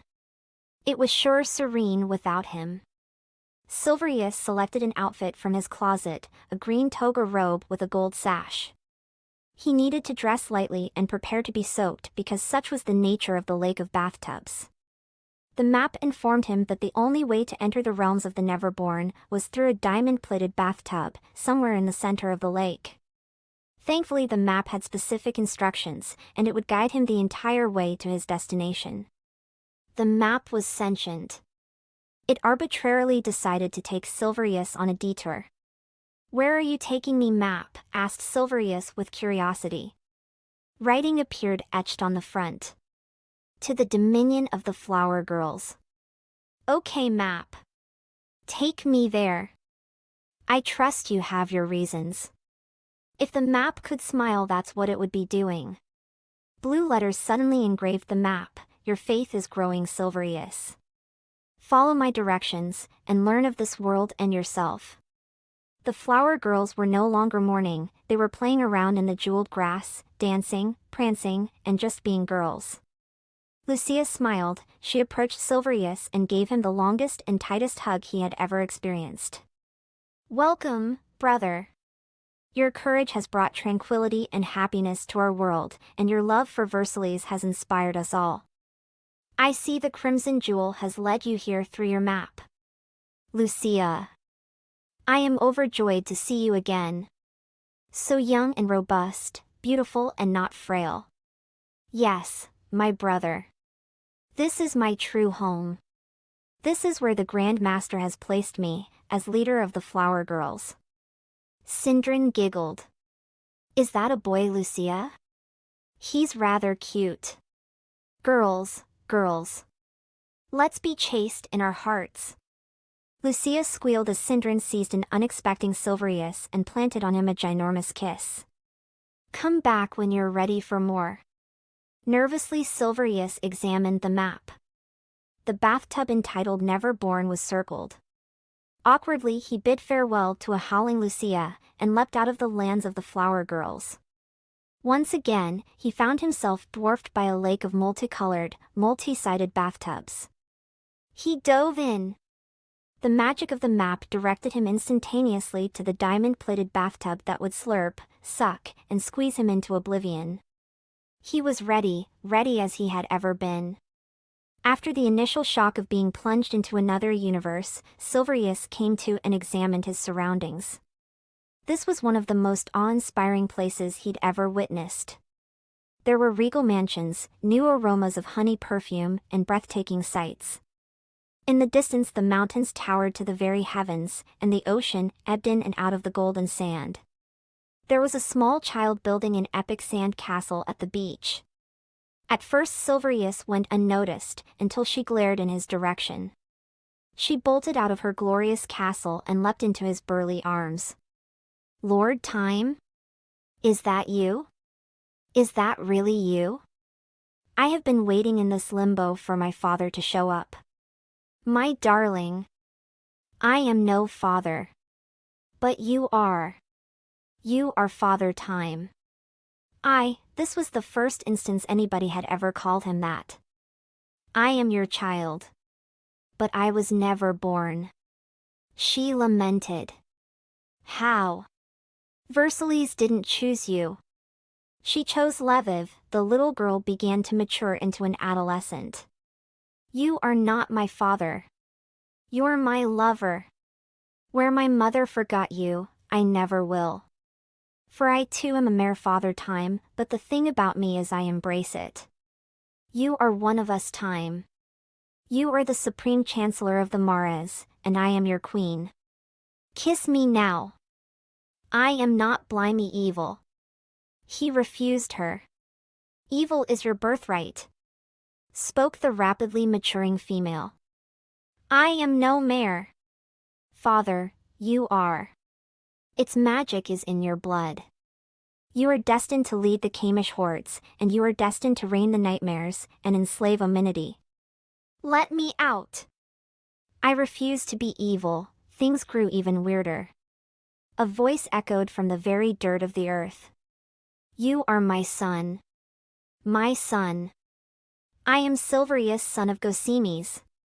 You are not. You are my son, my son. Who the hell are you? Silverious demanded. I am your lover. I am your sister, I am your bride.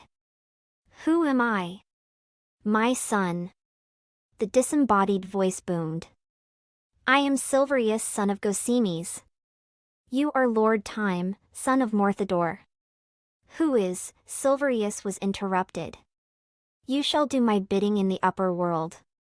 Then he saw him, a handsome man, as elegant as the zebrin, before him. He was a creature of light. I am Morthador, king of the outer realms. Together, my son, we can rule the galaxies. The Grand Master is the ruler of the galaxies. With me, you'll have a greater life, the universe will be at our disposal. With us, you shall arrive. The gorgeous woman flung herself at Silverious. Silverious had never been more tempted. For a moment he lost his head and reached for the voluptuous woman claiming to be his sister. Yes, my son. She is desirable, is she not? You want her badly. She is yours. Take her. Take her to the upper world, unto your chambers. Despite the immense temptation, Silverious remembered Versillies. If you want me, Morthador, you're going to have to do a lot better than that. I love Versillies. What? How can you love a woman who quickly forsook you and jumped into bed with another man? I forgive her. She didn't know what she was doing. My son. You act like a bastard. You are no father of mine. Voice. Morthador. If you shall not join me willingly, I shall force your hand. Everything you know and hold dear shall be destroyed. Your friend shall die by my sword, and your pathetic Versillies shall be slain in front of your eyes.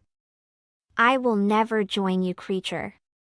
For as long as I live, I shall battle and scrape to rid myself of being your child. You choose good? What a fool you are, Lord Time. But herein lies your problem. I am not allowing you out of this realm. You and this broad here can copulate, make ravenous love, and bear me a child who shall choose evil. Creature, I shall never. You can't resist forever. I can.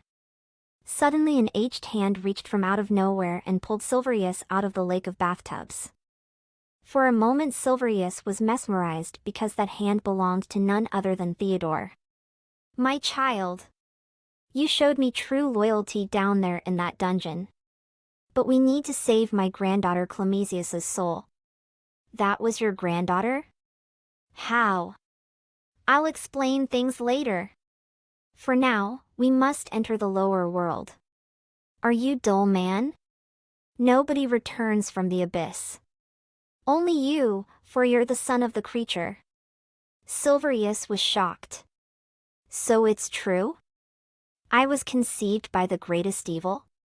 Yes, but the difference, my son, is choice. Shall you accompany me to the lower world? Theodore, I shall. My granddaughter's soul must be preserved. Follow me to the most dreadful bathtub of all. Be courageous, man, they were gorged into the most hideous of all the bathtubs. I can't see a thing. Open your eyes, Silverious. The Camish hordes. Yes, but it is the creature we want. Follow me. Stealthily, the two dreams made their way to the outskirts of the mountain. Silverious beheld an evil priest, but the priest's countenance was blurry. He was about to kill a child.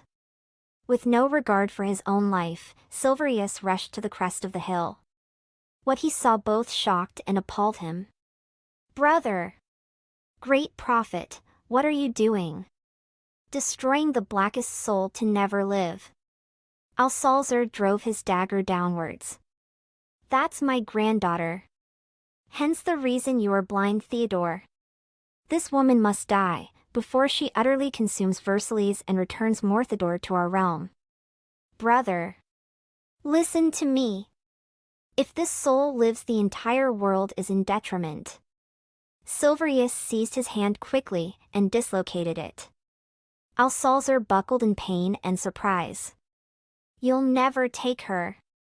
Silverious screamed, tackling Alsalzer to the ground. I have seen the future. She cannot live. She simply cannot live. And neither can you, Silverious, son of the creature. Ocean, I beg you. Do him in. Alsalzer cussed and writhed his fist. Alsalzer, be rational. Silverious is ours, Talk spoke. No, he's ours, declared a strong female voice. It was Satina. Why do you have the habit of rescuing me from situations I could potentially die in? Satina grinned. Soon I'll explain everything. First I call on the great dragon eagle of my people to save your soul from this place of torment. Silverious was confused. Out of the heavens came a massive beast. It was a dragon eagle, and with its golden talons, it seized Silverious and carried him far away from the wickedness of the lower world. Unbeknownst to him, the crimson jewel had attached itself to Silverious's midsection. The dragon eagle had just saved the jewel. Zural! Zural! Silverious called. Silverious? Where are you? I believe I am a memory. A mere shadow of self. We must charge forth in war, Zural, for the Mares are stationed at the wall of ants. You do realize you've been gone for 40 years? What? Yes. Can't you tell by the rags I'm wearing that we are in dire times? Inform me.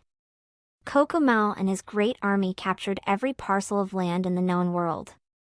Quasapella returned and has been brutally reigning with an iron scepter. Dreams have been forced into slavery. The Mares control the world now. All except for the glass castle, but no one can get near the city of ants. It seems there is a hedge of protection around it. Yes, we must recapture the ancient city of ants. Silverious, there is no army. We're all slaves. Every day we suffer in agony as our masters beat us, and feast upon our sorrows. Will none stand up to them? Anyone who has tried has been brutally assassinated.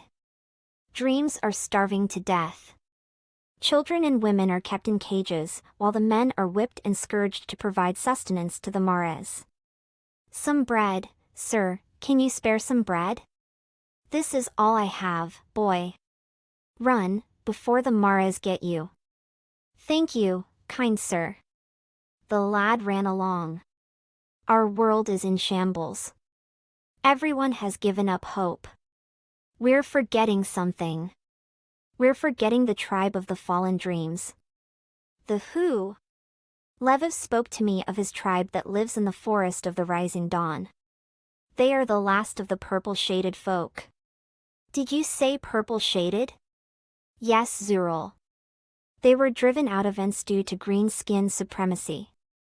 I thought my people were massacred. It's time to gather an army.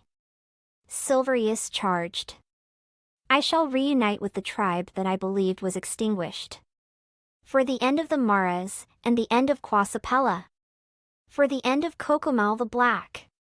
For the end of the creature. Little did they know the jewel was pulsating, foaming, and becoming a woman. Mother, how long have we been trapped in the jewel? Clemesius, the duration doesn't matter. You are a princess who shall one day be queen. This life is quite laborious. I'd rather be in the forest. Clemesius, you must learn some royal protocol. Yes, mother, but I'm out of here as soon as I get the chance. You haven't met him yet, the man I always talk about. But when you do, you are to be polite and cordial. You mustn't get up to any of your wild tricks. You must be ladylike and civilized. You are protected by his power. The first thing I'm going to do is give that tramp a piece of my mind. I do not need men who abandon me. He never abandoned you. He is a dream of impeccable character and daring. I will not be forced to wed some, what did you once call him? Keeper of Fantasies? Nobody is forcing you, you imp. Maybe I want more than just to be a princess. Maybe I want to travel and see Dramanico. Beyond our borders, Quasapella and the Mares reign. It is unwise to even think such a thing. Mares, is that all you fear, mother? We'll drive them away into the pits. It was dark in the forest. Silverious was sleeping next to the crimson jewel. Even though time was a memory, Theodore had aged 40 years. Theodore seized the jewel and stroked it. He knew within its walls his daughter and granddaughter were living. My daughter? There is someone here I'd like you to meet. His name is Theodore. You mean the Keeper of Fantasies? Yes, but even more, Clemesius, he is your grandfather. The two dreams peered through a crimson window. My children! How I love you! One day you shall be free, and the jewel shall be mature. I must introduce you to your savior. I'd like you to meet my successor, Lord Time. Are you the Keeper of Fantasies? I was, but now I'm mainly an apparition. Meet my amazing friend Zural. Zural! Is that you? I missed you so. And I you, Versillies. Where are we? We're in the middle of the forest of the rising dawn, looking for a royal people. We have to get you back to the castle right away. Silverious insisted. I won't go back. You saved my life and I am eternally grateful. You will go back. Thousands did not die in vain to see the jewel end up in Quasapella's filthy hands. They ushered her back to the glass castle of Ents. Silverious, I see what my mother means. I love you. She caressed her black hair, and her tan skin was brown and gorgeous. Her breasts were slightly larger than her mother's, and she possessed the jewel on her forehead. When this is all over, I'll return for you, Silverious promised. She loved him all the more. The duo returned to the forest of the rising dawn. I hear some rustling in the woods, Silverious. Could it be the fallen dreams? My people, reveal yourselves. I'm Silverious, Keeper of Fantasies, and I welcome you. Grippo strolled out of the forest and into the clearing. Do you promise that you won't kill me? Kill you? I intend to make you kings. More dreams gradually poured into the vicinity. He's the Keeper of Fantasies and he's here to return us to our rightful place as the royal people. The news spread fast until it reached the chief's ears. The chief stepped forward. Where is my son? He died a hero's death in the lower world. The chief began to grieve, and all of the fallen dreams grieved as well, especially Grippo, who had been Leviv's best friend. We must band together and take a stand for what he stood for. We must drive the Mares from our lands, and all of our enemies will cower. Who is with me? I am with you, Keeper, responded Grippo. Slowly the fallen dreams stepped forward until the entire village, including the women and little children, were with him. We've got a few bloody arses to kill, and a world to save. But together we are strong. The dreams responded with thunderous applause. Theodore lay on his deathbed in the glass castle of ants. His eyes were sagging, his skin was drooping, and his entire body was as thin as a skeleton. He did not have much longer to live. Clemesius came before him. "Grandfather, I want you to know I love you." The old man cried, "I just want to see your grandmother again. She's alive on the Isle of Dreams." "Grandfather, I believe you are going to the Isle. You are special, child.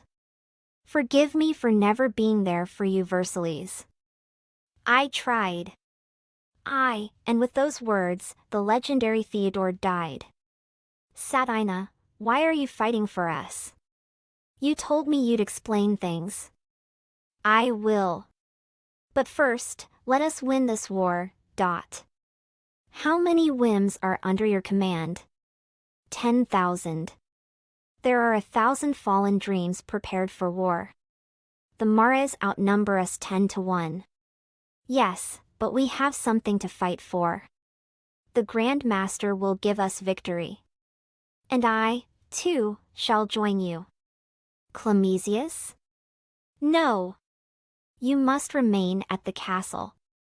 Theodore is dead, it is my duty to demolish the Mares." "Clemesius."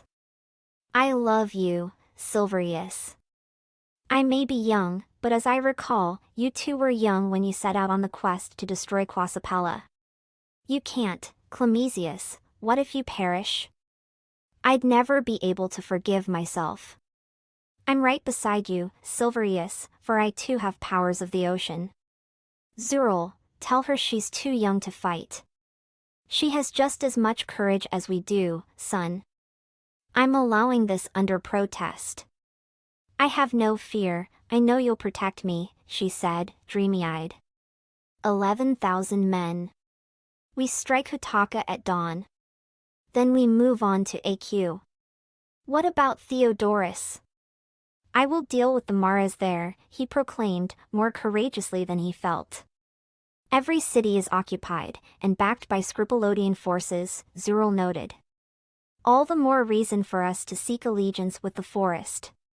If we drive them here, we, the fallen dreams, can ambush them," Grippo declared. "That's a plan. Or we'll just massacre them with our blades. Or we'll just love." Everyone paused. The young girl had a point, love was the ultimate weapon. "I'm with you, Silverious, wherever you may go. And our love can level gullies. Our love is unshakable. That's what I'm afraid of. If Quasipella gets her hands on you, all of Germanico is doomed. If I don't fight, then we are both doomed, because our hearts are one, Silverious. We are sewn together in this intricate pattern. We need each other to breathe."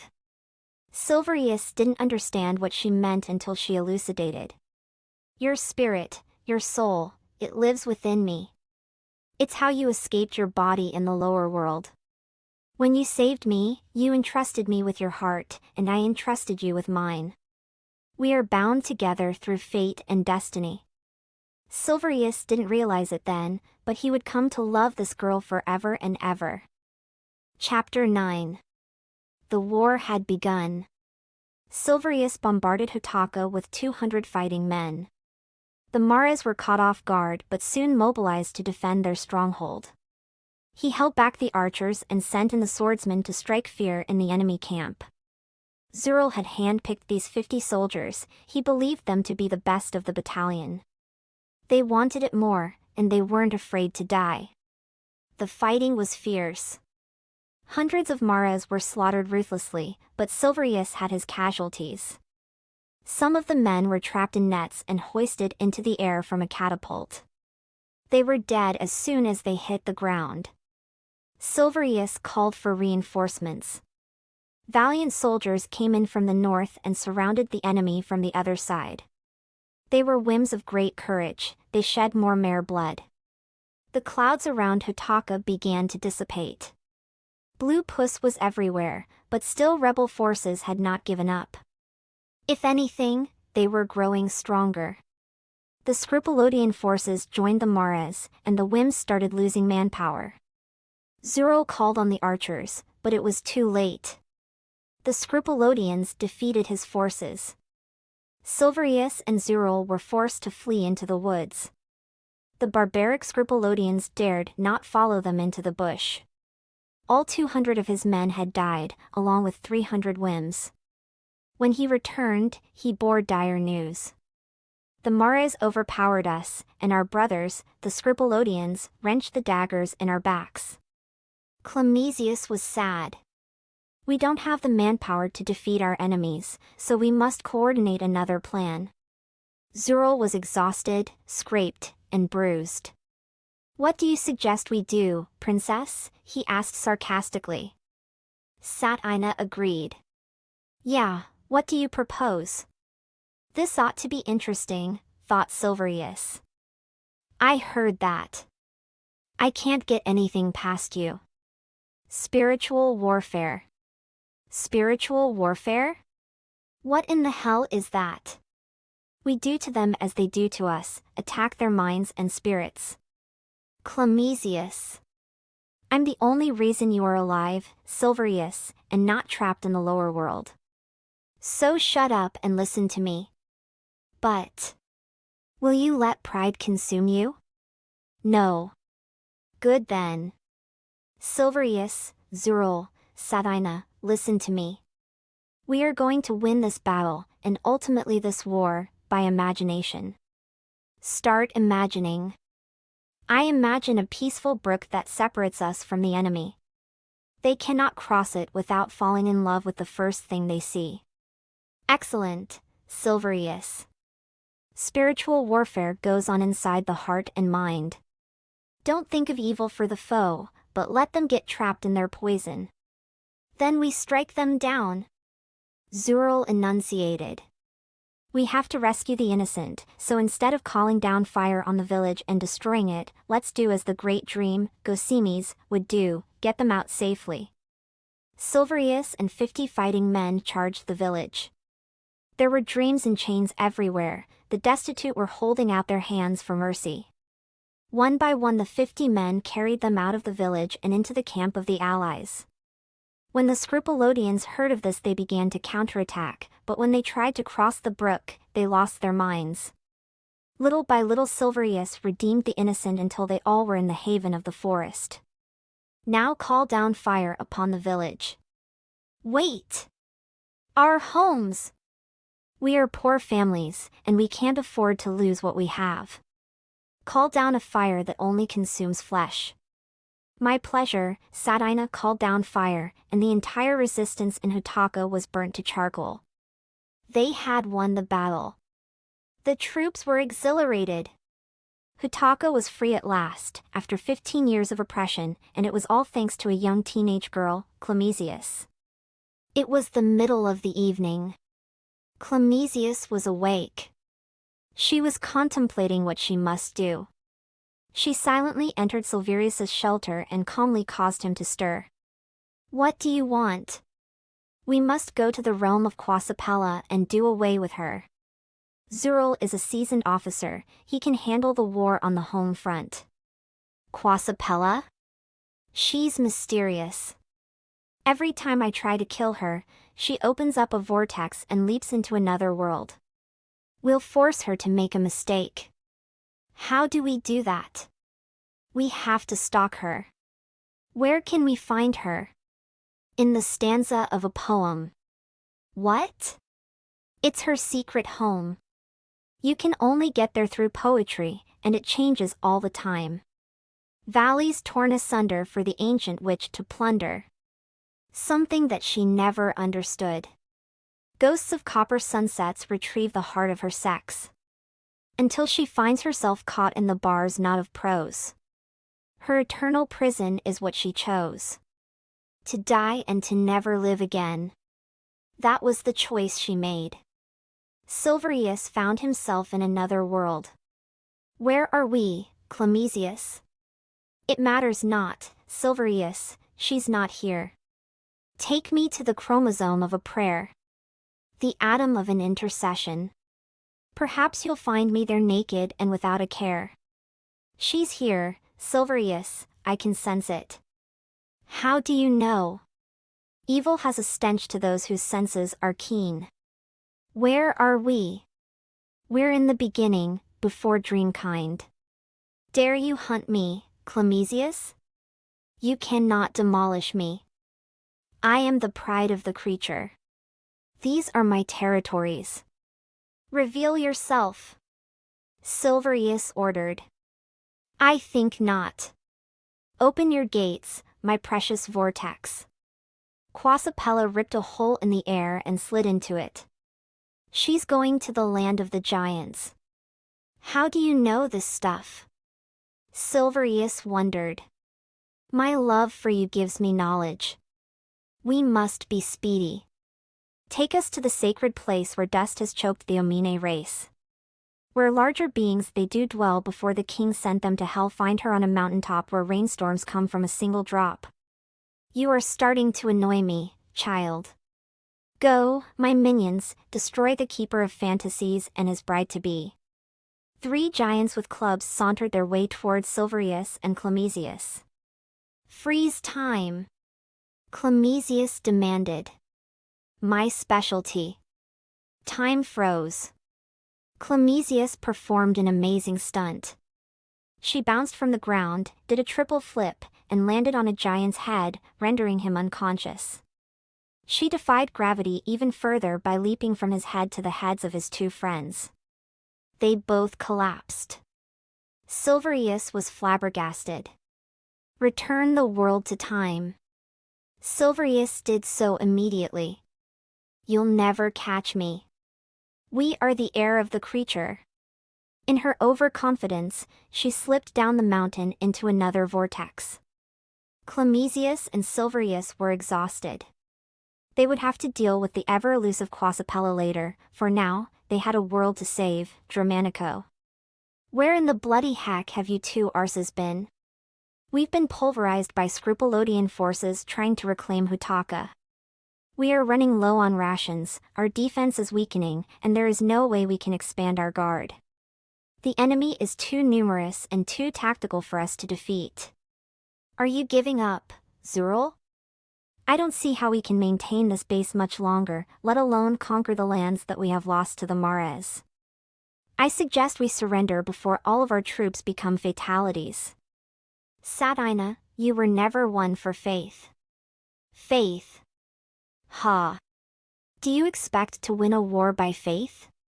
My soldiers are exhausted and hungry, and all you can offer them is pipe dreams. Silverious, we must take leave again. What, another fool's errand? No, Lord Time, we need to get your body back. I suppose things in the lower world are. They are frozen. You must return there to reclaim your ominity. You must defeat the creature, and take your rightful place as king of the nightmares. I will never rule the nightmares. Don't you see? You have the opportunity to end this war.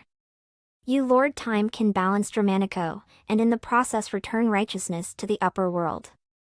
You must slaughter the creature and return the jewel to a Magi, where the Grand Master shall mature it. The nightmares are evil. Don't you get it? I want nothing to do with wickedness. I vow to destroy every last one of them. Suddenly his soul was swallowed into the lower world. Son. We meet again. I shall do away with you once and for all Marthador. With what army? With what blade? Why do you resist your kingdom? Why do you hate your inheritance? I have given you the kingdom. I shall never rule hell. Silverious protracted the double-edged scythe. We fight now, I see. You shall never defeat me. I shall not permit it. The creature assumed the form of a demonic angel. He bore 7 swords in his 7 arms. Skillfully he plied them simultaneously. Dare you threaten me with the Keeper's blade? I shall have no mercy. You have refused the crown, so now you are doomed. I shall permanently decimate you. Bravely Silverious fought on. Blade clashing blade, steel clanging against steel. Each entity fighting for survival, and each entity fighting for pride. It was a stalemate. Not one could defeat the other, for they were the same. How? Silverious was the creature, and the creature was Silverious. They were the same soul that had been split, and they had chosen 2 separate paths. Silverious continued to fight his evil self, for it could not overcome him. They were fusing together, they were returning to one entity. Which part of himself would prevail? Silverious was the creature. And the creature needed to die. Silverious understood this. As long as the creature survived, the antithesis of goodness would wreak havoc on the world. So Silverious decided to sacrifice himself for the greater good. He plunged off the craggy cliff, into the dark pits. As he selflessly did so, the Grand Master sent his warriors to cleanse the upper world. The Sons of Peace. Then Zural spotted them, the Sons of Peace. It can't be. It is, answered Zural. Attack! Zural bellowed with a newfound enthusiasm. It was Silverious who led the charge. The Sons of Peace lit up the evening stars, they drew their blades of light and severed the remaining Mares and Scrupulodians who were bombarding Hutaka. The people rejoiced, once more they were free. The Sons of Peace vowed, if you shall ever need us again, Silverious, we shall be there to defend your cause. For you were there to defend ours, and goodness never forgets the good deeds you did from your heart. Silverious was euphoric. He and the village celebrated until the rising of the dawn. Silverious chuckled, Sons of Peace? Why, this was only possible in a dream. Epilogue. When Kokomau learned that Silverious had taken the village of Hutaka, it barely affected him. What was troubling him was Quasapella. He secretly wanted her dead, for he was bound to her service as long as she remained alive. He had hoped Silverious would have killed her by now so that he could take his rightful place as king of the glass castle. But Quasapella was resilient, in fact, she was summoning him at this inconvenient moment. Yes, my queen? How could you allow Silverious and the jewel to regain Hutaka? Thousands of Mares were stationed at the village of the Vamishes, and you dared to make yourself king of some useless colony, the people of Su? My forces were obliterated, while you did nothing. Do you hear me? Nothing. The Keeper is stronger than we expected. No, you imbecile, the jewel is the source of his abilities. How do you know?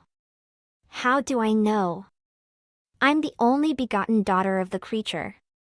Silverious's body is buried in the lower world, and yet somehow, he lives, and chases me around the dimensions. What do you expect me to do about it? Find the jewel and slaughter her. Yes, my queen. Quasapella returned to her kingdom. I hate that woman. Find the jewel and slaughter her. How in the ruddy lower world am I supposed to do that? Give me Silverious. Creature. Kokomau bowed with fear. I am Silverious. My master? Destroy me, and I shall break your curse. With honor, my lord. Kokomau was starting to regret ever wanting eternal youth. If this was the price, he'd rather be old. He was on the side of light once. He'd protected the lands from his people. He had never wanted to be a Mare, but it was in his blood, so there was little he could do about it. For many years he had pretended to be something he was not, a hero. It was all he ever wanted, was to be someone. When he met Gosimis and Zural, he trained them to be warriors, fighting men for goodness, loyalty, and character. But then he grew old, and senile, and power began to corrupt him. So what did he do? He killed Gosimis. It had haunted him for generations. He had personally executed one of the greatest dreams to ever live. He had never admitted it to anyone, maybe that's why he became a traitor. Kokomal was grieved, he was born a traitor. He had to choose between being a dream or a nightmare, he had to willfully betray one side of his reality. Now he lived to serve the darkness, and it crippled his mind. He still had a conscience. No matter how weak it had become, it was still there. How could he kill Silverious, the Keeper of Fantasies, when he could barely stand war anymore? He remembered the day vividly when he had slayed Gosimis, who didn't deserve to die. Gosimis didn't deserve anything but goodness and love. He recalled it in his mind. Gosimis, you have been a faithful and loyal soldier, and a beacon of love and courage. Thank you, Kokomal. What is the occasion of your visit? I need you to fight for Theodorus one more time, to defend our lands from the illustrious threat of the Mares. I wield my blade, Kokomal, for the last time. Yes, indeed, it is for the last time. I shall see to that. Thank you, Kokomal. They were on the battlefield. Gosimis, with all his bravery, charged forward against the imminent threat. Kokomal seized his opportunity. I have a word for you, Gosimis. What is it, Kokomal? Death. He plunged his blade into Gosimis' stomach. Gosimis bled to death. It would haunt Kokomal until his dying day. Now they wanted him to eradicate Silverious? He couldn't do it, he just couldn't. He knew he was bound for the Kamish hordes. He knew that once he died he would be trapped in hell forever. It was justice, after all. But wait, maybe it didn't have to be that way. Maybe he could sever his ties with the darkness and come into the light. I've got to help Silverious, somehow. But how could he? He was duty-bound to slay Silverious, he had made a pact with death. But if death gets to me first, it was a risk, a gamble, but it could work. He could not fully make amends for all that he had done, but he could surely try. As for the jewel, he made a vow to himself right there and then, he would never let it anywhere near Quasipala's rotten grasp. Clamesius, I must return to the lower world. The creature is still alive, and as long as it lives, there can be no peace in Dramanico. But I love you, Silverious. I love you.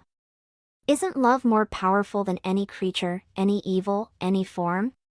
Clamesius, you are a child. A wonderful, magnificent child, I must admit. But I cannot let you die for me. Please, Silverious, you are breaking my heart. I shall return you to the glass castle, there you will be safe. Safe and in misery. I'd rather die than live without you. You are not using your mind, Clamesius, you are using your feelings.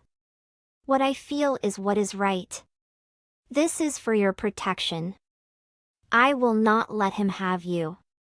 If it is for the good of Flamotia, he shall have me, and I will gladly die for you, Clamesius. I will give my last breath for you. Clamesius grew teary-eyed. I love you. Silverious, you are my brave Silverious. Clamesius. No, Silverious, it is I, Versillies, for I am alive in the heart of Clamesius.